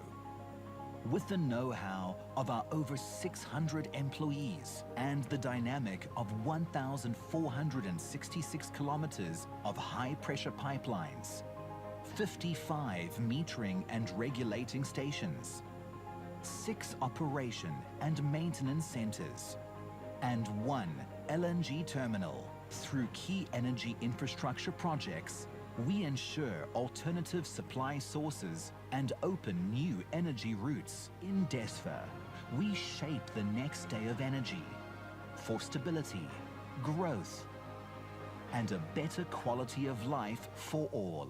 Because in energy, as in life, the future starts now. DESFA, enabler of a sustainable energy future. We believe in the power of energy. Access to energy has the power to transform lives and lead us into a brighter tomorrow. It fuels economic development, enabling the expansion of technology, industry, agriculture, transportation, and even trade. But safe safeguarding our environment to ensure the prosperity of our future generations is equally important. This is why it is essential that we prioritize the transformation of our energy system. Reaching our net zero carbon goal hinges on our ability to put to use all available low-carbon energy sources. We are transforming as a company to help address these challenges, converting our country's natural resources into energy for the benefit of society. Our expanded scope across the energy spectrum is fueled by our belief in driving meaningful change. We are beginning a new era, united behind a new mandate, a new brand, and a bold new identity. Revitalized, diversified, modernized, inspired by our heritage, energized by our global partners. We are committed to being a value creator in everything we do. Whether this be through large-scale energy investments or the fostering of synergies between energy technologies, we believe that by coming together, we can achieve our decarbonization goals. We are building a bridge to a carbon-free future for Greece and the wider region. We are Herema.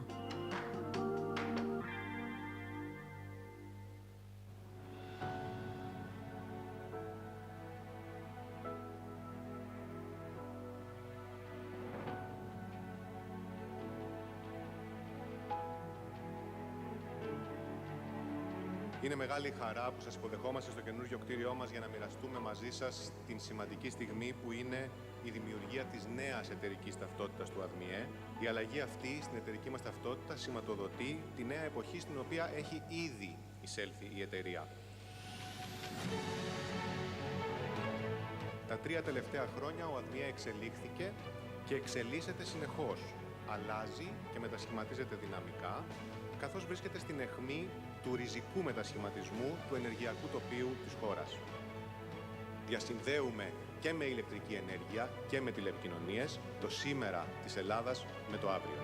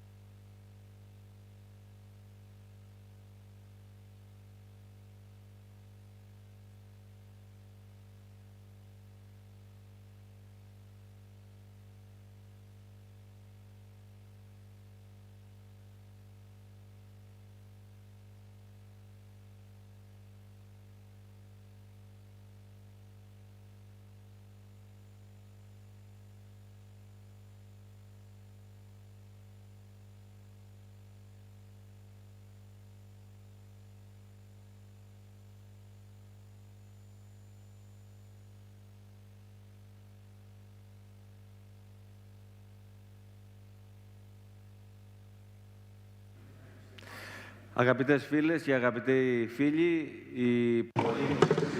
Dear friends, thank you all for being here, all of you who are here in this room and all of you connected online. You now have the chance to watch the first panel after the lunch break. Once again, we'd just like to apologize for the delay that we had with the power cut, and allow me to say that we have a very interesting panel which is to do with the strategic design of the Greek energy market, as well as the messages sent by the new national plan and also the messages of the market. And I have the pleasure to have in this panel, first of all, Mr. Militos Aslanou, who is an important person in this sector, but also a general manager of SPEN, as well as a member of the board of the European Energy Retailers, the EER, Mr. Panagiotis Papastamatheou, who's the general manager of ELETAEN, also known in the energy sector when it comes to primarily renewables. Ms. Katerina Karali, who's manager of strategic design and regulatory issues of Elpedison. We've seen her in previous meetings, and also Mr. Vangelos Kourakis, who's a partner and head of energy at the Koutsalidis law firm.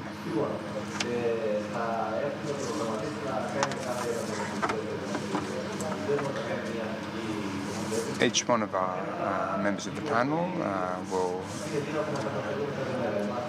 talk about some of the issues that we face every day, which is what is going to happen, what's the role of gas, what are going to be the conditions for the development of RES, what can be done for those infrastructures which they have to continue to be part of the system, but they cannot be financially sustainable. Mr. Aslanou, you have the floor. Thank you very much. Thank you for the invitation to this conference, which is a milestone. It gives us an opportunity to talk about all these issues that concern the market, the sector. Of course, the issue of the national plan is an obligation of each government to prepare a plan on what they plan to do. But sometimes we're not certain about how these things are going to be done and how they're going to be carried out. Often the discussion is focused primarily on a quantitative level, and whether there's room for renewables, and etc. However, often we can lose focus from what exactly needs to be done and what kind of how we can reach the goals of the national plan and how the market can operate. This is particularly important if we take into account that in 2023, which is also the year before the European elections, we had a large number of directive recasts, and 7 in total, concerning the energy sector, and particularly electricity. The one with the energy market design is going to be completed in due course, and therefore the issue that is raised here is what will be the business model that is going to be used for the operation of all this. In recent years, we often hear about the need for new investments, which are they require huge investments in terms of grids. They're regulated, and therefore they need to be paid for by the end consumer. We need the offshore and all that. So with whatever we talk about, we hear that we need financing. That means that the markets do not work properly. And when we start analyzing this even further, we see that the markets do not function well for various reasons. First of all, there might not be enough space for a market to function. There might not be the necessary tools for the risk management tools for these markets. This morning, Mr. Kapros mentioned that in the future, in the near future, in the next 5 years, 80% of the energy will come from bilateral contracts, with 20% or 15% coming from the wholesale market. So if we're talking about Greece, 15% of the Greek market corresponds to 8 or 9 terawatt hours. So if you look at gross margin for this terawatt hours, we're talking about a total market of 100 million. So how many people can work in a market that has a turnover of 100 million? Is it going to shrink? Can it be sustainable? And finally, I'd like to say that all these new investments are required because nobody doubts that these investments are required. However, their financing is what the problem is here.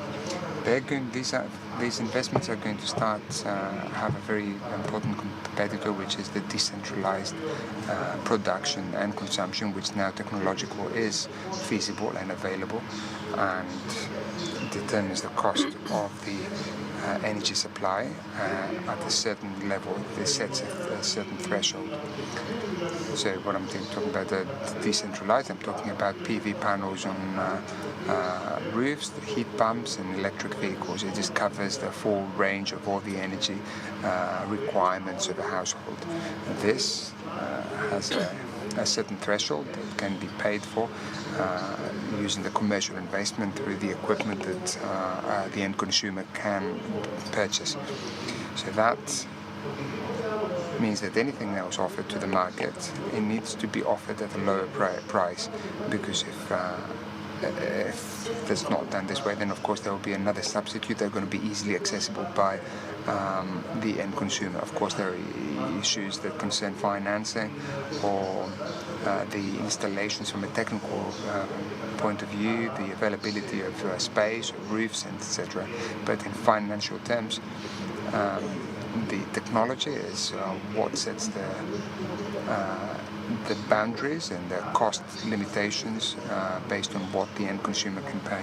So if the end consumer cannot start seeing in their bills the benefits of these investments, then first of all, they're not going to support them, not because they're against these investments, but they not see these investments as being being reflected in their pockets. And the second one is that there's always going to be an alternative, which for the consumer themselves is always going to be related to the cost of housing for someone. So therefore, here onwards, we've moved to that direction. It's a very interesting approach, and because it restructures the sector. Yes, absolutely. One of the key new issues that requires kind of further design in the energy sector is the mass installation of renewables. This is what's a new and impressive phenomenon. Yes, it is new, it is impressive, but I'm not certain as to how much we've understood this, not just us, but also the politicians and society itself. Now, Miltos talked about the future, and he talked about the vision for the future, and there was a certain degree of speculation. Allow me to talk about the future, but this time with figures.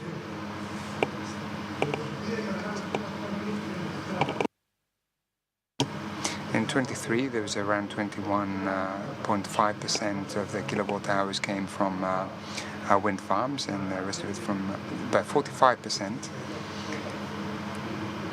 No, in 2045 it's going to be 153 kilowatt hours. At least that's what is included in the national plan.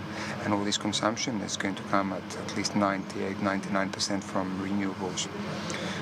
What's also interesting is that this 153, the consumption, is going to come equally from two complementary things. One of them is going to be the technical uses, so the uses that we have now, and so electromobility and electrical heating and all that, that'll be around 72 terawatt hours, and the rest of it is going to be electricity for production, clean fuels. It's going to go to the industry in the form of clean hydrogen or any other form of new generation fuel. So this, we're talking about a revolution. So if these terawatt hours, whether they're produced in land or offshore or on rooftops, then I do not believe that even ourselves, we haven't fully understood the extent of this. First of all, apart from the economic and technological aspect of this, which I believe that these are challenges that can be dealt with, but there are also issues here which have to do more with the social alliance. The risk that we run here is that this social transition that we're talking about, and we're going to see that transition in the 2 decades to come, and we're going to see the role of gas during this transition. I'm going to come back to this. There is an understanding, there is a thinking that this only concerns cities, because climate neutrality creates a very different and a much better everyday life in a city with less noise, clean atmosphere. Imagine if there is a city with no internal combustion engines. So it's going to be like living in the countryside. Of course, all these installations are going to be in outside in rural areas. Therefore, there needs to be the participation of the whole society in this project. The second aspect relates, and we should not oversee that, which has to do with the budgets of each country. One of the most certain revenue flows have to do with fossil fuel. As this is now shifting to something else, and these budgets need to be based on other sources, and the society needs to understand that this transformation does not necessarily mean higher taxes, but a very different taxation base without additional taxes for citizens, if not lower, in fact, due to the investment, the high level of investments that we're going to see. So therefore, the future requires kind of more thinking and more dialogue with various social stakeholders in order to not undermine this development. When all of us, including the politicians, understand that we're talking about a real revolution in favor and for the benefit of citizens, that's when we're going to start looking at policies in their real dimensions. Because if we're sitting here and we talk about whether we're going to have one wind generator here or two there or one PV panel somewhere else, then I think the discussion is just off the subject. Of course, it's a given that we need offshore wind farms, and of course 17 or 18 giga that's included in the national plan, but we need to go beyond the 6 miles. And this is a particular condition that is important for the success of this plan. You described what is difficult for us to understand, because yes, it's not very easy for one to understand that not that long ago we were in that phase where we were talking about promoting the use of renewables, and now being in a situation where we have to manage this demand and this need in terms which are sustainable both environmentally but also from a business point of view. Ms. Karali. Mrs. Karali, you have an overall picture. You are involved in the generation of electricity from natural gas. Let me also thank the organizers and you personally, Mr. Panagoulis, for the invitation to represent Elpedison at this conference. And this gives me the opportunity to convey the views of our company. We also see that the electrical system is under rapid transformation. And what needs to be looked at right now is the distribution of photovoltaics. The solar systems, the PV, can further penetrate the market, so we can see that the market is open to more uptake. Therefore, the country needs a long-term planning that will take it into consideration as an integral part. We will have, of course, what the NECP provides for, but we will also have this distributed production that leads to variability in production, and this cannot be controlled. It is not controlled, and it can also not be measured correctly. Therefore, this creates a gap in the rational management of electricity generation.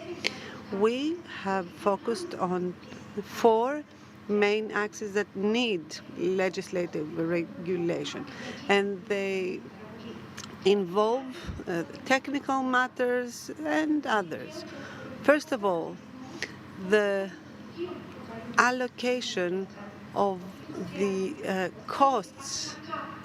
Mr. Aslanoglu talked about the cap that is there, but the prosumer, consumer who is a producer too, must understand that part of the cost is also regards the cost of imbalances, and this makes the system quite complicated. So a fair allocation of imbalances. Secondly, deployment of networks so as more such installations can be connected. The potential is there, but the grids are lagging behind. And I'm not talking about infrastructure. I am also talking about the deployment of reliable systems of measurement. This is important. A third pillar that we are interested in is the lack of both software and hardware so as to make use of the services that such facilities can offer. So we do not have the systems, we do not have the clearing procedures. The 2 operators are not working together on this, and this, I think, will be important in the future. And the last important element that Elpedison would like to point out is that this type of electricity generation, together with renewables uptake, requires a certain amount of flexibility for trading services. Today, energy planning of the country provides for small-scale batteries. There are 2 or 3 pump hydro projects. And I heard also Mr. Manousakis say that it's good to have these interconnections, but we do need also storage. And we at Elpedison are pointing out that we need long-term storage. We would like to start with pilot projects for such long-term storage in Greece that will support this distributed production and also the deployment of large-scale offshore wind parks. Because, you see, long-term storage is the only way to provide the services that today natural gas facilities cover. And finally, there's also a mismatch that we see lately in the way that the state sees supply security issues.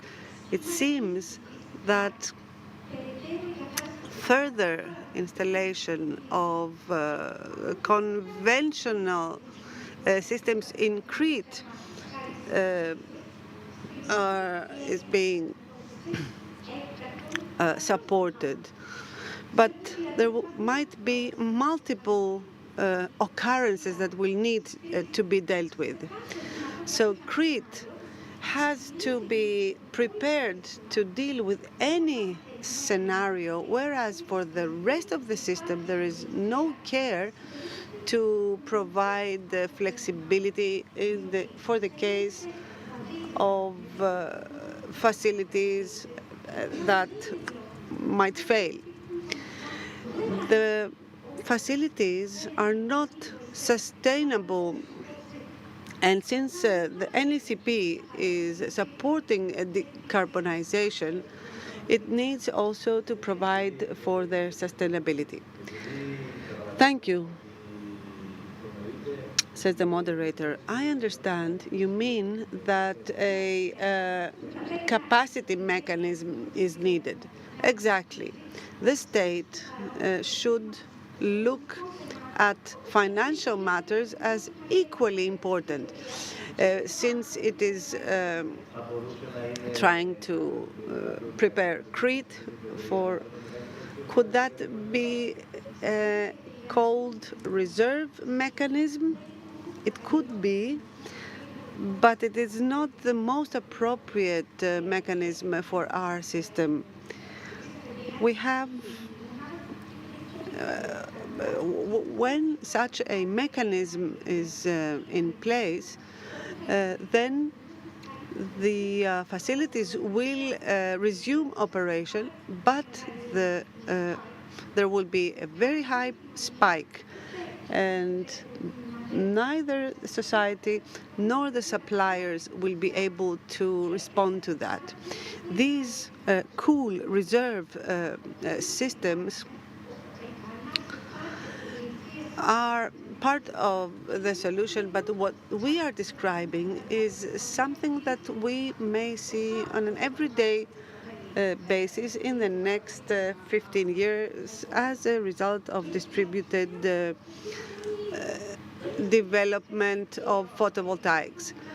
Elpedison is not equal natural gas facilities. It's the system that is like that. Thank you. Mr. Kourakis, with regard to renewables, you are in contact with the market. What perspectives do you see? And maybe you could comment the last developments on the legislative issue. Thank you. Thank you for the invitation. Indeed, as to the perspectives, I was talking to a banker, and he said that the megawatt hour is the new euro. And I think he was right in saying that. Despite the difficulties and issues, we need more penetration, more uptake. This is evident. And this is not the result only of ecological concerns. It is an issue of energy security and supply. So uptake must occur, and this is evident to all Western countries. It is part of the economic security that is needed. But for uptake, you need investments. We do have investments, but in order to maintain such investments, you need, first of all, an environment that is friendly, stable, predictable, and efficient. We hear these words being used often, but what exactly do we mean? Friendly environment means that investors have all the means that they need in order for their investment to be sustainable. But equally important is for the environment to be stable. What does that mean? It means that the environment and the framework does not change unless there is an actual reason. So the investor knows exactly what the rules of the game are. At the same time, it needs to be predictable. You may say, if it's stable, why does it have to be predictable? Because needs may change with time. Predictable mean that you have a picture of the way that the legislator will react. If needs rise in one issue, then you can predict the way that the legislator will react. So if you do not know the reaction, then this is a problem. Equally important is the efficiency. I think that we have all experienced this when seeing that our applications are being managed very quickly and do not need years to proceed, or it means not having problems to secure the land for the project. So these are the four pillars that need to be secured not only for renewables, for any investment. In practice, how well are these pillars or these criteria met? Unfortunately, not very well. The state seems to be intervening too much in areas it should not intervene. And on the contrary, it does not intervene in areas it should. Let me give you an example. The regulatory authority of energy, ADMIE, etc., these are pillars of our energy policy. Each one of these authorities has extremely important duties, and they should operate as independent authorities. Let me give you the example of ADMIE, the independent power transmission operator. They have to deploy the core network of our country, and this duty has been transferred to ADMIE by EU law, and it has been doing or they have been doing what they can to grant terms of grid connection. Now, what does the state do? The state intervenes in their work. The state says, I will put the priorities for the connection to the grid. But the priorities issue is a technical matter. So you cannot have a technical matter being used as a means to cover other priorities and other needs. For example, if you do not have space, room in a certain place, whatever the criteria are set by the state, this is impossible. Some people say that politicians with laws can change the law of gravity. Excuse me, but this is not possible. So the state's attitude towards investment should change. The state should leave the market be and be free, deregulated there where this is needed. And Mr. Panagoulis, you may know that foreign investors are already about to create a foreign investors council. The aim is to have best practices for further investments, and I think that this will be a very constructive venture.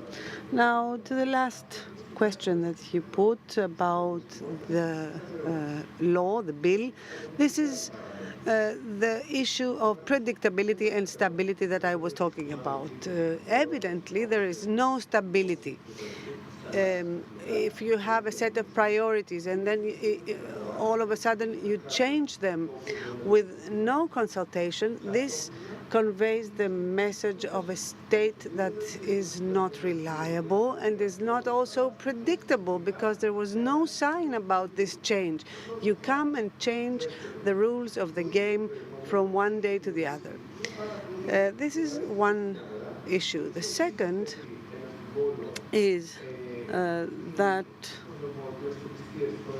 the reliability of the country of Greece as an investment destination has been affected. This creates problems not only for the government, but also for those who will benefit from the provisions. Talking about some players that may be prioritized according to the last bill, the compatibility of this bill with EU law is rather questionable. So those who will benefit may have to return at the end of the day the benefits that they will be granted. They may have an issue with RRF funds that they may have received. So maybe their projects will not be bankable at the end of the day. So this could backfire both for the government that will look not reliable, but also for the beneficiaries. So in closing, in order to have a good investment landscape, the state must change its approach. Renewables are an important sign of how you address investments. So it could also have a spillover effect in other domains. This is an opportunity we should not miss. Thank you very much. We don't have much time, unfortunately, so I will ask Mr. Papastamatiu and Miltos a question, and I would like an answer of 1 minute each. Panayoti, Papastamatiu, tell me about the balance of the mix in terms of the renewables. I think Katerina put it in the right way. If you have a photovoltaic facility, wherever it is, on a roof or elsewhere, it is part of the energy mix. We are talking about a scenario that is rather imbalanced in terms of renewables. This creates needs, high needs for storage, and this also does not create an environment where you have a balanced mix. So this means more needs for storage, etc. If the market were left without any interventions, I think that the suppliers and those who are on the lookout for PPAs do want wind parks, because this is beneficial for their mix. Mr. Aslanoglu, can you tell me about the predictions we make about the electrification and the demand for electricity, whether they are realistic?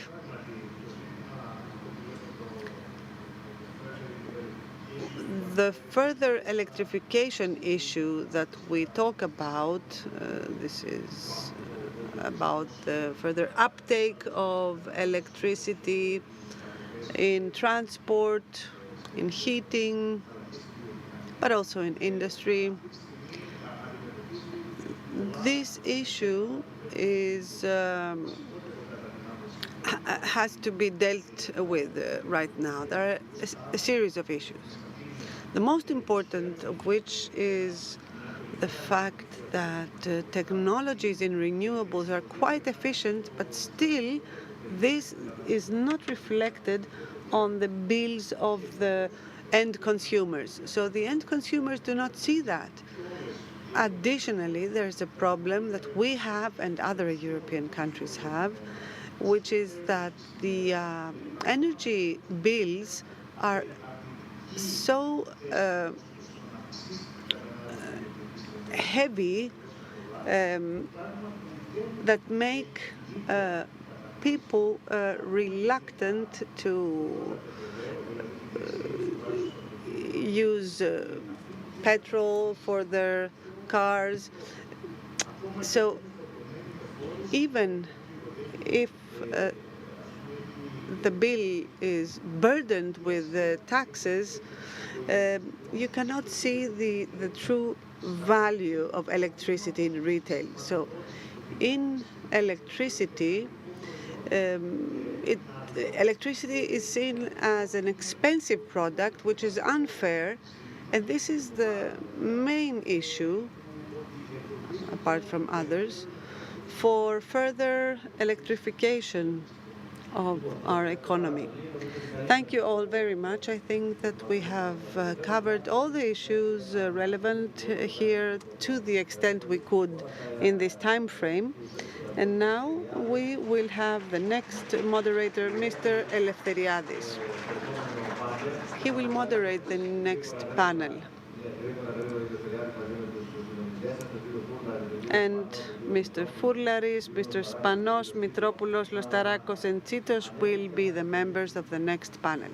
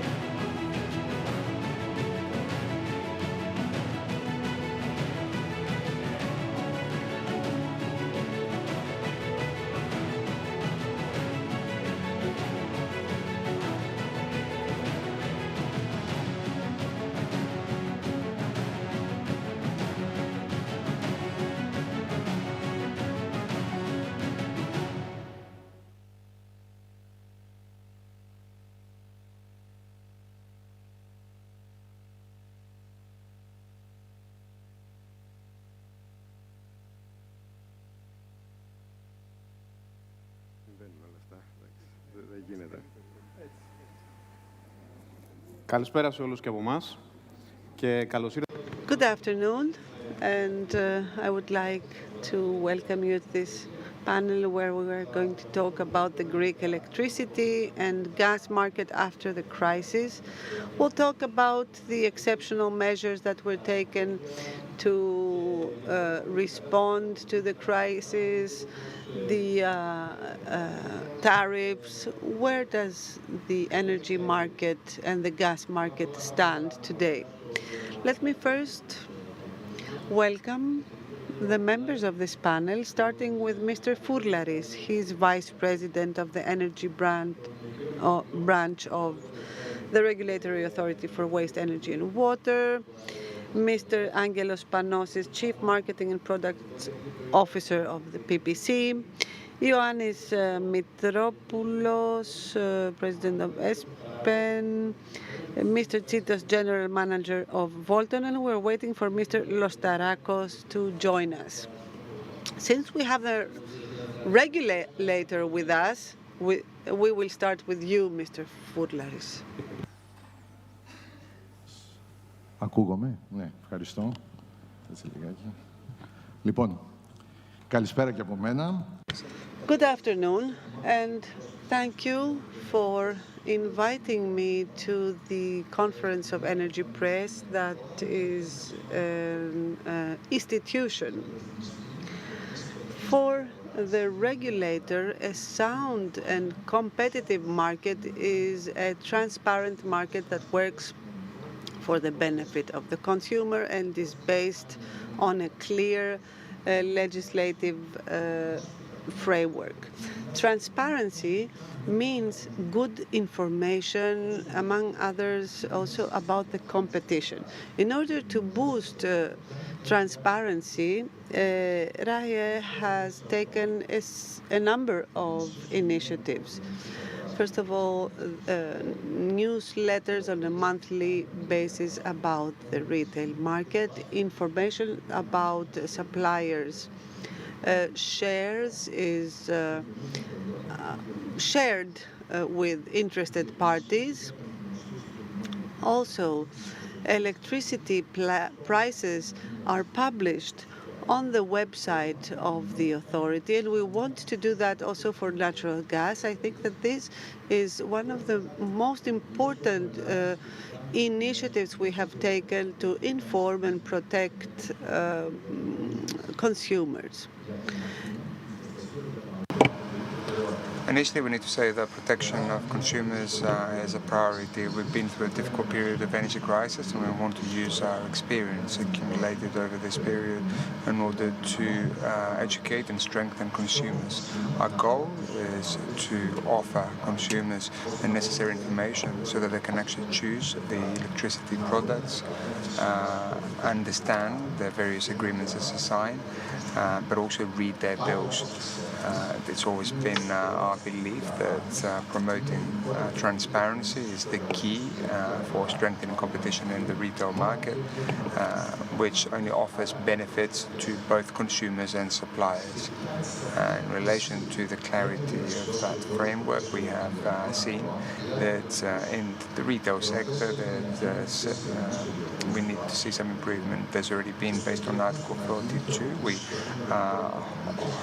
we're aiming to submit our proposal, our opinion to the Ministry of Energy.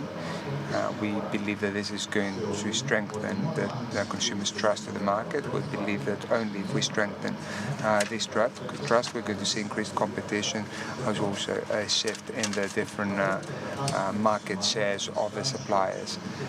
Also, I need to point out that the existing supply code has been since 1993, since the retail market was at the early stages of its current status, to understand the difference between then and now.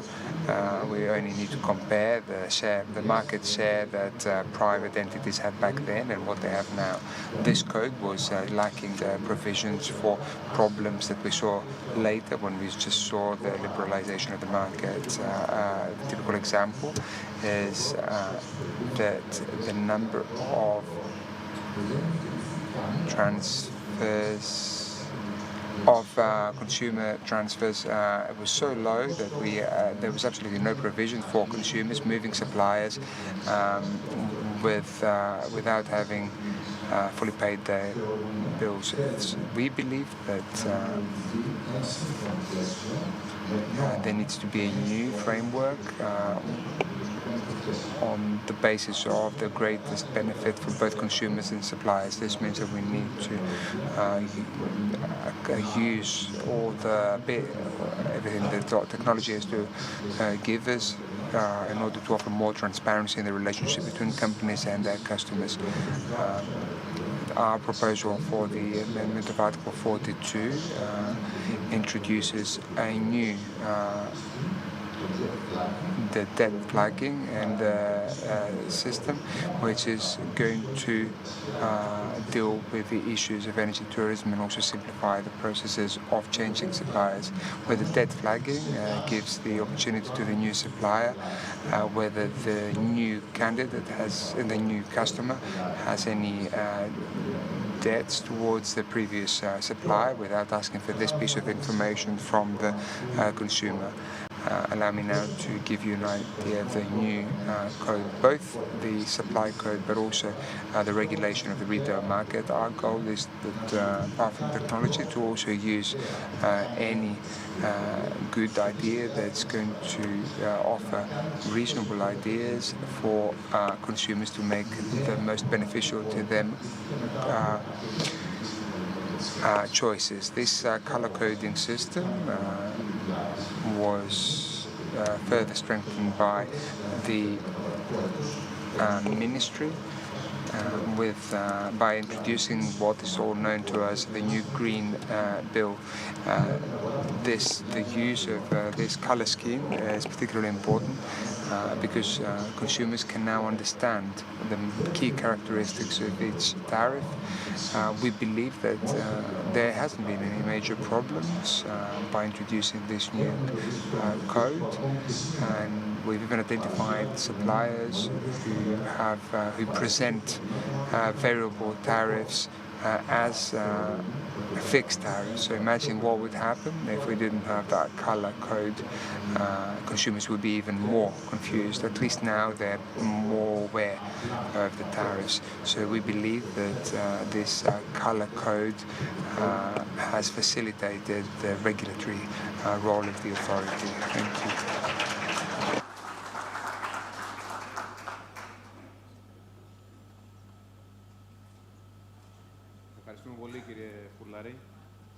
Κύριε Μητρόπουλε, να πέρασω λίγο σε εσάς, γιατί... Mr. Mitropoulos, I'd like to give you the floor because you play a more institutional role and I think you express the concerns of all suppliers. I understand that we talk the issue of insecurity and that we've heard about the debt flagging. It's not something new. We've had it for many years and there have been some attempts to deal with them. Is that it's been dealt with the color coding system? Is the debt flagging something that is actually helping suppliers in order to, and also the phenomenon of energy tourism, is it something that's going to be dealt with? First of all, as we I think all know who are present in this room, this week the consultation phase for Article 42 has started. So allow me to start by saying that it's very positive. It's a very positive move to regulate a sector that remains unregulated for the past 2 years. During the energy crisis with high energy costs in international and global markets, which has created serious problems in both the market and the supply. So therefore it's very positive that there is an attempt to regulate it with this particular approach that we've just talked about. Certainly we need to wait and see how that's going to work, this particular provision, but at the same time it's known to the whole market that the most efficient way to deal with debts is the disconnection. This is a mechanism,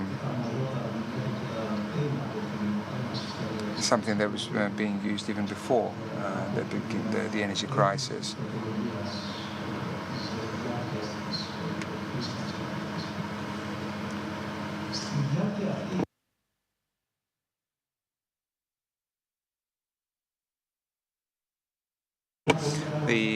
contracts in arrears during this time has increased. I could give you some details of some figures about bad payers that come from our company, but if we extrapolate from our data and the totality and the market, we're talking about hundreds of millions of arrears that are due to strategic bad payers. So therefore we have the consultation, we start with a new provision, and we want to see how this is going to work in the market. Great. I understand that there are some questions regarding the consultations, and there are also some certain things that need to be that need our attention. Do you believe that there's something in the consultation that should be flagged and so they can be dealt with swiftly? Because when that cost of debt is probably going to be transferred to somebody else, possibly the consumers. Yes, this is, we're talking about a very recent announcement of this consultation, and we haven't really had the chance to look at it in detail. However, it's going to be very interesting to see the participation in that consultation phase of all the different energy suppliers and just see what their views is on that particular aspect. Mr. Spanos, I'm going to move on to you because we're talking about crisis, about energy crisis, about high tariffs, and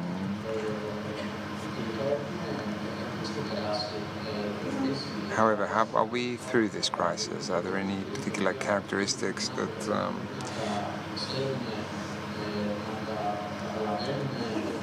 we need to be aware of so that we know when we are and when we are not in an energy crisis, so that we can anticipate problems in the future? The truth is that we've talked a lot about, we talked extensively about this crisis, but when we try to look at it from the customer's point of view, there are certain aspects which are obvious, but less so obvious aspects as well. In my eyes, the crisis had the following characteristics. First of all,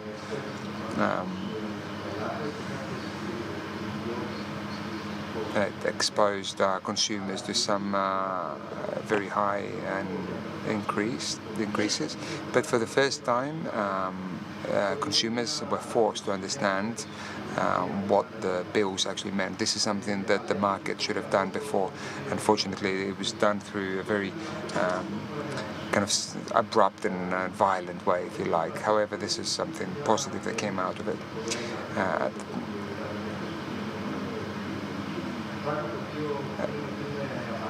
At the same time, there was that kind of over-provision that was used at the time, which was necessary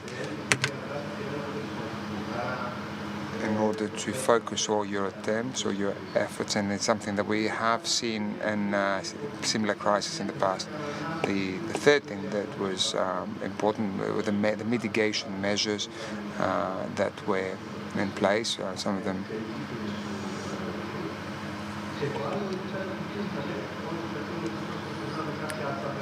the measures on the final price for the consumer, as well as some fixed tariffs. For example, in the PPC we had at least 600,000 customers who didn't even notice this whole thing because they were on fixed tariffs. So therefore there were some specific measures, and they were very focused measures. Another thing that happened was that there was a new discussion that started on energy saving. This is a discussion that's particularly useful, and it's a key pillar of this energy transition that we have to go through. This discussion started because at some point there was a period that there was absolutely nothing else to tell the consumers other than to get them to try and save energy. And this is why we saw some serious movements in the market. We personally had a very customized consultancy tool, an advising tool that could help the consumer and start this energy saving conversation with them. At the same time, that weakened any other discussion for any other aspect of the transition, whether that had to do with production or with sustainability, etc. So the discussion focused so much on pricing that all other aspects, I believe that they were slightly undermined. So where we are now, I believe that the cost has subsided. It's slightly higher than where it was before, pre-crisis.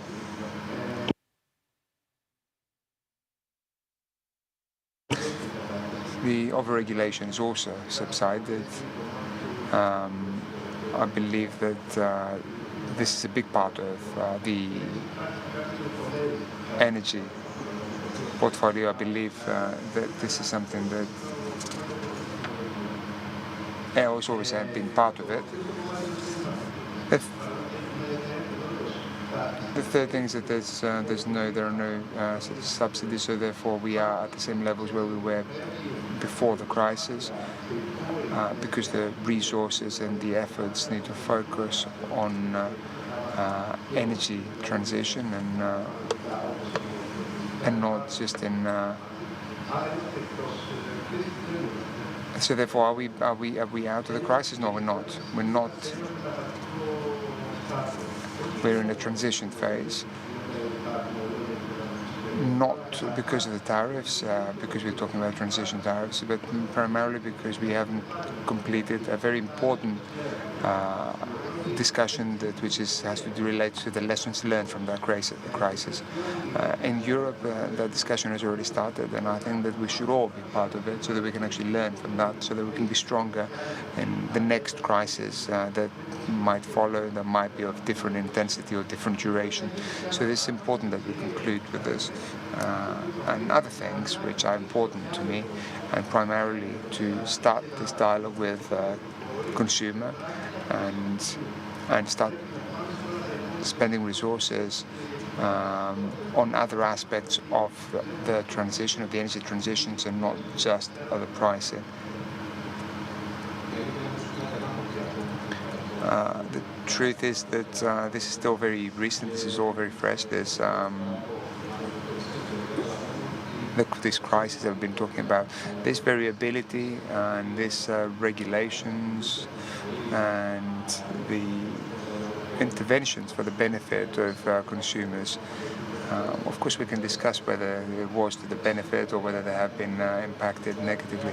Of course, a company like yours is affected in its daily business, it's affected in its financial flows, etc. So therefore, could you tell us how you saw everything that went on and all the regulations during that period from your point of view?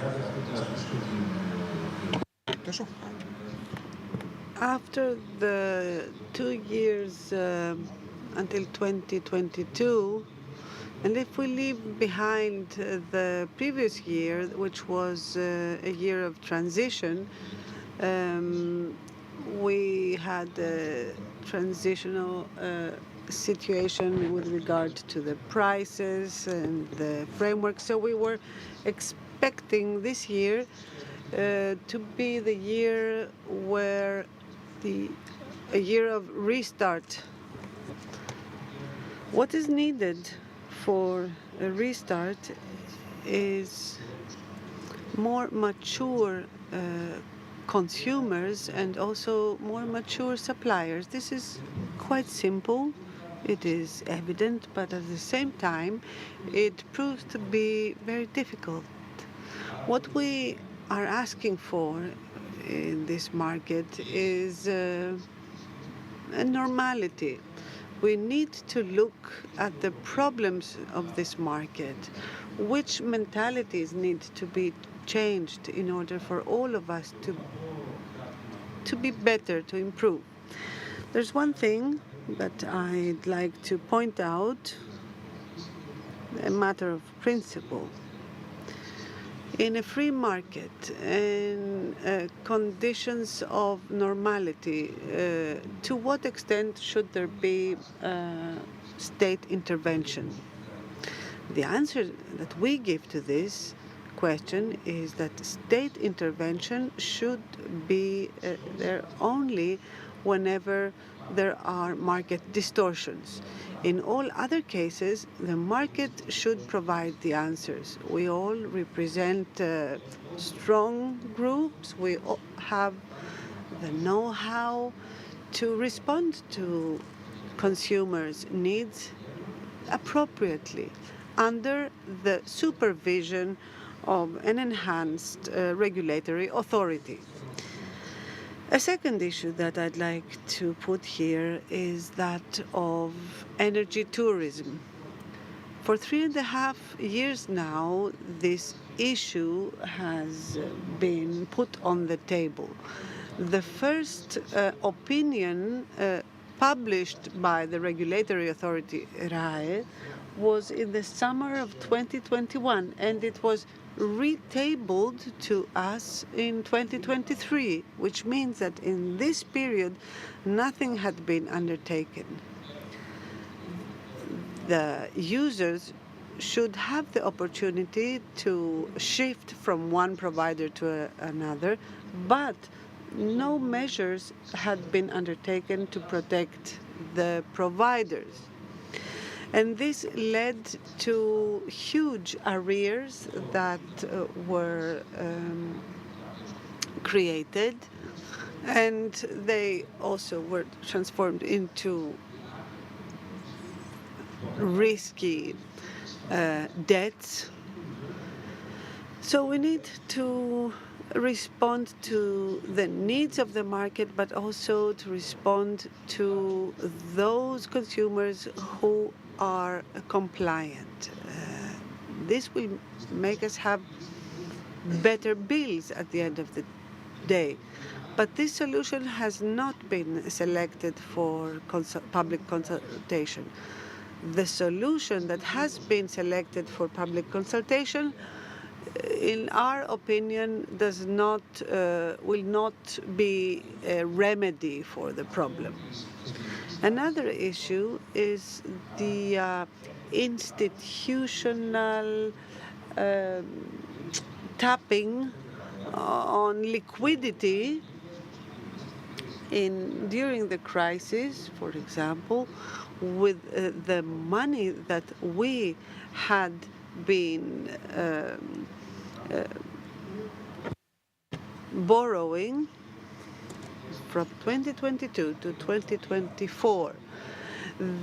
This money that was in the air and that it was actually should have been paid back by the state, this money was borrowed money. Now, the political leadership solved this issue a month ago, but by solving this issue, it created a new issue, which is a deficit of 300 million. And this is again money that we are putting in, and nobody knows how this gap will be filled. One last issue is the normalization coefficient, as we call it. There are some issues on the market that may bomb the whole situation. So we had the final clearance notes, the prices of 2022, and even if someone had predicted their costs for 2022, nobody could have predicted what happened. And this is now affecting our financial results. So here we have an issue that cannot be regulated. It will create a burden on the users when we are talking about normalization coefficients of 3.5%. Someone will include this in the retail price, and then it will also be integrated in the intermediate price. Now, we hear that there is some legislation underway for universal services.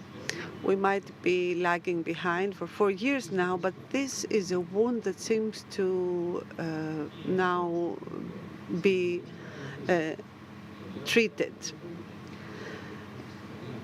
There's also something that we did not expect, the monthly measurements. We do not know how qualitative these measurements will be, but at the end of the day, we have to look at the forest. This is a service that will create quality in our data, better services, and also the clearing procedures will be streamlined.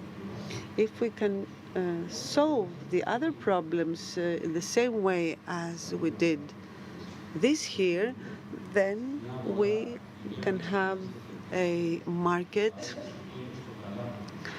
that is rapidly changing in the direction of smart home services. We have providers who are investing in customer experience and all touch points, investing on digital for onboarding and support of users, and companies that are constantly improving their commercial presence in terms of communication and better services. This is for the benefit of the consumer. And better competition makes us all better. I agree about the issue of competition that you talked about, but you did talk about a series of issues that are relevant to suppliers and consumers. Now, I would like to ask, all suppliers, at least the majority of them, have been stocking on projects to respond to consumers' needs. Now, with all these regulations, the bills, does that bring the investors back to where they were? Thank you for this question. I have been following this discussion. I also follow what is being written in the media, and I have the feeling that either we have trolls playing the game, or we are in a different reality. For 2 years, we had over-regulation to address the energy crisis. All suppliers had to deal with the situation without any help. And in the end, after we felt like a punching bag, we saw that there was a lack of trust in suppliers without that being their fault. At the same time, as companies and as investors, we have to invest in order for the country to become independent in the energy sector. The previous panel also addressed the fact that in order for that to be fulfilled, you need rules, you mean security of investments, and you also need to participate. We need to participate in proposals or with proposals. At the institutional level, we never have been accepted by the state. We felt alone during the crisis. And fortunately, we pooled our forces together and nobody had to close down. Whereas in other European countries, you had some suppliers who had to close. But this should have a certain impact on supply. We heard how things are in production. When you want to invest in a solar park, you have to go through a marathon. So consider an investor who is being told, come on, support the country's venture towards energy independence. And on the other hand, you have the state, you have the country always complaining, telling you that you're a bad supplier, that the readjustment clause is your fault. It is your fault that there's not enough information for users. This is a reality that we experienced. And if you look at the different studies, the NPS index and the trust index in Greece is very low. Each one of us is trying to overcome this reality. So we need rules. Evidently, we need a PPC that is strong. 3 years ago, the discussion was whether it had to close down. We need rules for all.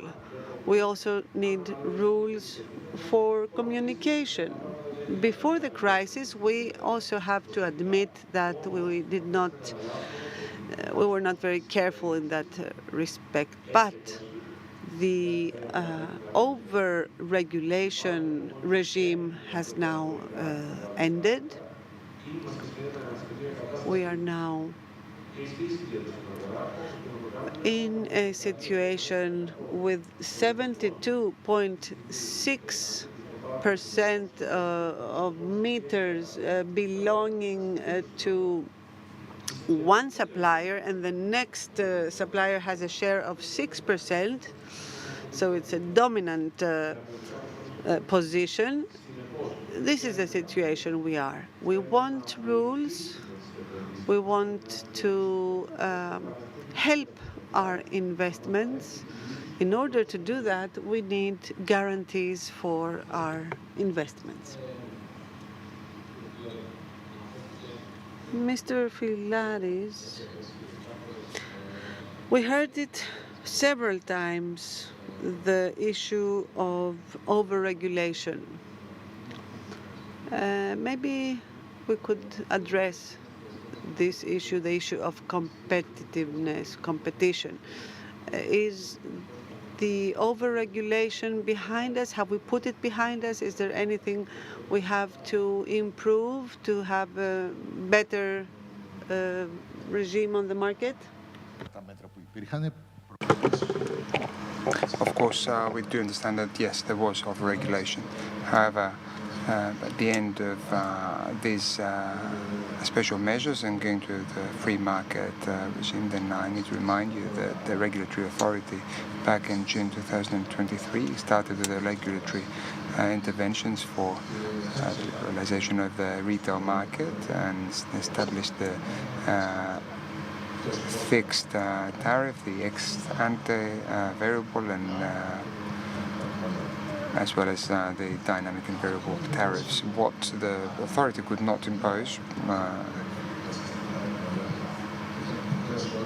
while this was an obligation by all suppliers to provide this kind of tariff, when concerning the variable ex-antes, there was no such obligation. What we saw in real life is that there are only 2 suppliers that offer these ex-ante tariffs. Therefore, since there was we're going to move from the special measures to the free market. The ministry correctly, I believe, assumed that given that the consumers were already used to seeing the tariffs a month in advance, the ministry very correctly decided that we should offer this kind of tariff. How did they do that? They did that with a green tariff. The green tariff is ex ante, variable, with a particular formula. Let's use this. Obliged all suppliers to provide one green tariff. So the first, in inverted commas, if you'd like, of overregulation. But at the same time, this could also be the same way that all the other tariffs were enforced, and they would also give another green ex ante. By giving this, the second thing that they gave was to give a specific formula based on which, and given the different parameters put by each supplier, would have the final supply tariff. Possibly there was a slightly higher overregulation, but again, the suppliers, I believe, had the ability to be competitive even within that green tariff.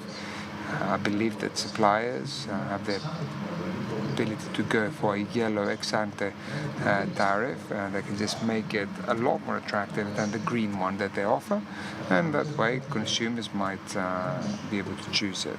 Therefore, yes, on one hand there is a green tariff that correctly was given as part of that transition, but at the same time, if they fall back, then I believe that they have all the tools to create other ex ante or ex post tariffs that they can, if they want, gradually deactivate it.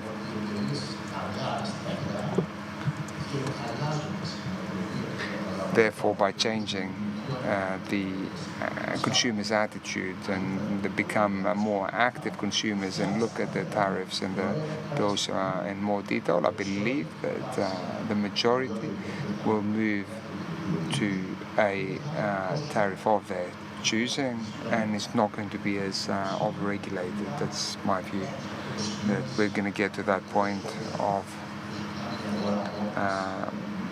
liberating this tariff, which is what the market is demanding. So therefore, you're talking about the consumers and the suppliers and the whole market becoming more mature and being led to that result. Mr. Mitropoulos, today, do you see the competition working based on what we are now? We have this specific situation, the specific tariffs. Do we have free market conditions? Allow me to say that, to start by saying that it's very positive that from January 2024 we've returned to the normality. There's free competition, which is very good, and I agree with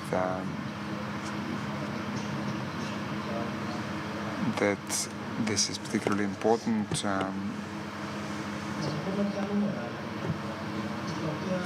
Allow me to give you some figures when it comes to the energy market, which I think is indicative of how it works. So the energy market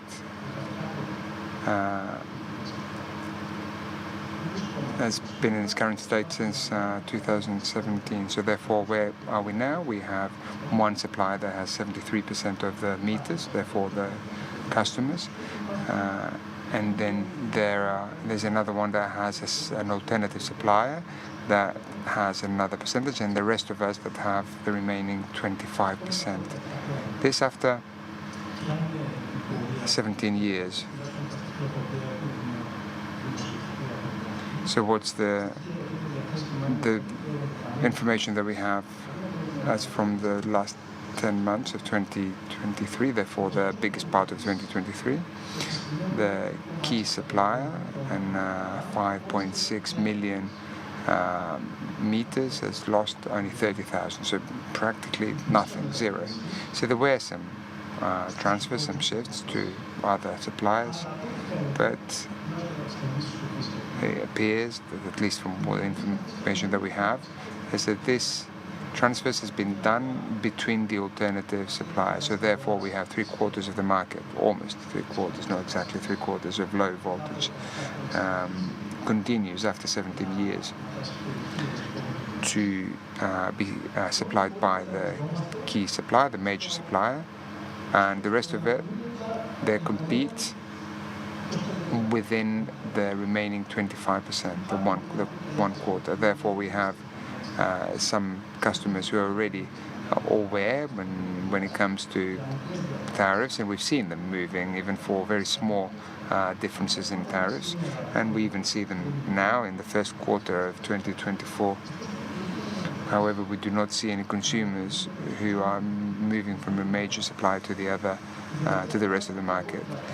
The last time I at least saw not significant, but at least higher percentages of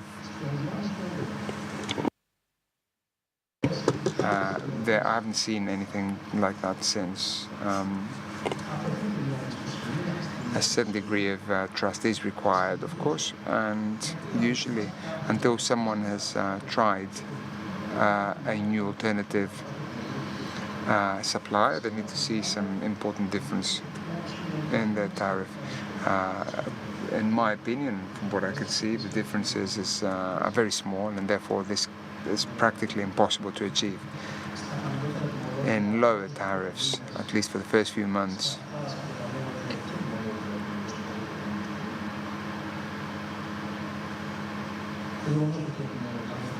the fact that we've moved to normality is important, and therefore we need to use any possible tool to be more competitive. In reality, we have a long way to go.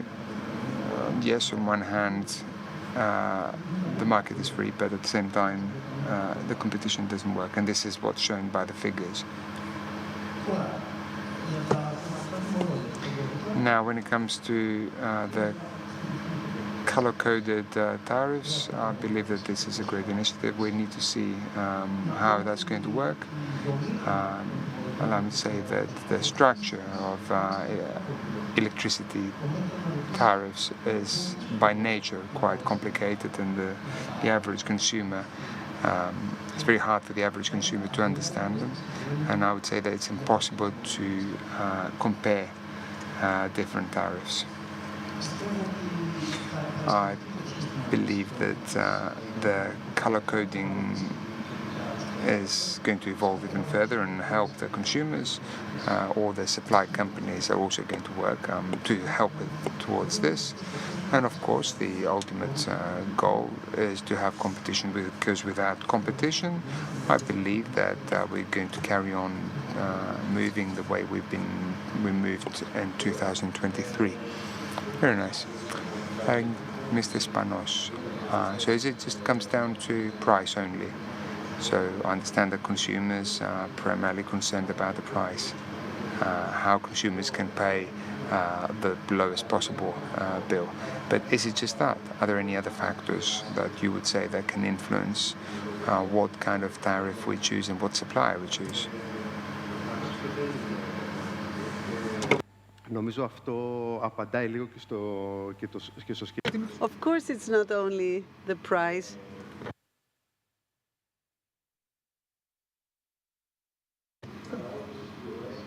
The flows are as described. To change this, if we look abroad, because sometimes it's good to look over the fence. So the players who really made the difference, the so-called disruptors, are those who invested in experience and not price. And we do have some examples. Our stance is that we need a good basis of a good price and a variety of options for the user, and then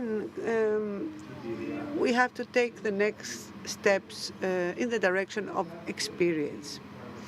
Experience has real dimensions for the user. It means security, safety, and trust. It means time. It means convenience. All this is very important in our life. We need to make users understand that due to sustainability issues, the electricity market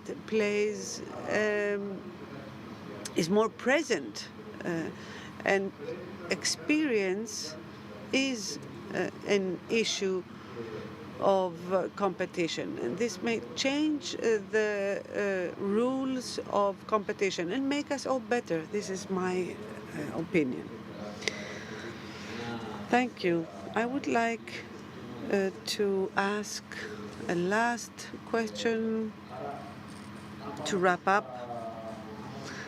Going back to bills, utility bills. Mr. Tsitos, I understand that you are not against these tariffs, these differences. Maybe they are confusing, but maybe it is a good measure that does not create any problems. You talked about rules. What kind of rules would you like to have, and what do you see in other foreign markets that you would like to have here? I don't think that any supplier criticized the types of bills. On the contrary, we were just surprised by this intervention, this blatant intervention on the market with a bill that had never been discussed before. Currently, we are in a transitional phase. I will agree with Mr. Spanos, and the way that we deal with energy as a service will change. Right now, we all sell electricity of the best quality. That's what we like to say. We have a long way ahead of us. We are all selling the same types of tariffs or bills with slight price differences. We need to have to enrich our portfolios, and most of us are taking steps in that direction. And also we have to be careful, because we all are here and discussing, and we all know those color codes. But if you ask people outside, they will hardly know what yellow or red stands for. This is something that was imposed upon us in a very short period of time. We did not have time to prepare. We will do so. Normality will come back on the market and competition will work, but I repeat, we need rules for our investments to be effective. We have seen equal examples with color coding in foreign countries. I think things are about to improve. But we have the 2 years of the crisis behind us, which was a difficult period. Back then, it felt like life started in August 2021. What happened before that was forgotten. The fact that there was a life before that with the prices being half of what they became later on. We need to be cautious in how we understand and how consumers understand these actions. And I think that it is very useful to look at market research results that look at the public opinions, and such studies should be published, I think. Mr. Lostarakos, can we educate the consumers so as for them to help normalize the situation? Surely we can. This is a constant procedure that is being followed through corporate marketing. But everyone should invest in their own domain. Those who focus on our work, promote our products, invest, and thereby we educate also the consumer. What we should not have are the disruptions that are caused by overregulation. Mr. Fourlaris, one last question. The green, the red, the yellow bills are partly competitive, partly not. What happens with the non-regulated ones? You're right in asking that, and this is an issue for providers. I must say, and I think the providers will say that too, for example, in an electricity bill of 50 euros, 10 euros corresponds to consumption, and the 40 euros are all these regulated costs, as they are called. We have the duty to explain how these costs are created in these regulated costs, since we are the supervising authority of operators. We have to put them under supervision so as for those operators to have a well-assessed breakdown of their costs. They have to present their costs in an appropriate way. Now, we all want investment. It is needed for green development. Investment should be optimized, and we, or rather the operators, should prioritize their projects with a view to efficiency for consumers, which means that some projects may be of high priority, others may have to wait for a time. In other words, I'm talking about rationalizing operating and investment costs of providers, of operators, and these are the costs that also create a burden on bills. And we, as a supervising authority, will see that costs are not increasing too much. We have different rates, and on the other, so we're talking about whether it is 10.3 or 11.3. But on the other hand, you have these huge costs that are created by the operators. And those projects should be prioritized that will bring the best performance for consumers and green transition. Thank you very much. We have reached the end of this panel. You understand that we had all the sides being represented in this panel. And still, we have closed this panel in a friendly atmosphere. Η ενέργεια που αξίζει και μας πηγαίνει όλους μπροστά. Η ενέργεια του μέλλοντος είναι εκείνη που παράγουμε, παρέχουμε, αξιοποιούμε, καθαρά και έξυπνα. Για εμάς τη Volton, καθαρά σημαίνει ηλεκτρική ενέργεια και φυσικό αέριο με σεβασμό στο περιβάλλον και την αειφορία. Και έξυπνα σημαίνει έξυπνα συνδυαστικά προγράμματα που απαντούν σε κάθε σύγχρονη ανάγκη νοικοκυριών, επαγγελματιών και επιχειρήσεων. Καθαρά και έξυπνα σημαίνει πιο καθαρό περιβάλλον μέσα από την έξυπνη αξιοποίηση των ανανεώσιμων πηγών ενέργειας, καλύπτοντας τη συνεχώς αυξανόμενη ζήτηση για πράσινη ενέργεια.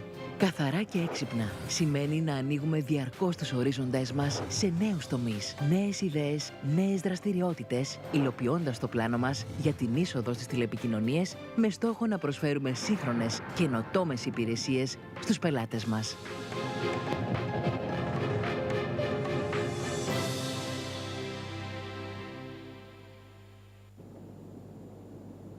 You light our homes. Keep us warm. You help us explore, innovate, and achieve the unthinkable. You are everywhere. Yet, sometimes out of reach. You move us forward and bring us together. And together, we're on a journey towards the future of energy. So what will it look like? It's hard to say, but we know it will be sustainable and abundant. We're already on our way. With a common purpose, each of us playing our part. At Deloitte, we're connecting every bright mind, every organization, every startup, every innovator. Every citizen, CEO, and regulator. Making this future happen won't be easy, so we're developing practical solutions. And a clear roadmap to help our clients on their way. We'll keep making those connections. Each step well planned, moving forward together. To make our new energy future a reality. Let's connect for a new energy future.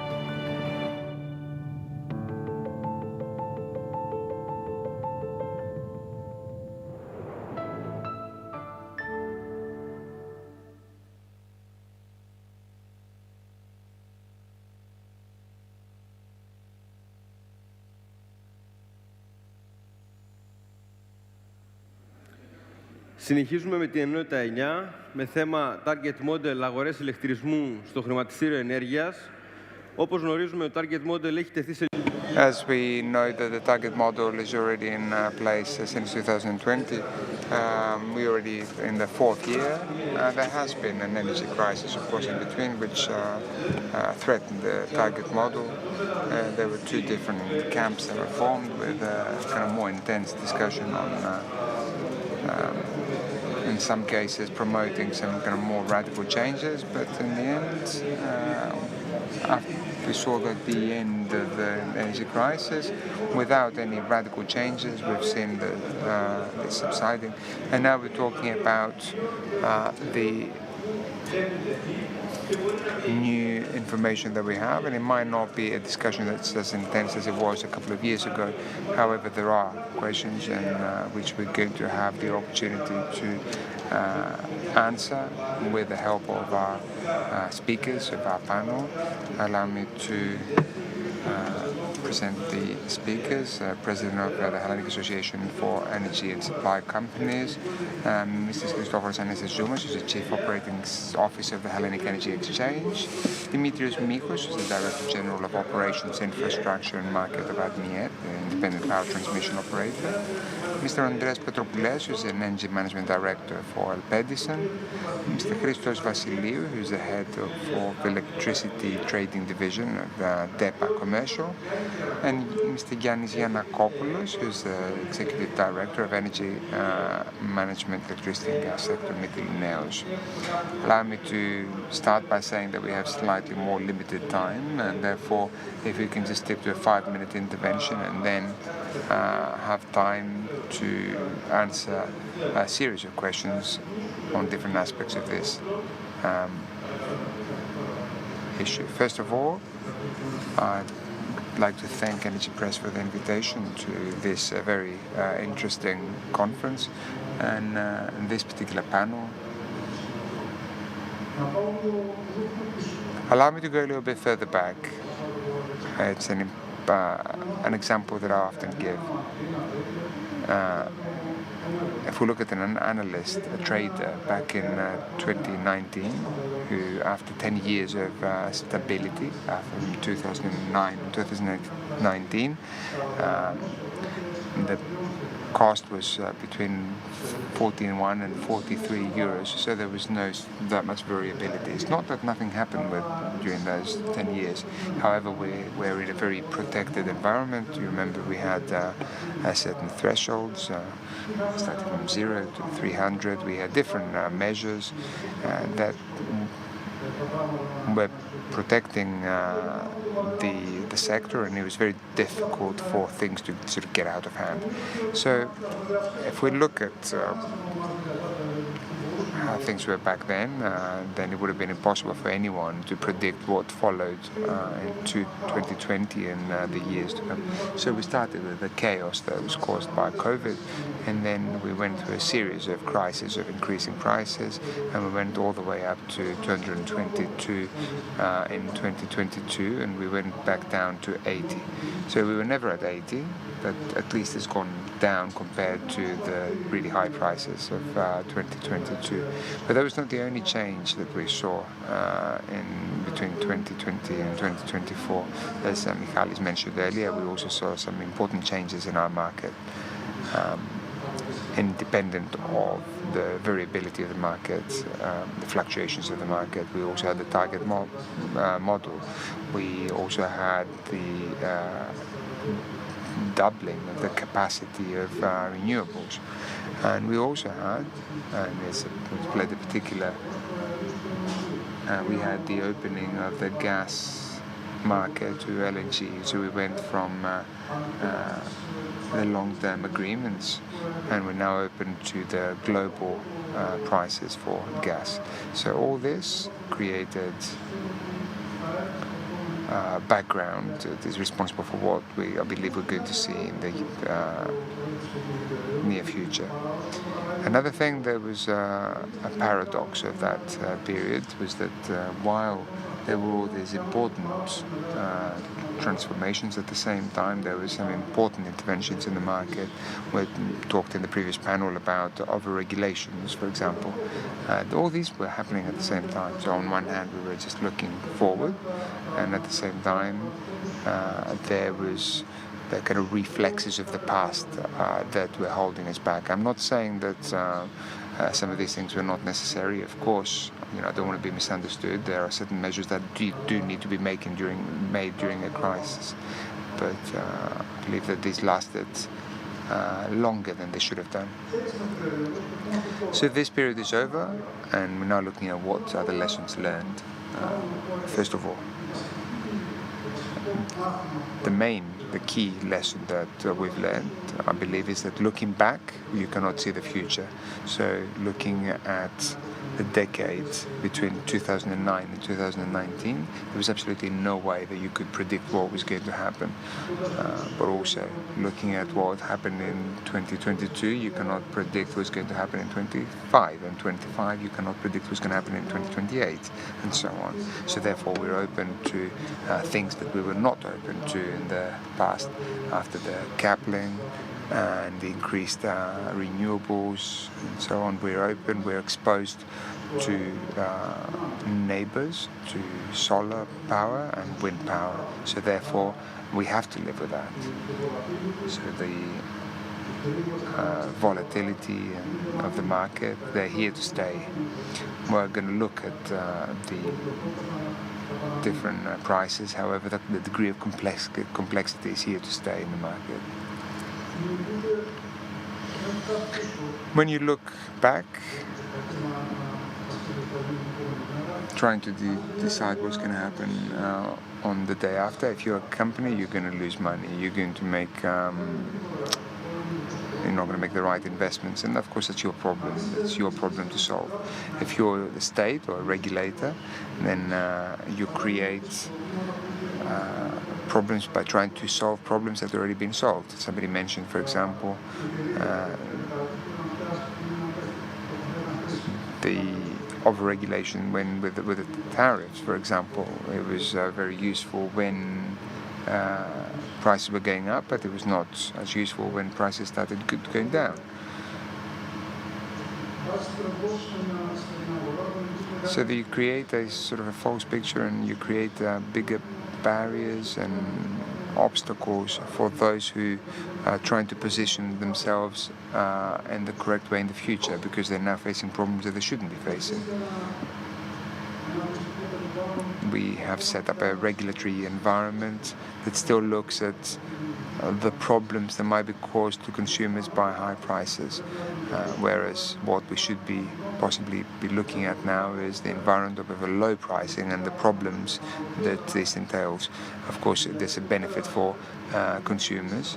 But for example, last Sunday we were at a price of 45 euros, and the capture rate of PV panel was 48% of that price. So, for example, a producer of PV panels only received 3.5 euros per megawatt hour for the production. So imagine what investments are going to look like if this situation continues, which I personally believe that this is the trend, and it was also mentioned by other previous speakers. So therefore, these are the things that we need to look at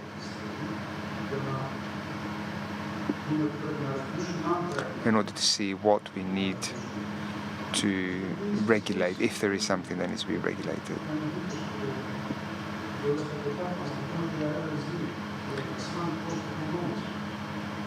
We also need to, we've seen it for LNG and the sunk cost economics, whether that refers to renewables or LNGs. And what are we proposing? What we would say is that it's very difficult to predict the future. It's to actually let the market operate and allow the different players to offer solutions. And if we get to the point that these solutions are not possible and they put our system at risk, that's when we need to intervene, and we need to have targeted interventions, and also interventions that are going to be in place only for the time required and not as a preventative measure. It's important to kind of leave behind the kind of reflexes of the past, because these are not going to be helpful. It's not the past. At the moment, there's a good guide for the future. This, as a sort of initial intervention, myself. Mr. Zuma, I'd like to move on to you now. Thank you very much. Just a flashback, because it's important to remember what we experienced in the past few years, and also for the new colleagues, so they can have a good picture of what you mentioned. I'm not going to say that we lived through a period of chaos from 2019 onwards, but certainly the environment that we experienced was almost like the transition of a student going from primary to secondary school, or from primary school to university. So in other words, going from someone who was from a market that had a very simple process. We went to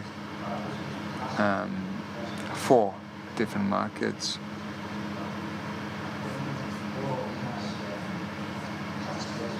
This is indicative of the delay that was also in the implementation of the target model, but it was also indicative of the different changes and how these are implemented in our sector, where we talk about energy transition and a digital transition and decarbonization. But now if we talk about target model, if there are 3 European regulations that are responsible for that, we need to move away from the term target model. This is something that's going to be, we already have the second version of the basic regulations, which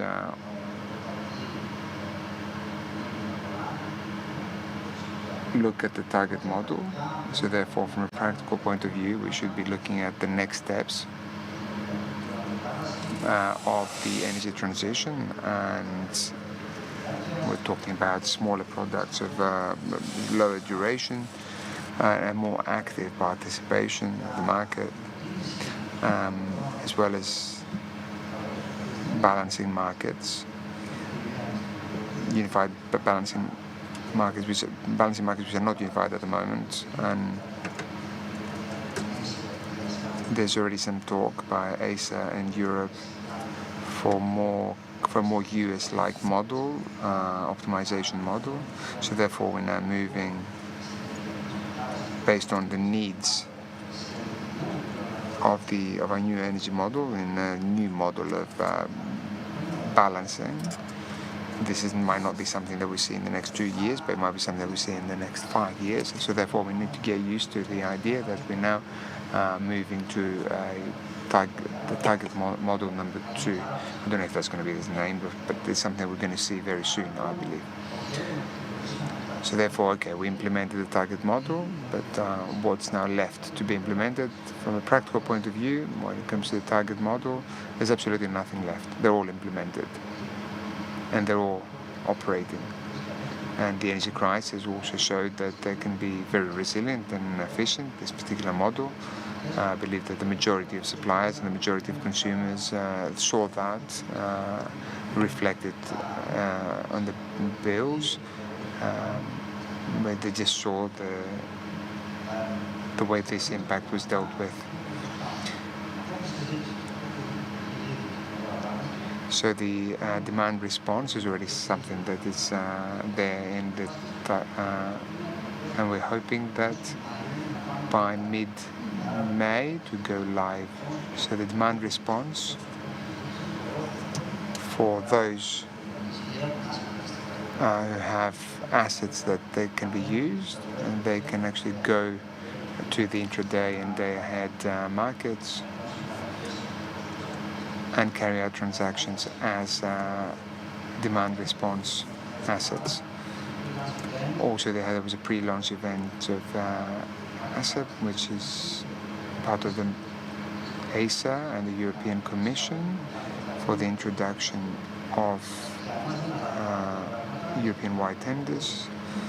This, of course, doesn't change anything for us. We were at the forefront of this with the Slovenians and the Italians. However, on a practical level, the coupling is becoming strengthened. But also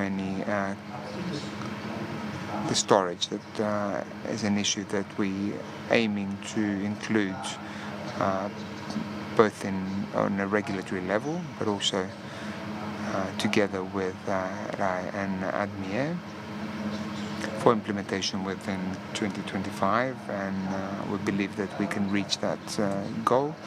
And of course, we have the 15-minute products in the intraday and day-ahead markets. You might remember that a couple of years ago in this conference I talked about how all participants should be able to see in front of them the 15-minute products and what these look like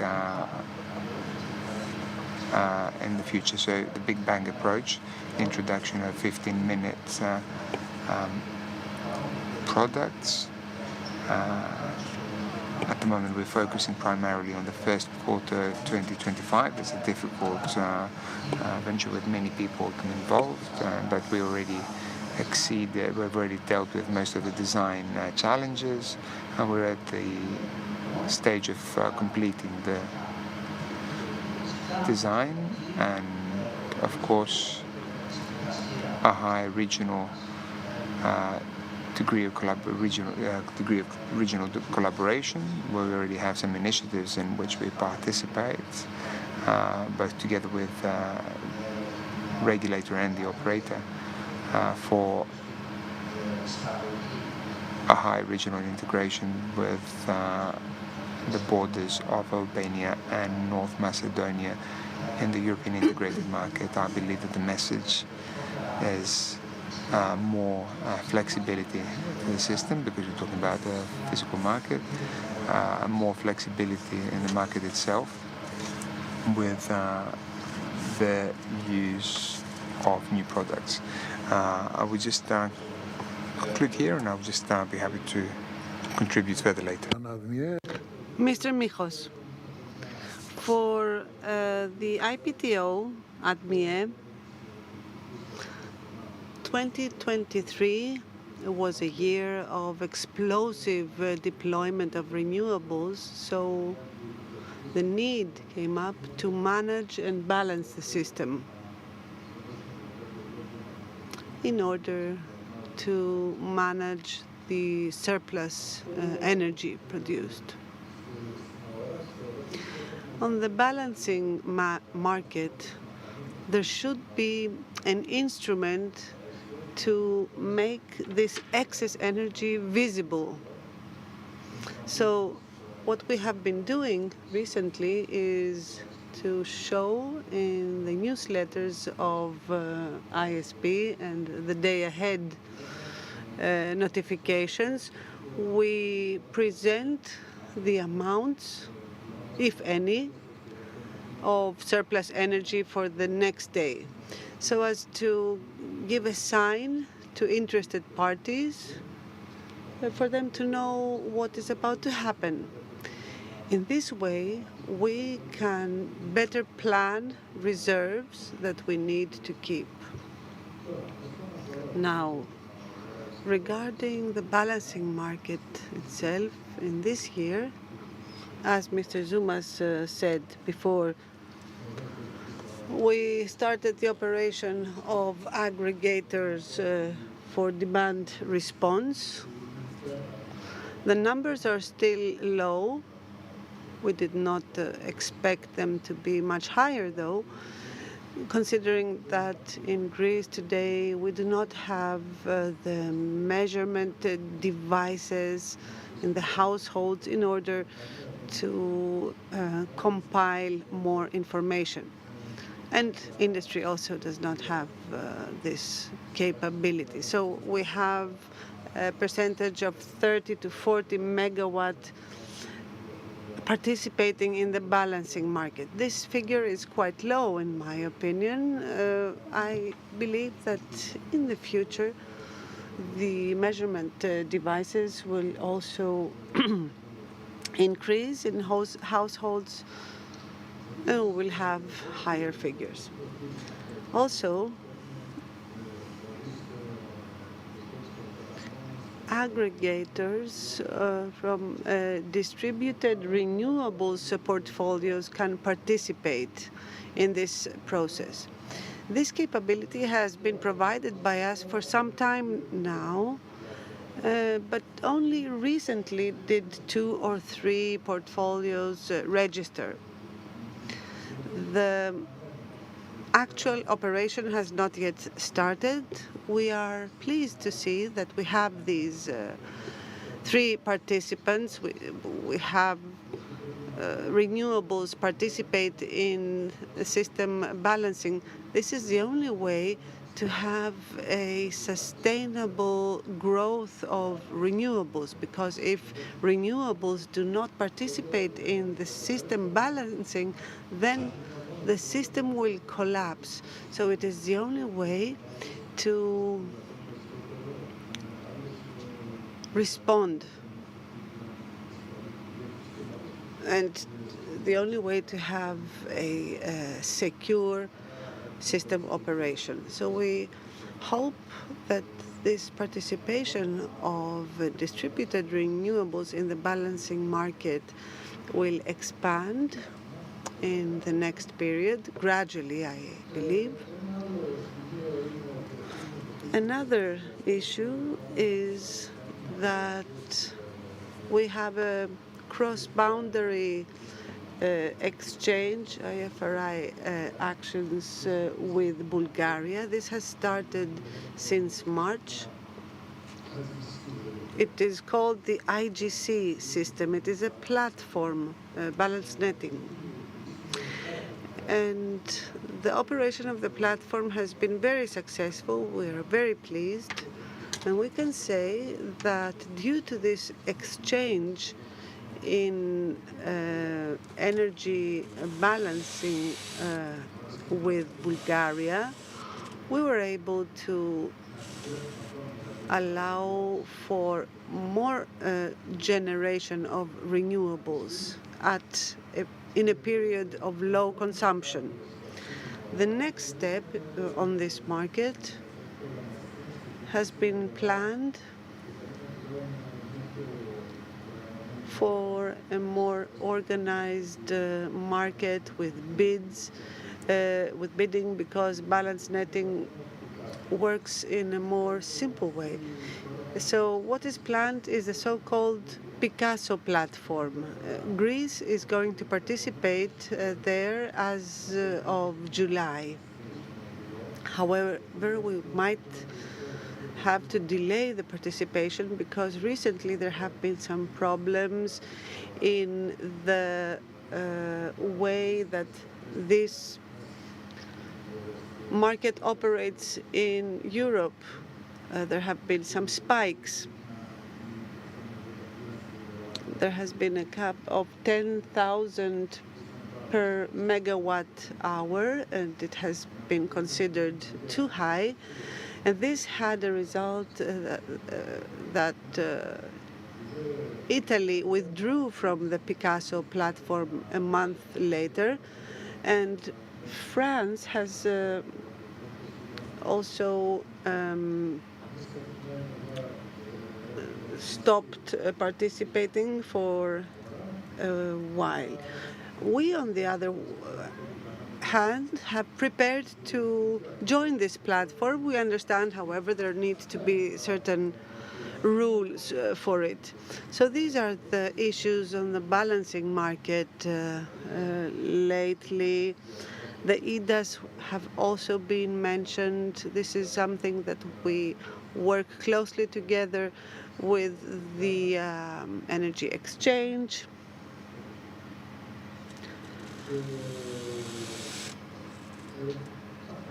So this is all from me. The big challenge are renewables.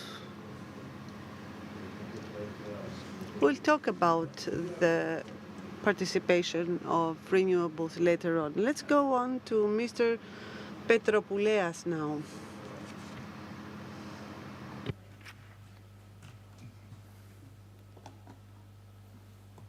Καλησπέρα και ευχαριστώ κύριε Μαστοράκη.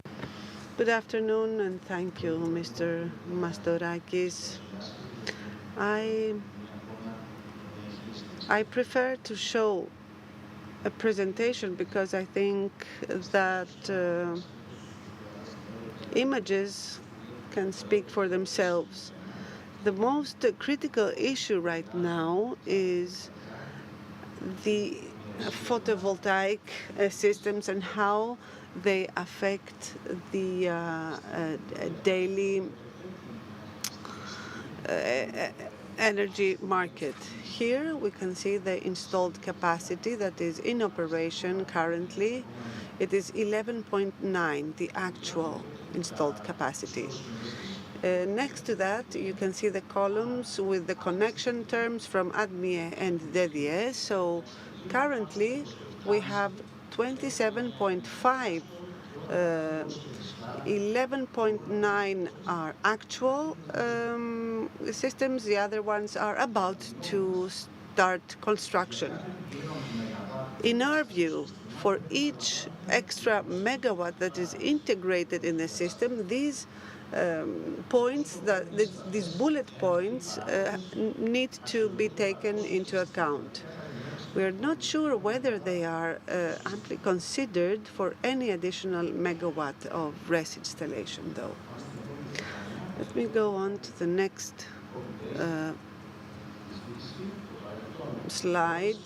Here I have copy-pasted the demand from the 10-year plan of ADMIE. We have green, the NECP prediction, and blue is the ADMIE scenario. So the predictions on energy demand are significantly different from the NECP scenario.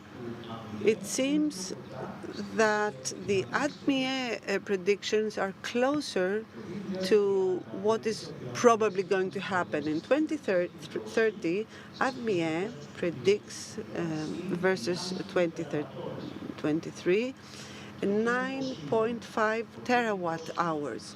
The oxymoron here is that terms of connection have been provided for 23.7 terawatt hours. So ADMIE itself predicts 9.5 terawatt hours, but it has provided terms of connection for 23.7. I have read the 10-year scenario of ADMIE, and one issue that influences demand, and I would like to add Mr. Michos here, is the low birth rate. Currently, we have 70,000 less births. So this means that in 10 years from now, Greeks will be by 700,000 fewer. This should also be taken into consideration in the 10-year projection. Also, let me say that the signs for Q4 are quite evident. 0.1% is the rise in demand, which is close to nothing, which means that in the best case scenario is that the ADMIE scenario is right. Now this I have copy-pasted from DAPEP. This is what Greek consumers paid in 2023 for renewables. And I would like to focus on one figure alone, the one in red. 170 euro per megawatt hour for photovoltaic systems. Don't worry, this is a very simple diagram. This is the 25th of March, 2 days ago, and the fuel mix. Yellow are photovoltaic and wind systems, green is exports, and you see that around noon we have 4 zeros. What does that stand for? It means renewables production that goes abroad because it cannot be absorbed in the Greek system. Now let us look at the financials. What did the country gain for these 4 years? 4 hours, excuse me. 0 is the answer. So we exported abroad 7,700 megawatt hour for 0. And this is not the end of the story, unfortunately. Exports are photovoltaic. How much do we pay for the megawatt hour? 117, which means the Greek consumer paid 117 per megawatt hour for this export. This is what it cost. The overall cost was 900,900. And there's one more figure, 17 and 9.9. This means that the Greek consumer actually subsidized exports to Bulgaria, Romania, and elsewhere. They subsidized all the South and Eastern European countries. And you understand that we have a serious problem here. We said, okay, the Greek consumers should provide support. We talk about green energy, but at least let's keep this energy in Greece. Let's consume it here. Let's find ways for this energy not to leave the country. We have been hearing lately that Greece will become an exporting country of renewables. Look, this is the result of this exporting activity. What is the value of this export? What is the added value for the country? It's nothing. Here we see the 25 days of March, and we can see the sum of all the hours of photovoltaic energy production. This is what the Greek consumer pays, subsidizing the whole Southeast European area. I'm about to finish. Cannibalization of the market. So photovoltaics are cannibalizing prices. And I have brought this example here of March 2021 to 2024. The capture rate of photovoltaics is shown here, 95% up to 72% this March. And look at the price. The day-ahead market is 70.9. The capture price of photovoltaics is 20 euros less. What does that mean? Prices go down, and essentially, whoever takes the risk to invest and discharge its production in the market has these effects. And we're talking about PPAs all the time. What are we doing? We are actually creating inflation of megawatt hours. We are creating a value of a PPA, which is what? If you have 55 or 60 euro for a 10-year PPA, and you are an industry, and the industry next door has no PPA, the trend shows that it will be much cheaper to buy at spot prices from the market, because predictions show that the prices will be too low, unfortunately. So whoever concludes a PPA today is taking a great risk, and I'm talking about the consumer, not the trader. And this is one last slide, the risks that anyone takes when concluding a PPA. I talked about the prices, which represent a huge risk, and you can see that there is no demand. ADMIE has granted 3 times more terms of connection. The flexibility. You can change the consumption profile. This is not reflected in the PPA. Unforeseen regulatory changes, the risk of counterparty failure. One of the parties may go bankrupt. This is a huge issue. And also the technological advancements. Whoever signs a PPA today, in 5 years, that PPA may have no value at all because the technology may have advanced significantly. Thank you very much, and excuse me for taking too long. Let us now give the floor to Mr. Vassiliou. Yes, thank you very much for the invitation. When it comes to the question about the target model and how we have come to where we are now, allow me to say something positive. That if anyone who's looked at the way, the evolution of this market over the past 15 years has probably seen how things have changed for the better. And of course there are plenty of people who have worked towards this. And therefore we need to congratulate all these people who have actually made it such improvements. The question is what we do from now onwards, and it's not us who are moving forward. The truth is that all countries are moving forward really fast, both Western European countries but also countries in our region. And I'd just like to kind of pose the issue of liquidity that the Greek market has, because we often hear about the export plans for exporting energy towards another country, or the plans to become an energy hub. However, there is a very fine line between becoming an energy hub and become an isolated island So in other words, to become an energy market that, as we also saw in previous diagrams,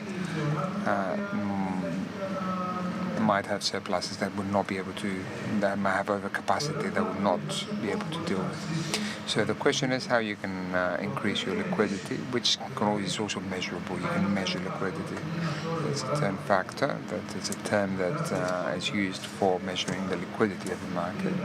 So what is it in practice? It's how many times is sold and bought the production capacity of a country. So to get an idea, the churn factor is under 1. So we're basically a country with no liquidity. To give you an advantage, the more mature market, which is Germany, the churn factor is 12. So for example, they might have 50 terawatt-hour transaction, and let's say that's linked to 700 or 800 terawatt-hours of production. So therefore, what do we need to do? We need to give the opportunities to as many different categories of participants to participate in as many markets as possible. The forward market is something that could have, it's a market that would have many more transactions. It would also have transactions that concern also companies from outside Greece, and they could increase liquidity in the country.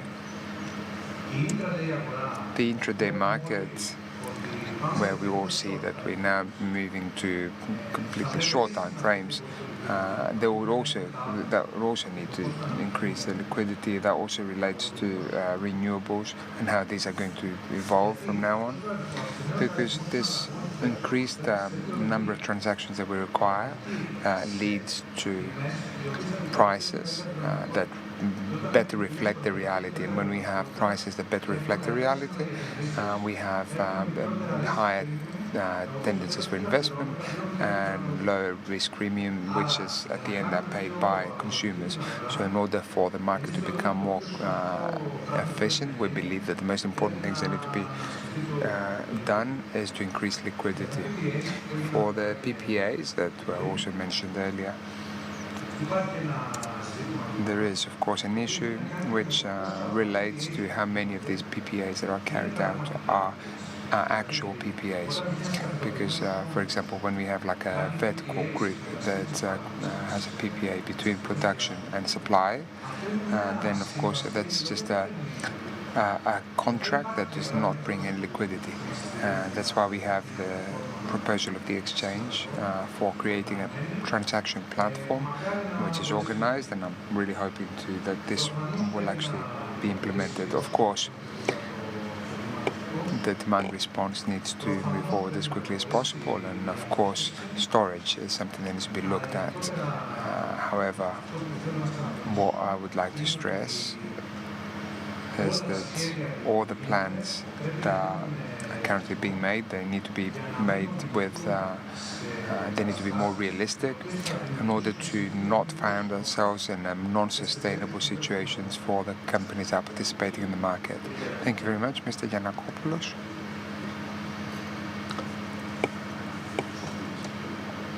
If you can be as brief as possible, please.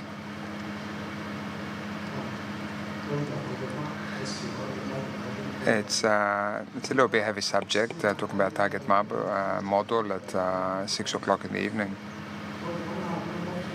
Let's just look at something a lot softer after all the kind of heavy stuff that we went through. Just look at the complicated life of traders in the new era. So what's happened with the target model, what it's done? Whether we like it or not, personally I think it's a good thing. It gave us new products in new markets. It's increased complexity. That gave us new opportunity, but also great risks that need to be dealt with. This for traders was a good thing, and this is something that was taken into... So where we led, the target model led us to a situation where we've actually developed both vertically and horizontally. Horizontally we mean by having new activities, In the past we used to have just units. Now as we have like a cross-border trading in this new reality. We have retail, we have IPPs, and but at the same time we have day demand response. We wanted trading, we wanted physical, but we also wanted financial trading. But we wanted origination and IPPs, and at the same time we wanted to have an IT system that can support this. So therefore, from 5 years ago when there were 5 of us, at the moment we're at least 50 people in order to be able to manage this situation. So why we're in this situation? Christopheros also mentioned it. We had a market, that there was a distribution process that was a lot simpler. Now we have products that are now we have a market that works 24/7, but that led us to grow and become 50 people and understand the rules of the market. And during the crisis in 2021 to 2023, we actually happened to be very well organized. For example, Mytilineos had a very good response through this model that now all industries on a European level are trying to design. So from some energy utility, now the trading system is now becoming a reality in every industry, and even in Greece, I think all industries, high voltage industries have energy management departments. So where are we when it comes to energy management? In Greece now we've moved to the second phase where we talk about the automated trader from the classical trader. So with the use of IT we can be a lot more efficient and faster in the decisions that we need to make. So what is the next step? Is artificial intelligence and all these tools that are being used by hedge funds and some of the very advanced, very few companies that are using AI in the energy sector. So therefore, we're still at phase 2, and that requires a lot of effort. And I'm saying that requires a lot of effort because it needs a lot of investments in terms of human resources. We need to have a lot of different expertise, and it needs to be distributed in all the different markets where we participate in Europe. It's not enough to have people here because we're talking about an integrated market, and therefore we cannot have concentrated expertise in Greece. We need to go to all the different countries, and that's going to give us the added value. And of course all the different systems for digitalization and technology systems that are going to be used. Why do we do all this? We do all this because this way we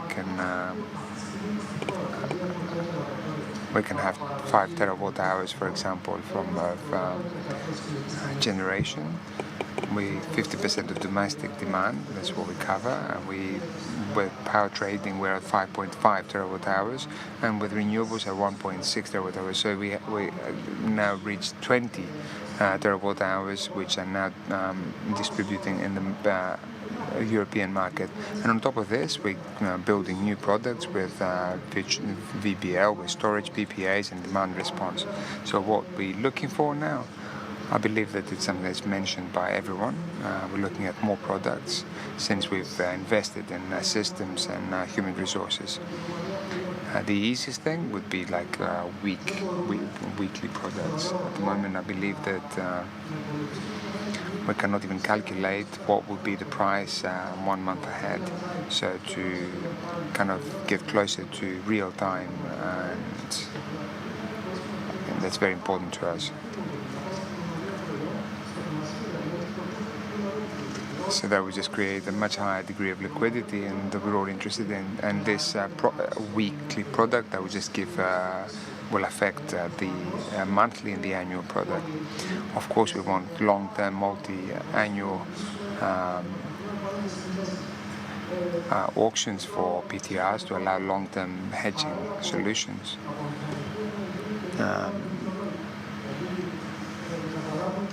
But apart from engineers, we've also become experts on the REMIT regulations because we need to understand how it works, because it seems to be the A to Z in what we do. There's great knowledge and there's a lot of expertise and knowledge in the exchange that can support this. That's all for me. Thank you very much.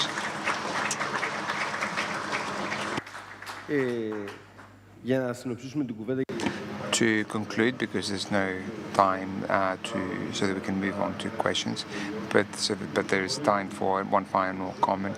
I believe that let's start from the end, from what Mr. Giannakopoulos said, that we want to move to more real-time products that are adapted to modern conditions and are closer to reality, and therefore that raises issues of the participation of renewables and the volume with which they're participating in the market and what that means.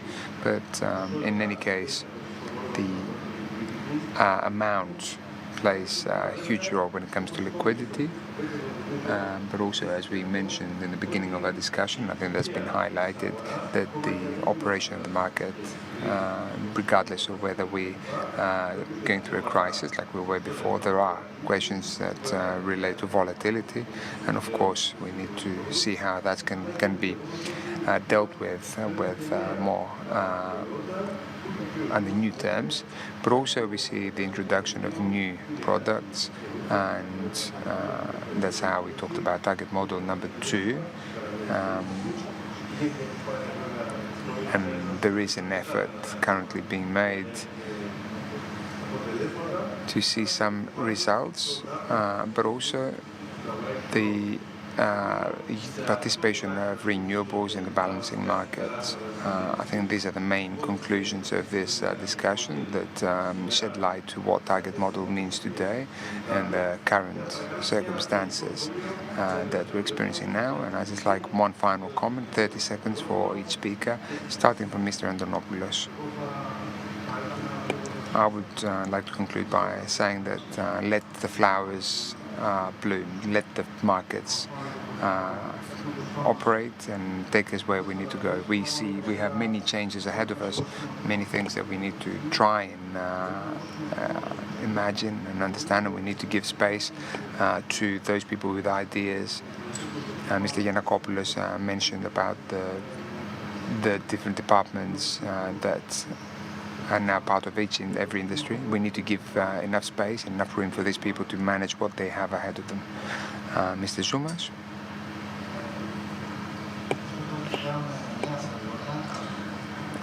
Yeah, I think the new products that have been mentioned for both types of markets. So this is something that even if we wanted to avoid, we can't, because it's also something that's provided for by the directive, because we need to bring the market as close as possible to the physical dispatch, so the physical delivery. So therefore, shorter term products,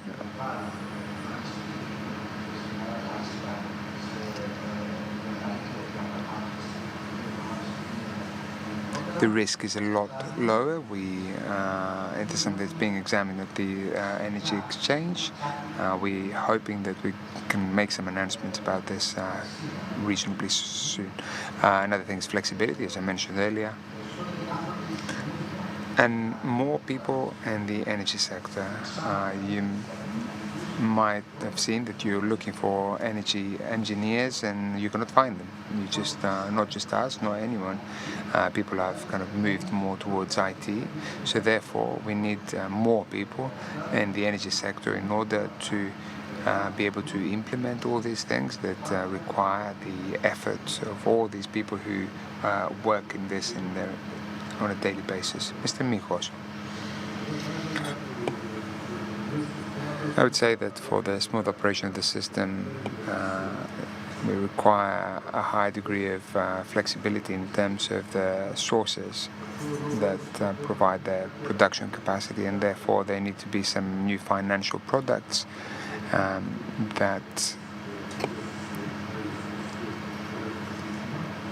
will facilitate the participation of these products Given the fact that, as previously mentioned by Mr. Petropouleas, we've now reached to a point that we're getting to a point zero, which of course does not reflect the actual cost. Therefore, this is something that needs to be corrected. There needs to be a market mechanism that corrects that. However, we do need a better management of the different sources of the system, and the first degree of flexibility is, of course, to have the introduction of batteries as soon as possible. But even conventional units, the flexibility of conventional units is also essential in order to balance the system, where we see fluctuations of the demand and that RES cannot respond to. The renewables need to participate in this in their turn in order to stabilize their place in the market. Mr. Petropouleas, I'd just like you to keep the example that I gave about the 25th of March. And what I would like to say is that it's unacceptable that Greek consumers in one day you paid 1,300,000 for energy that left Greece and left the country. There need to be measures taken because the situation is going to become irreversible very soon, and therefore we need to sit down and look at what are the demands, the energy demands in the country, and what further renewables are required, and particularly PV panels. So therefore, I just said we're moving to a irreversible situation. Mr. Vassiliou.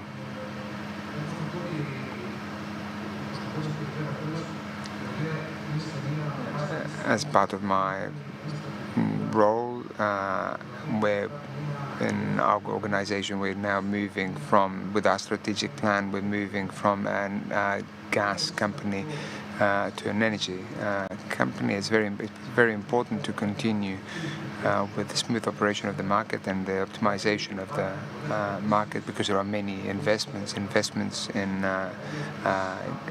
gas, investments in renewables, investments in retail, investments also in alternative fuels like biomethane and hydrogen, which are alternative fuels for the future. And companies require a smooth operating market in order to be sustainable in the long term.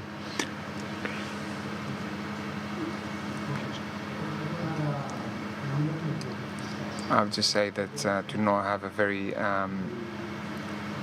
short-sighted view of this, that we should not move to PPAs and nothing should be signed. On the contrary, I want to remind you that we entered that crisis when the kind of period before that we were at the level of sort of 40 to 50 euros. If back then there were no long-term agreements that had been signed, then we would be in a much worse situation now. So I believe that therefore that we need to continue with PPAs. It's my assessment, as long as that can be done in a more agile and more sophisticated manner. I believe that creating products that both we as Mytilineos can offer and support, and they can offer long-term flexibility for the consumer. We believe that this is something that we're investing in, and it's a move to the right direction, because let's not forget what happened before, and that can easily happen again. Concluding now, I need to say that there have been some very important remarks that have been made that just give the basis for a future discussion, especially since we talked about the target model number 2. Thank you very much to all the speakers.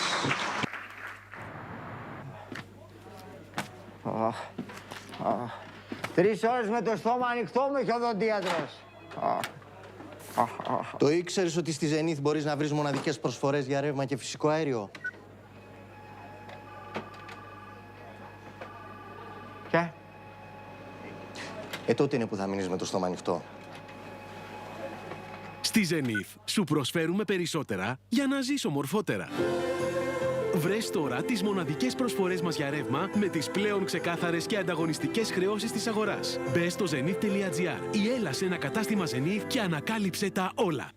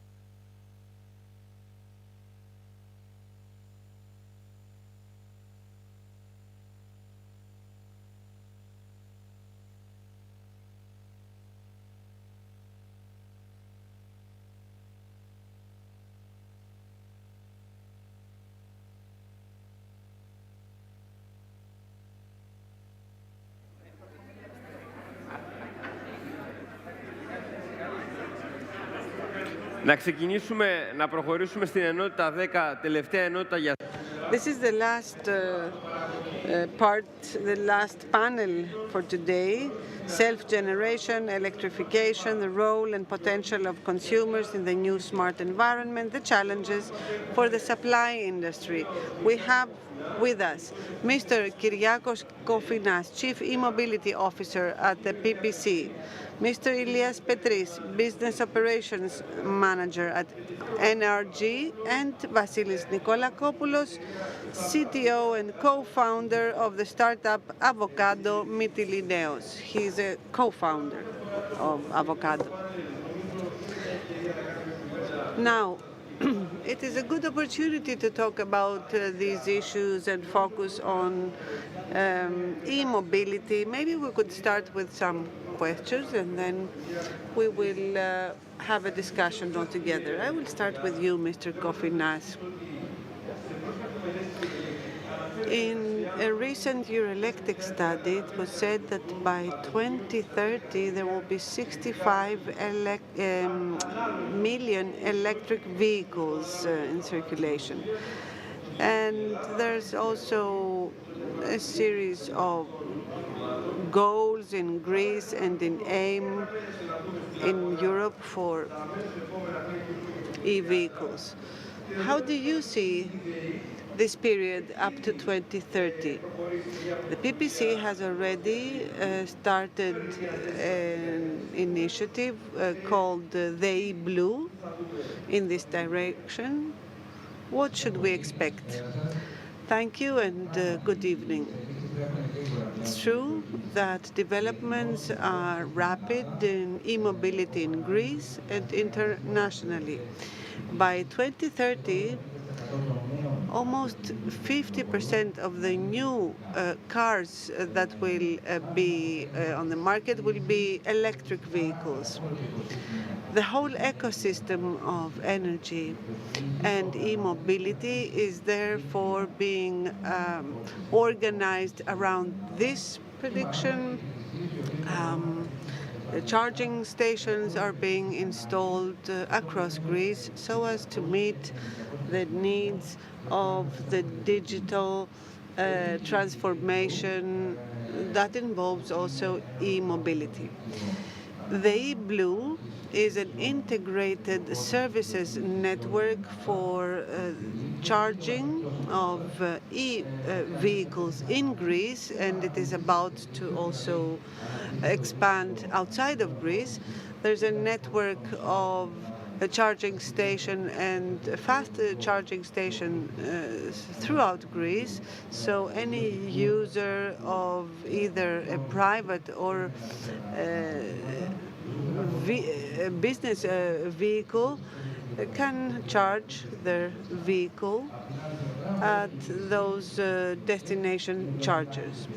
On the other hand, there are digital services provided. For example, with the app of the e-Blue, you can find the places, the locations where you can charge your vehicle. You can even make a reservation for charging your vehicle.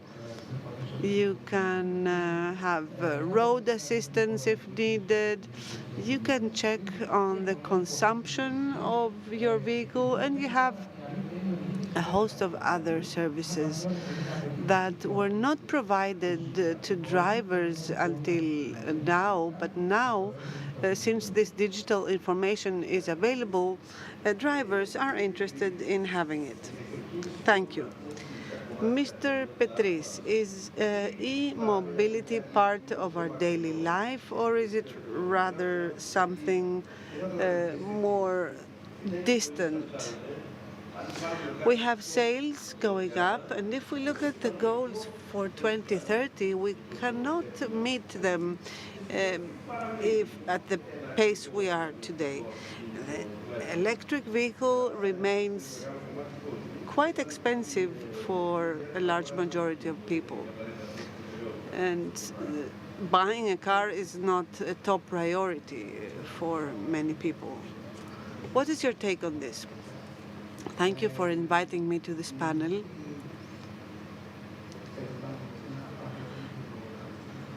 You know,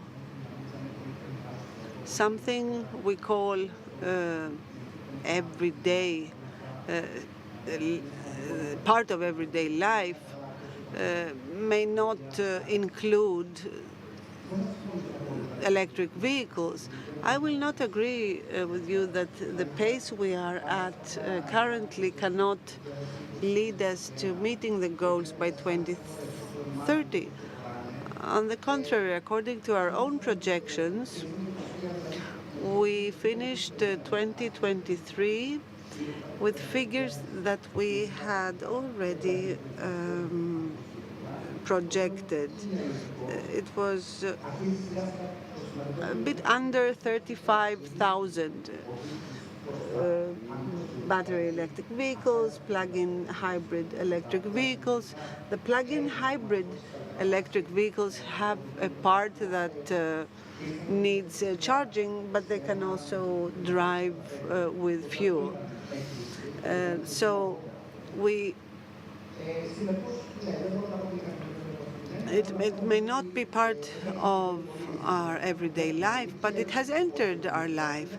Those who have electric vehicles and those who are thinking of buying either a fully electric or a hybrid vehicle do consider that. In terms of cost, electric vehicles are not cheap.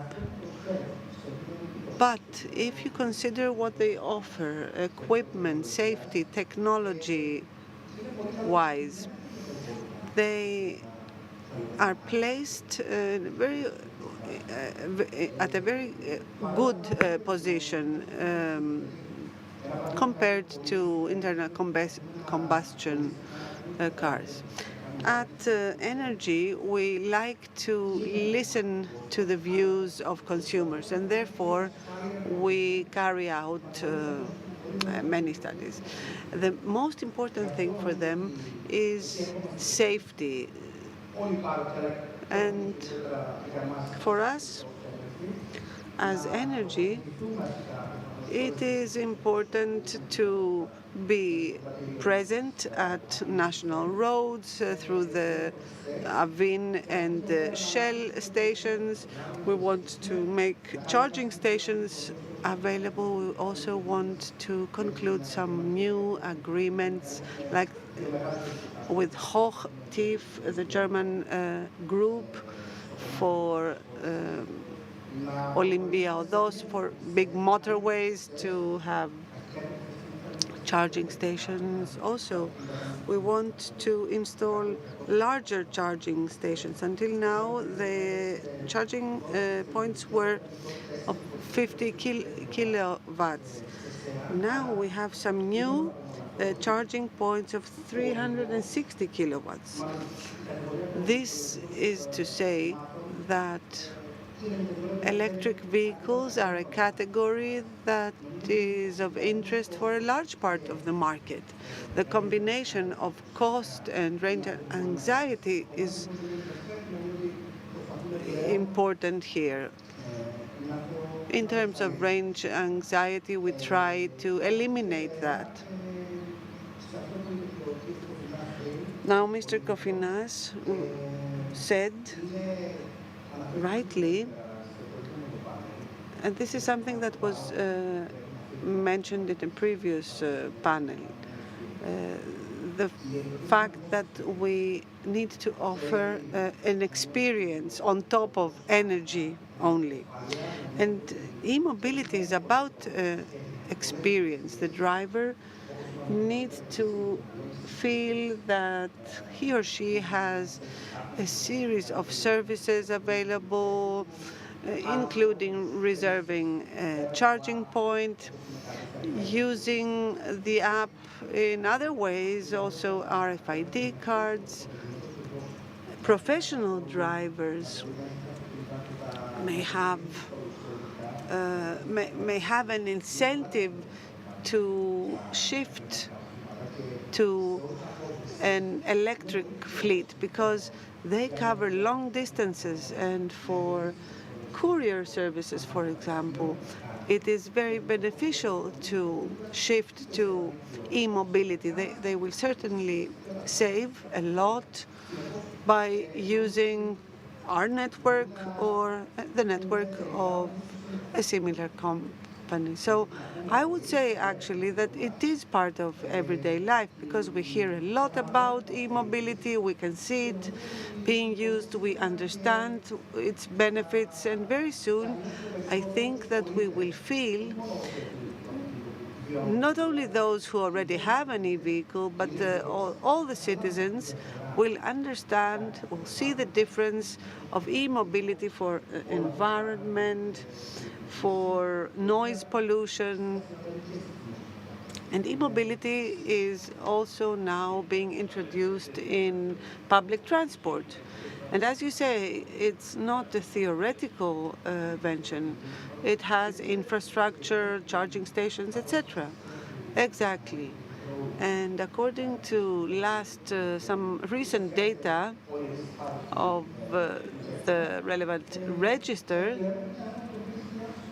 there are more than 5,000 charging points. The 35,000 to 35,000 vehicles to 5,000 gives us a ratio of 1 to 7. This may not be enough, but this is a good ratio compared to the rest of Europe. The infrastructure is one click ahead of the market, but this is how usually things go. We'll come back to e-mobility, but I would now like to go on to ask Mr. Nikolopoulos about the company Avocado. It was presented in June 23, and it was said in an announcement that it is a startup that will revolutionize the way we produce and use energy. Why revolutionize? Well, the revolution is connected to the business model that is used. And I have a slide here. Energy is being transformed, it changes, and it is becoming decentralized, which means that a consumer for us is not someone who uses certain kilowatt hours, but it is a person who has certain assets at home or at her business. This means that we have the smart asset management. We have prosumers, and we have illustrated here 5 different assets that interact with each other. We have energy consumption with a smart meter. There will be a smart metering project at Mytilineos. So with a smart meter, we can measure consumption. We also have self-generation from PV. We have storage, which is the greatest revolution here, because an energy asset that has a cost and has a changing value can be stored and can be then made available whenever one wants. We have e-mobility, which is a moving battery. So this is one of the assets of a prosumer with a high rate of stochasticity. And the 5th one is blockchain for 5 PPAs. So we can certify transactions between a PPA and a consumer, and we can illustrate and record all this with a digital recorder. So all these things interact with each other and thereby create business model that will drag innovation from now on. The revolution is the platforms that we create and the algorithms that we use. These are self-learning systems that will make it possible for us to interact through these assets with our customers. So the revolution here is are all the business models that are created on the basis of this premise. We have been creating this technology for 3 years now, and it is very expensive technology. Avocado is a best practice. It is not alone. There are also other such startups. We have created a technological spin-off that is a separate company. It has the potential to build technology and IP for Mytilineos, but of course we can provide services to anyone in Greece. So in conclusion, the revolution are the business models. We are a B2B company, so we are already deploying services B2B and to large accounts of Protergia, but also besides retail. We also have retail customers, and the main aims is to optimize net zero, which is very important. Optimize net zero of an end client, which is important for the ESGs, and on the other hand, we want to maximize profit.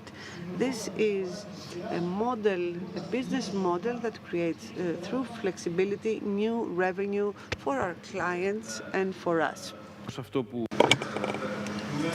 Let me just focus on what you just said about prosumers and the new business plan for companies. Indeed, the challenges for the supply market. I understand that, of course, there's means new developments for both the consumer, but also for the supply sector. Is that something that we can we just see some more concrete examples? Yes, one example. And what opportunities are offered to a consumer at the moment, they just pay a bill and they haven't necessarily seen all the development of all these services that we're talking about. So energy at the moment is on the basis of just simply paying a bill. Yeah, but these services are coming, and you need to be technologically ready.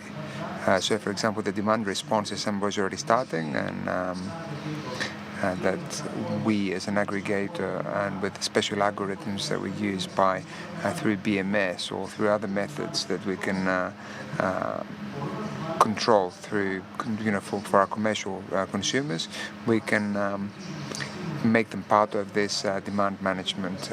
Also, at the moment, we're developing domestic batteries, which somehow we control remotely, and we can intervene, and we can know whether to charge them or decharge them up to a certain point.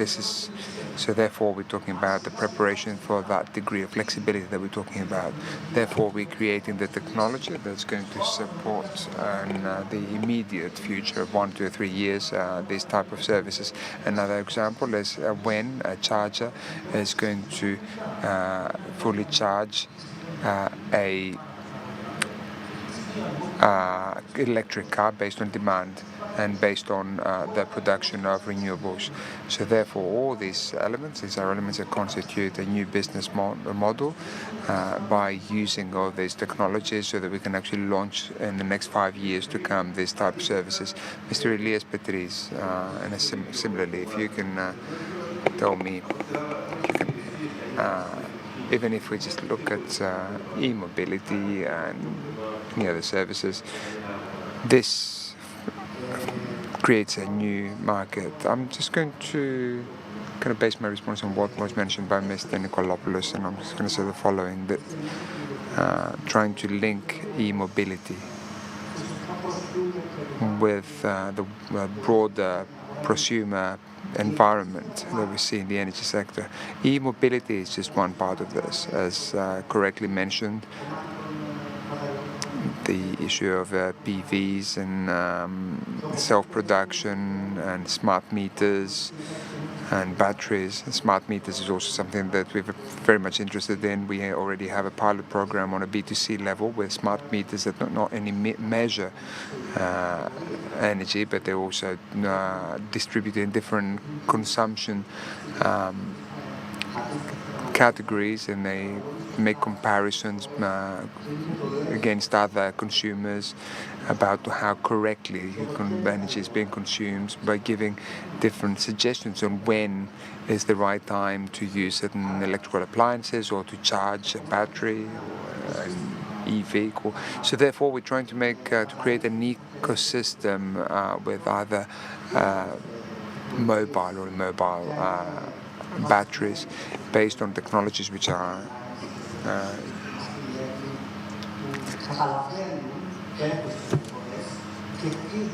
they can build consumer profiles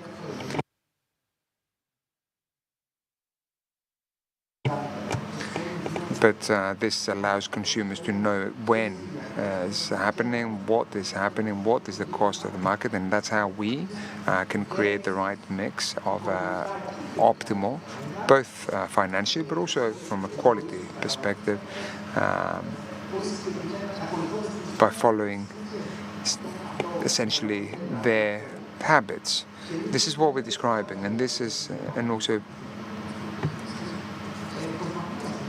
what we try to do. We try to combine all these elements and find new products,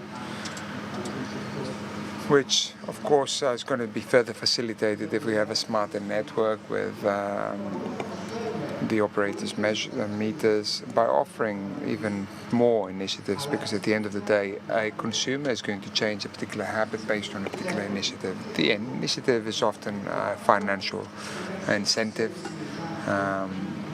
So these incentives is the kind of things that consumers look at when they want to save money.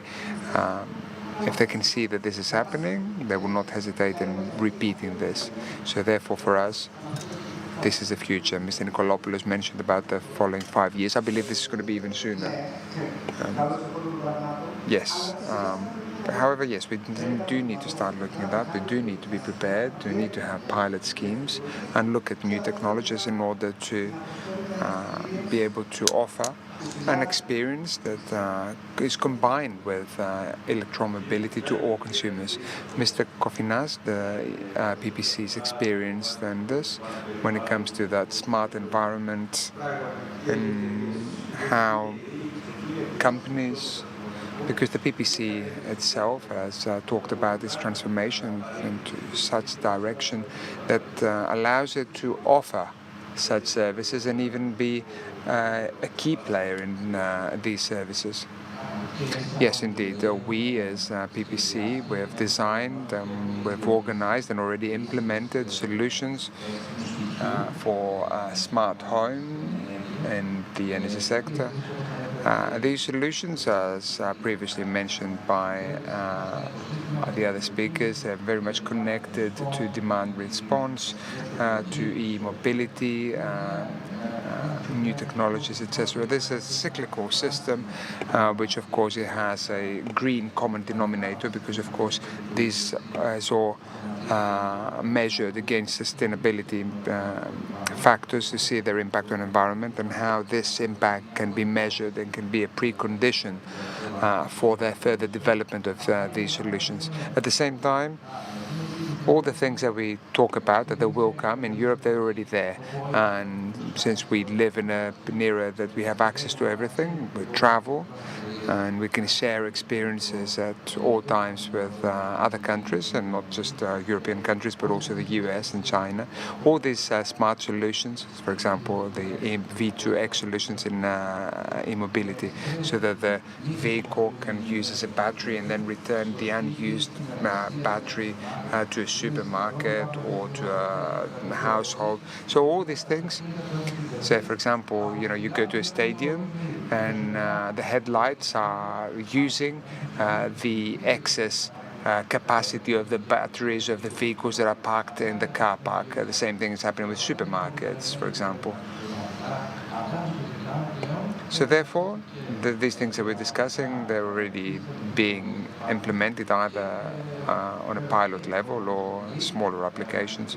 And therefore also PPC, both when it comes to energy transformation but also the digital transformation, we following closely these developments, and we bring them to Greece through our innovation center, and we try them in order to be able to use them based of course on the readiness of the grid. And what's important is that all these new technologies that do not necessarily require a high level of investments, but you can start from a simple household with smart applications or through an e-mobility application, and then develop that further and have a higher uptake of these technologies. And then of course we have the different businesses and the different stakeholders and the governments that support such initiatives. All these things are very much linked to that ecosystem that is being promoted for the benefit of the cyclical green economy. I'd just like to ask everyone to make one final comment, since we're running out of time. It's already very late. But also answering to the following question, because yes, it's certain that of course there is the people are a lot more familiar with e-mobility and smart homes and all that. However, 80% of the consumers went to the green tariff, despite the fact that there were other products available, which shows that most people are not really going to start looking and examine and look at the benefit mentioned by Mr. Nikolopoulos, whether because they don't have the knowledge to do so, or because they might not be very familiar with these things at this stage. So therefore, with your final comment, I'd just like a statement about how do you see the consumer trust? How do you see the familiarization of consumers with these technologies and with these consumers are very much informed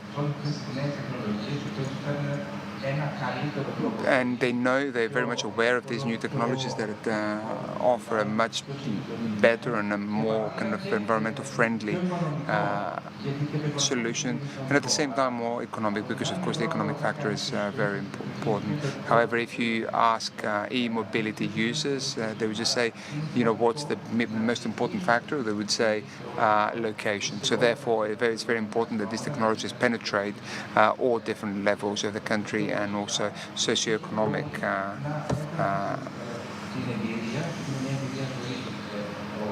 with the socioeconomic factors of the population, so that consumers can choose e-mobility because it offers a better quality of life. We, as a company, we contribute towards this with the services and with supporting the networks in order to cover the whole country. I agree with all mentioned by Mr. Kofinas. Yes, it's true what you're saying about the tariffs, and yes, if you look at it from a not more sociological kind of point of view, we are a people that we're not very much used to changes of kind of habits.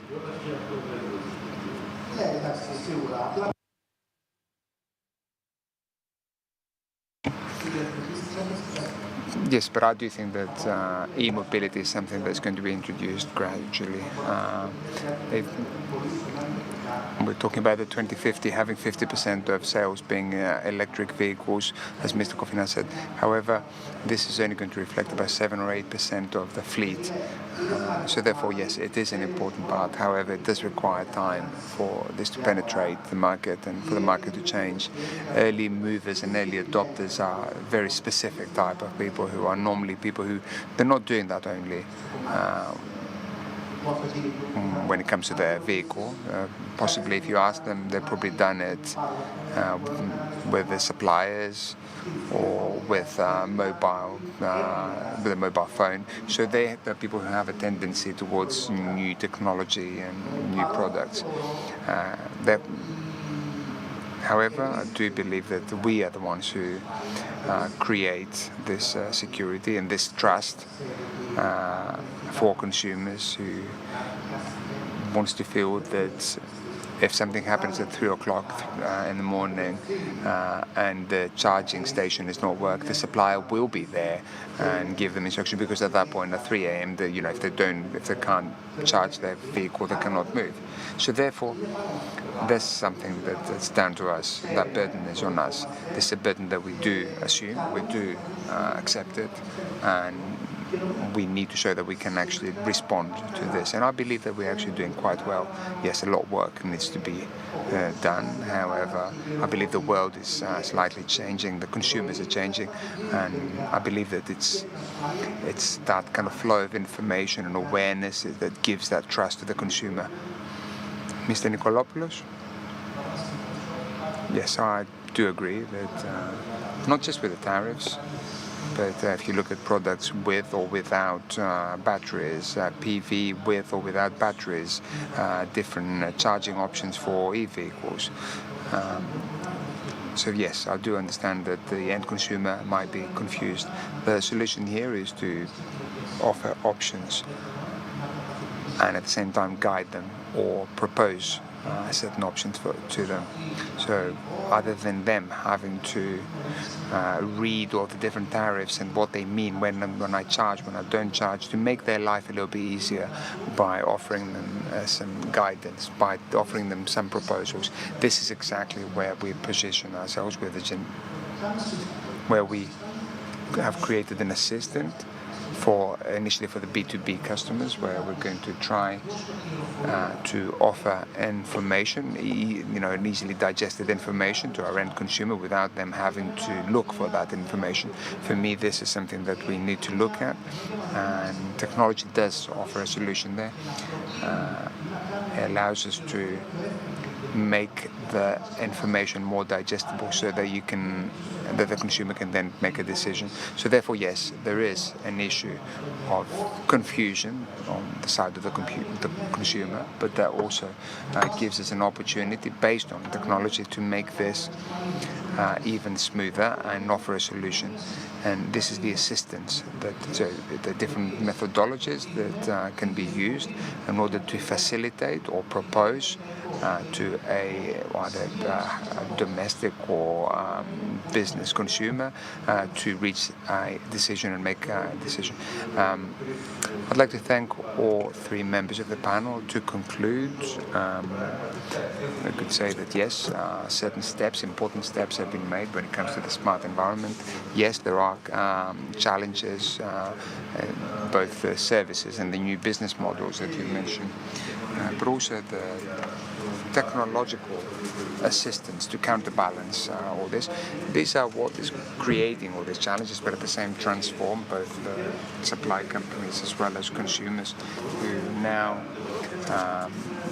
are asked to operate in a completely different environment by assuming a more active role, what we call prosumer, but more specifically through different facets that you've talked about e-mobility and other things mentioned by Mr. Nikolopoulos. Allow me to thank everyone, all the speakers of this panel.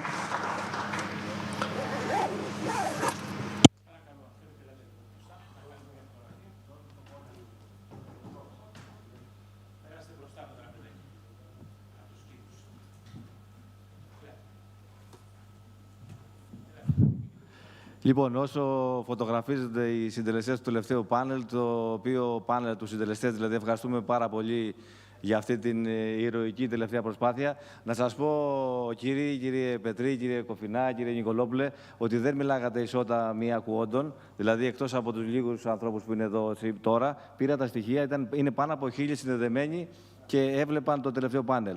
Στο σύνολο της ημέρας, που είναι πολύ εντυπωσιακό, 18.374 ήταν μοναδικοί θεατές, παύλα ακροατές του συνεδρίου. Νομίζω ότι και εσείς, λοιπόν, ας πούμε, δεν κάνατε τσάπα τον κόπο που κάνατε. Σας ευχαριστούμε πάρα πολύ. Λοιπόν, καληνυχτίζουμε, δίνουμε ραντεβού για αύριο το πρωί. Νομίζω ότι ήταν μια πολύ ενδιαφέρουσα ημέρα. Το ίδιο θα είναι και η αυριανή, που ξεκινάει με τη συνέντευξη της κυρίας Σδούκου, της Υφυπουργού Περιβάλλοντος και Ενέργειας. Καλό βράδυ και ευχαριστούμε πολύ.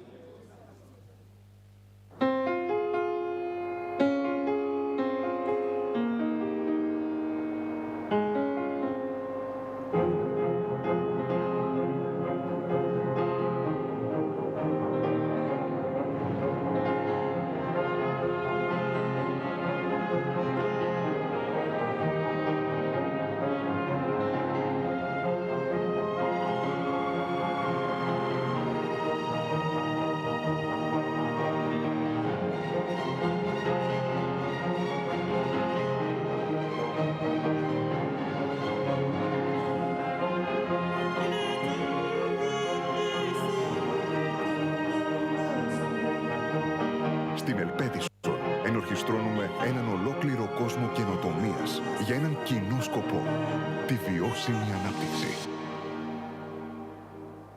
Ελπέτισον. Δίπλα σας, με όλη μας την ενέργεια.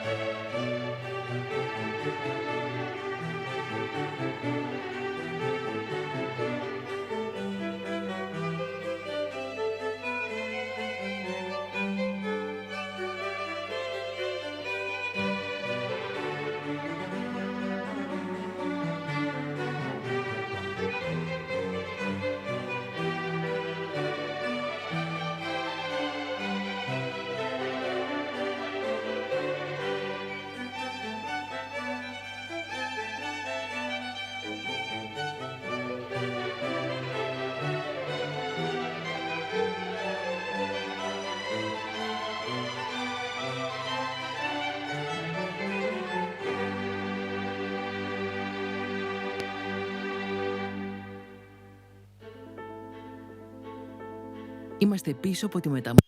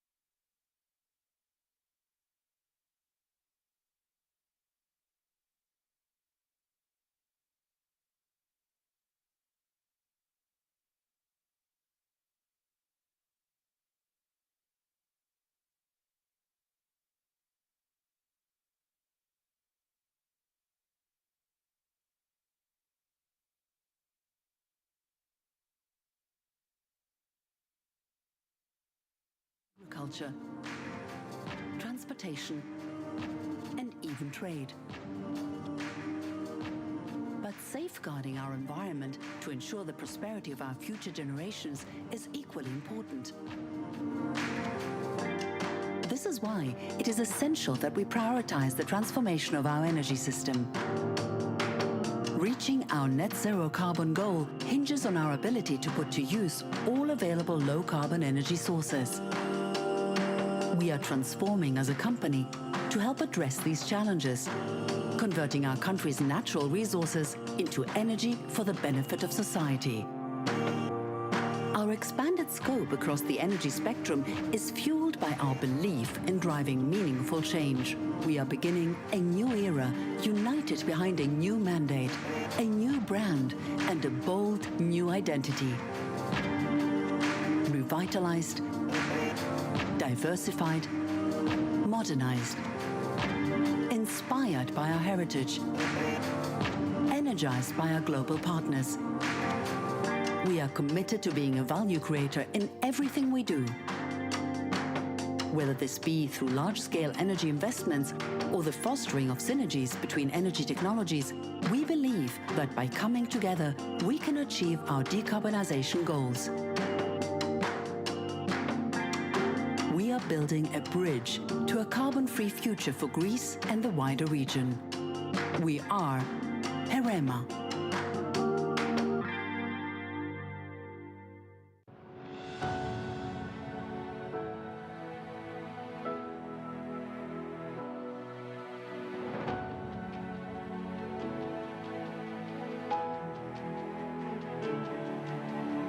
Είναι μεγάλη χαρά που σας υποδεχόμαστε στο καινούργιο κτίριό μας για να μοιραστούμε μαζί σας την σημαντική στιγμή που είναι η δημιουργία της νέας εταιρικής ταυτότητας του ΑΔΜΙΕ. Η αλλαγή αυτή στην εταιρική μας ταυτότητα σηματοδοτεί τη νέα εποχή στην οποία έχει ήδη εισέλθει η εταιρεία. Τα 3 τελευταία χρόνια ο ΑΔΜΙΕ εξελίχθηκε και εξελίσσεται συνεχώς. Αλλάζει και μετασχηματίζεται δυναμικά, καθώς βρίσκεται στην αιχμή του ριζικού μετασχηματισμού του ενεργειακού τοπίου της χώρας. Διασυνδέουμε και με ηλεκτρική ενέργεια και με τηλεπικοινωνίες το σήμερα της Ελλάδας με το αύριο.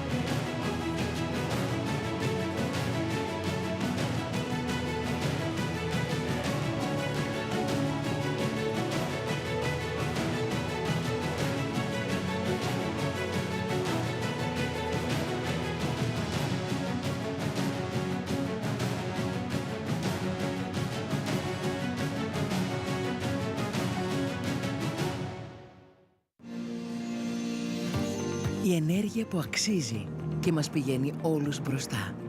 Η ενέργεια του μέλλοντος είναι εκείνη που παράγουμε, παρέχουμε, αξιοποιούμε, καθαρά και έξυπνα. Για εμάς τη Volton, καθαρά σημαίνει ηλεκτρική ενέργεια και φυσικό αέριο με σεβασμό στο περιβάλλον και την αειφορία. Και έξυπνα σημαίνει έξυπνα συνδυαστικά προγράμματα που απαντούν σε κάθε σύγχρονη ανάγκη νοικοκυριών, επαγγελματιών και επιχειρήσεων. Καθαρά και έξυπνα σημαίνει πιο καθαρό περιβάλλον μέσα από την έξυπνη αξιοποίηση των ανανεώσιμων πηγών ενέργειας, καλύπτοντας τη συνεχώς αυξανόμενη ζήτηση για πράσινη ενέργεια.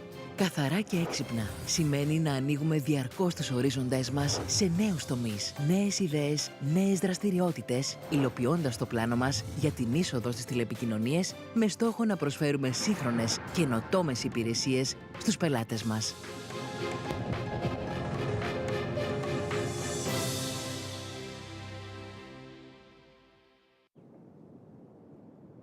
You light our homes. Keep us warm.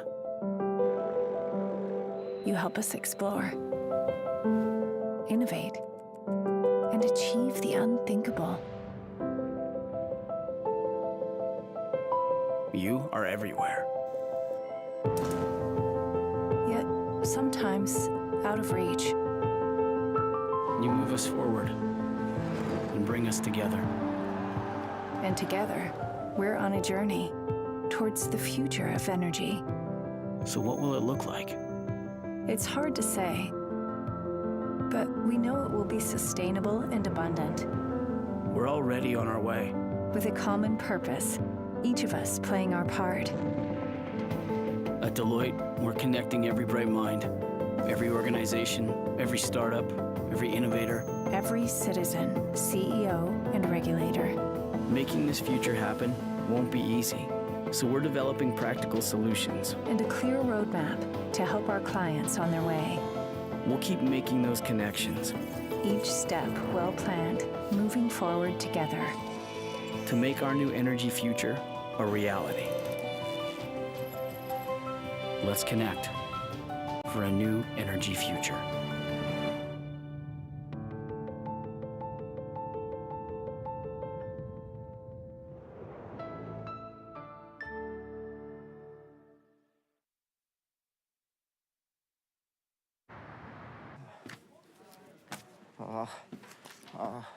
Τρεις ώρες με το στόμα ανοιχτό μου έχει ο οδοντίατρος. Το ήξερες ότι στη Zenith μπορείς να βρεις μοναδικές προσφορές για ρεύμα και φυσικό αέριο? Και? Τότε είναι που θα μείνεις με το στόμα ανοιχτό. Στη Zenith σου προσφέρουμε περισσότερα για να ζεις ομορφότερα.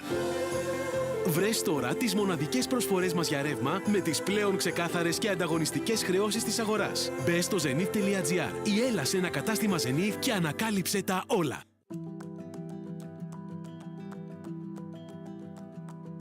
Κάθε νέο αύριο είναι μια ευκαιρία να ξεπεράσουμε το σήμερα. Με την τεράστια εμπειρία και τεχνογνωσία μας από εκατομμύρια χθες, διοχετεύουμε όλη μας την ενέργεια σε κάθε νέα πρόκληση. Η καινοτομία είναι ο τρόπος να ξεπερνάμε τον εαυτό μας κάθε μέρα. Ξέρουμε ότι το αύριο δεν μπορεί να είναι το ίδιο για όλους. Γι' αυτό και προσεγγίζουμε ξεχωριστά το όραμα κάθε εταιρείας και μαζί δημιουργούμε ένα μέλλον ειδικά για αυτήν.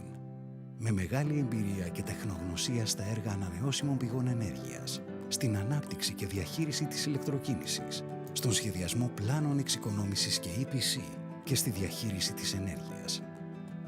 Με προσήλωση στον άνθρωπο, το περιβάλλον και τη βιώσιμη ανάπτυξη.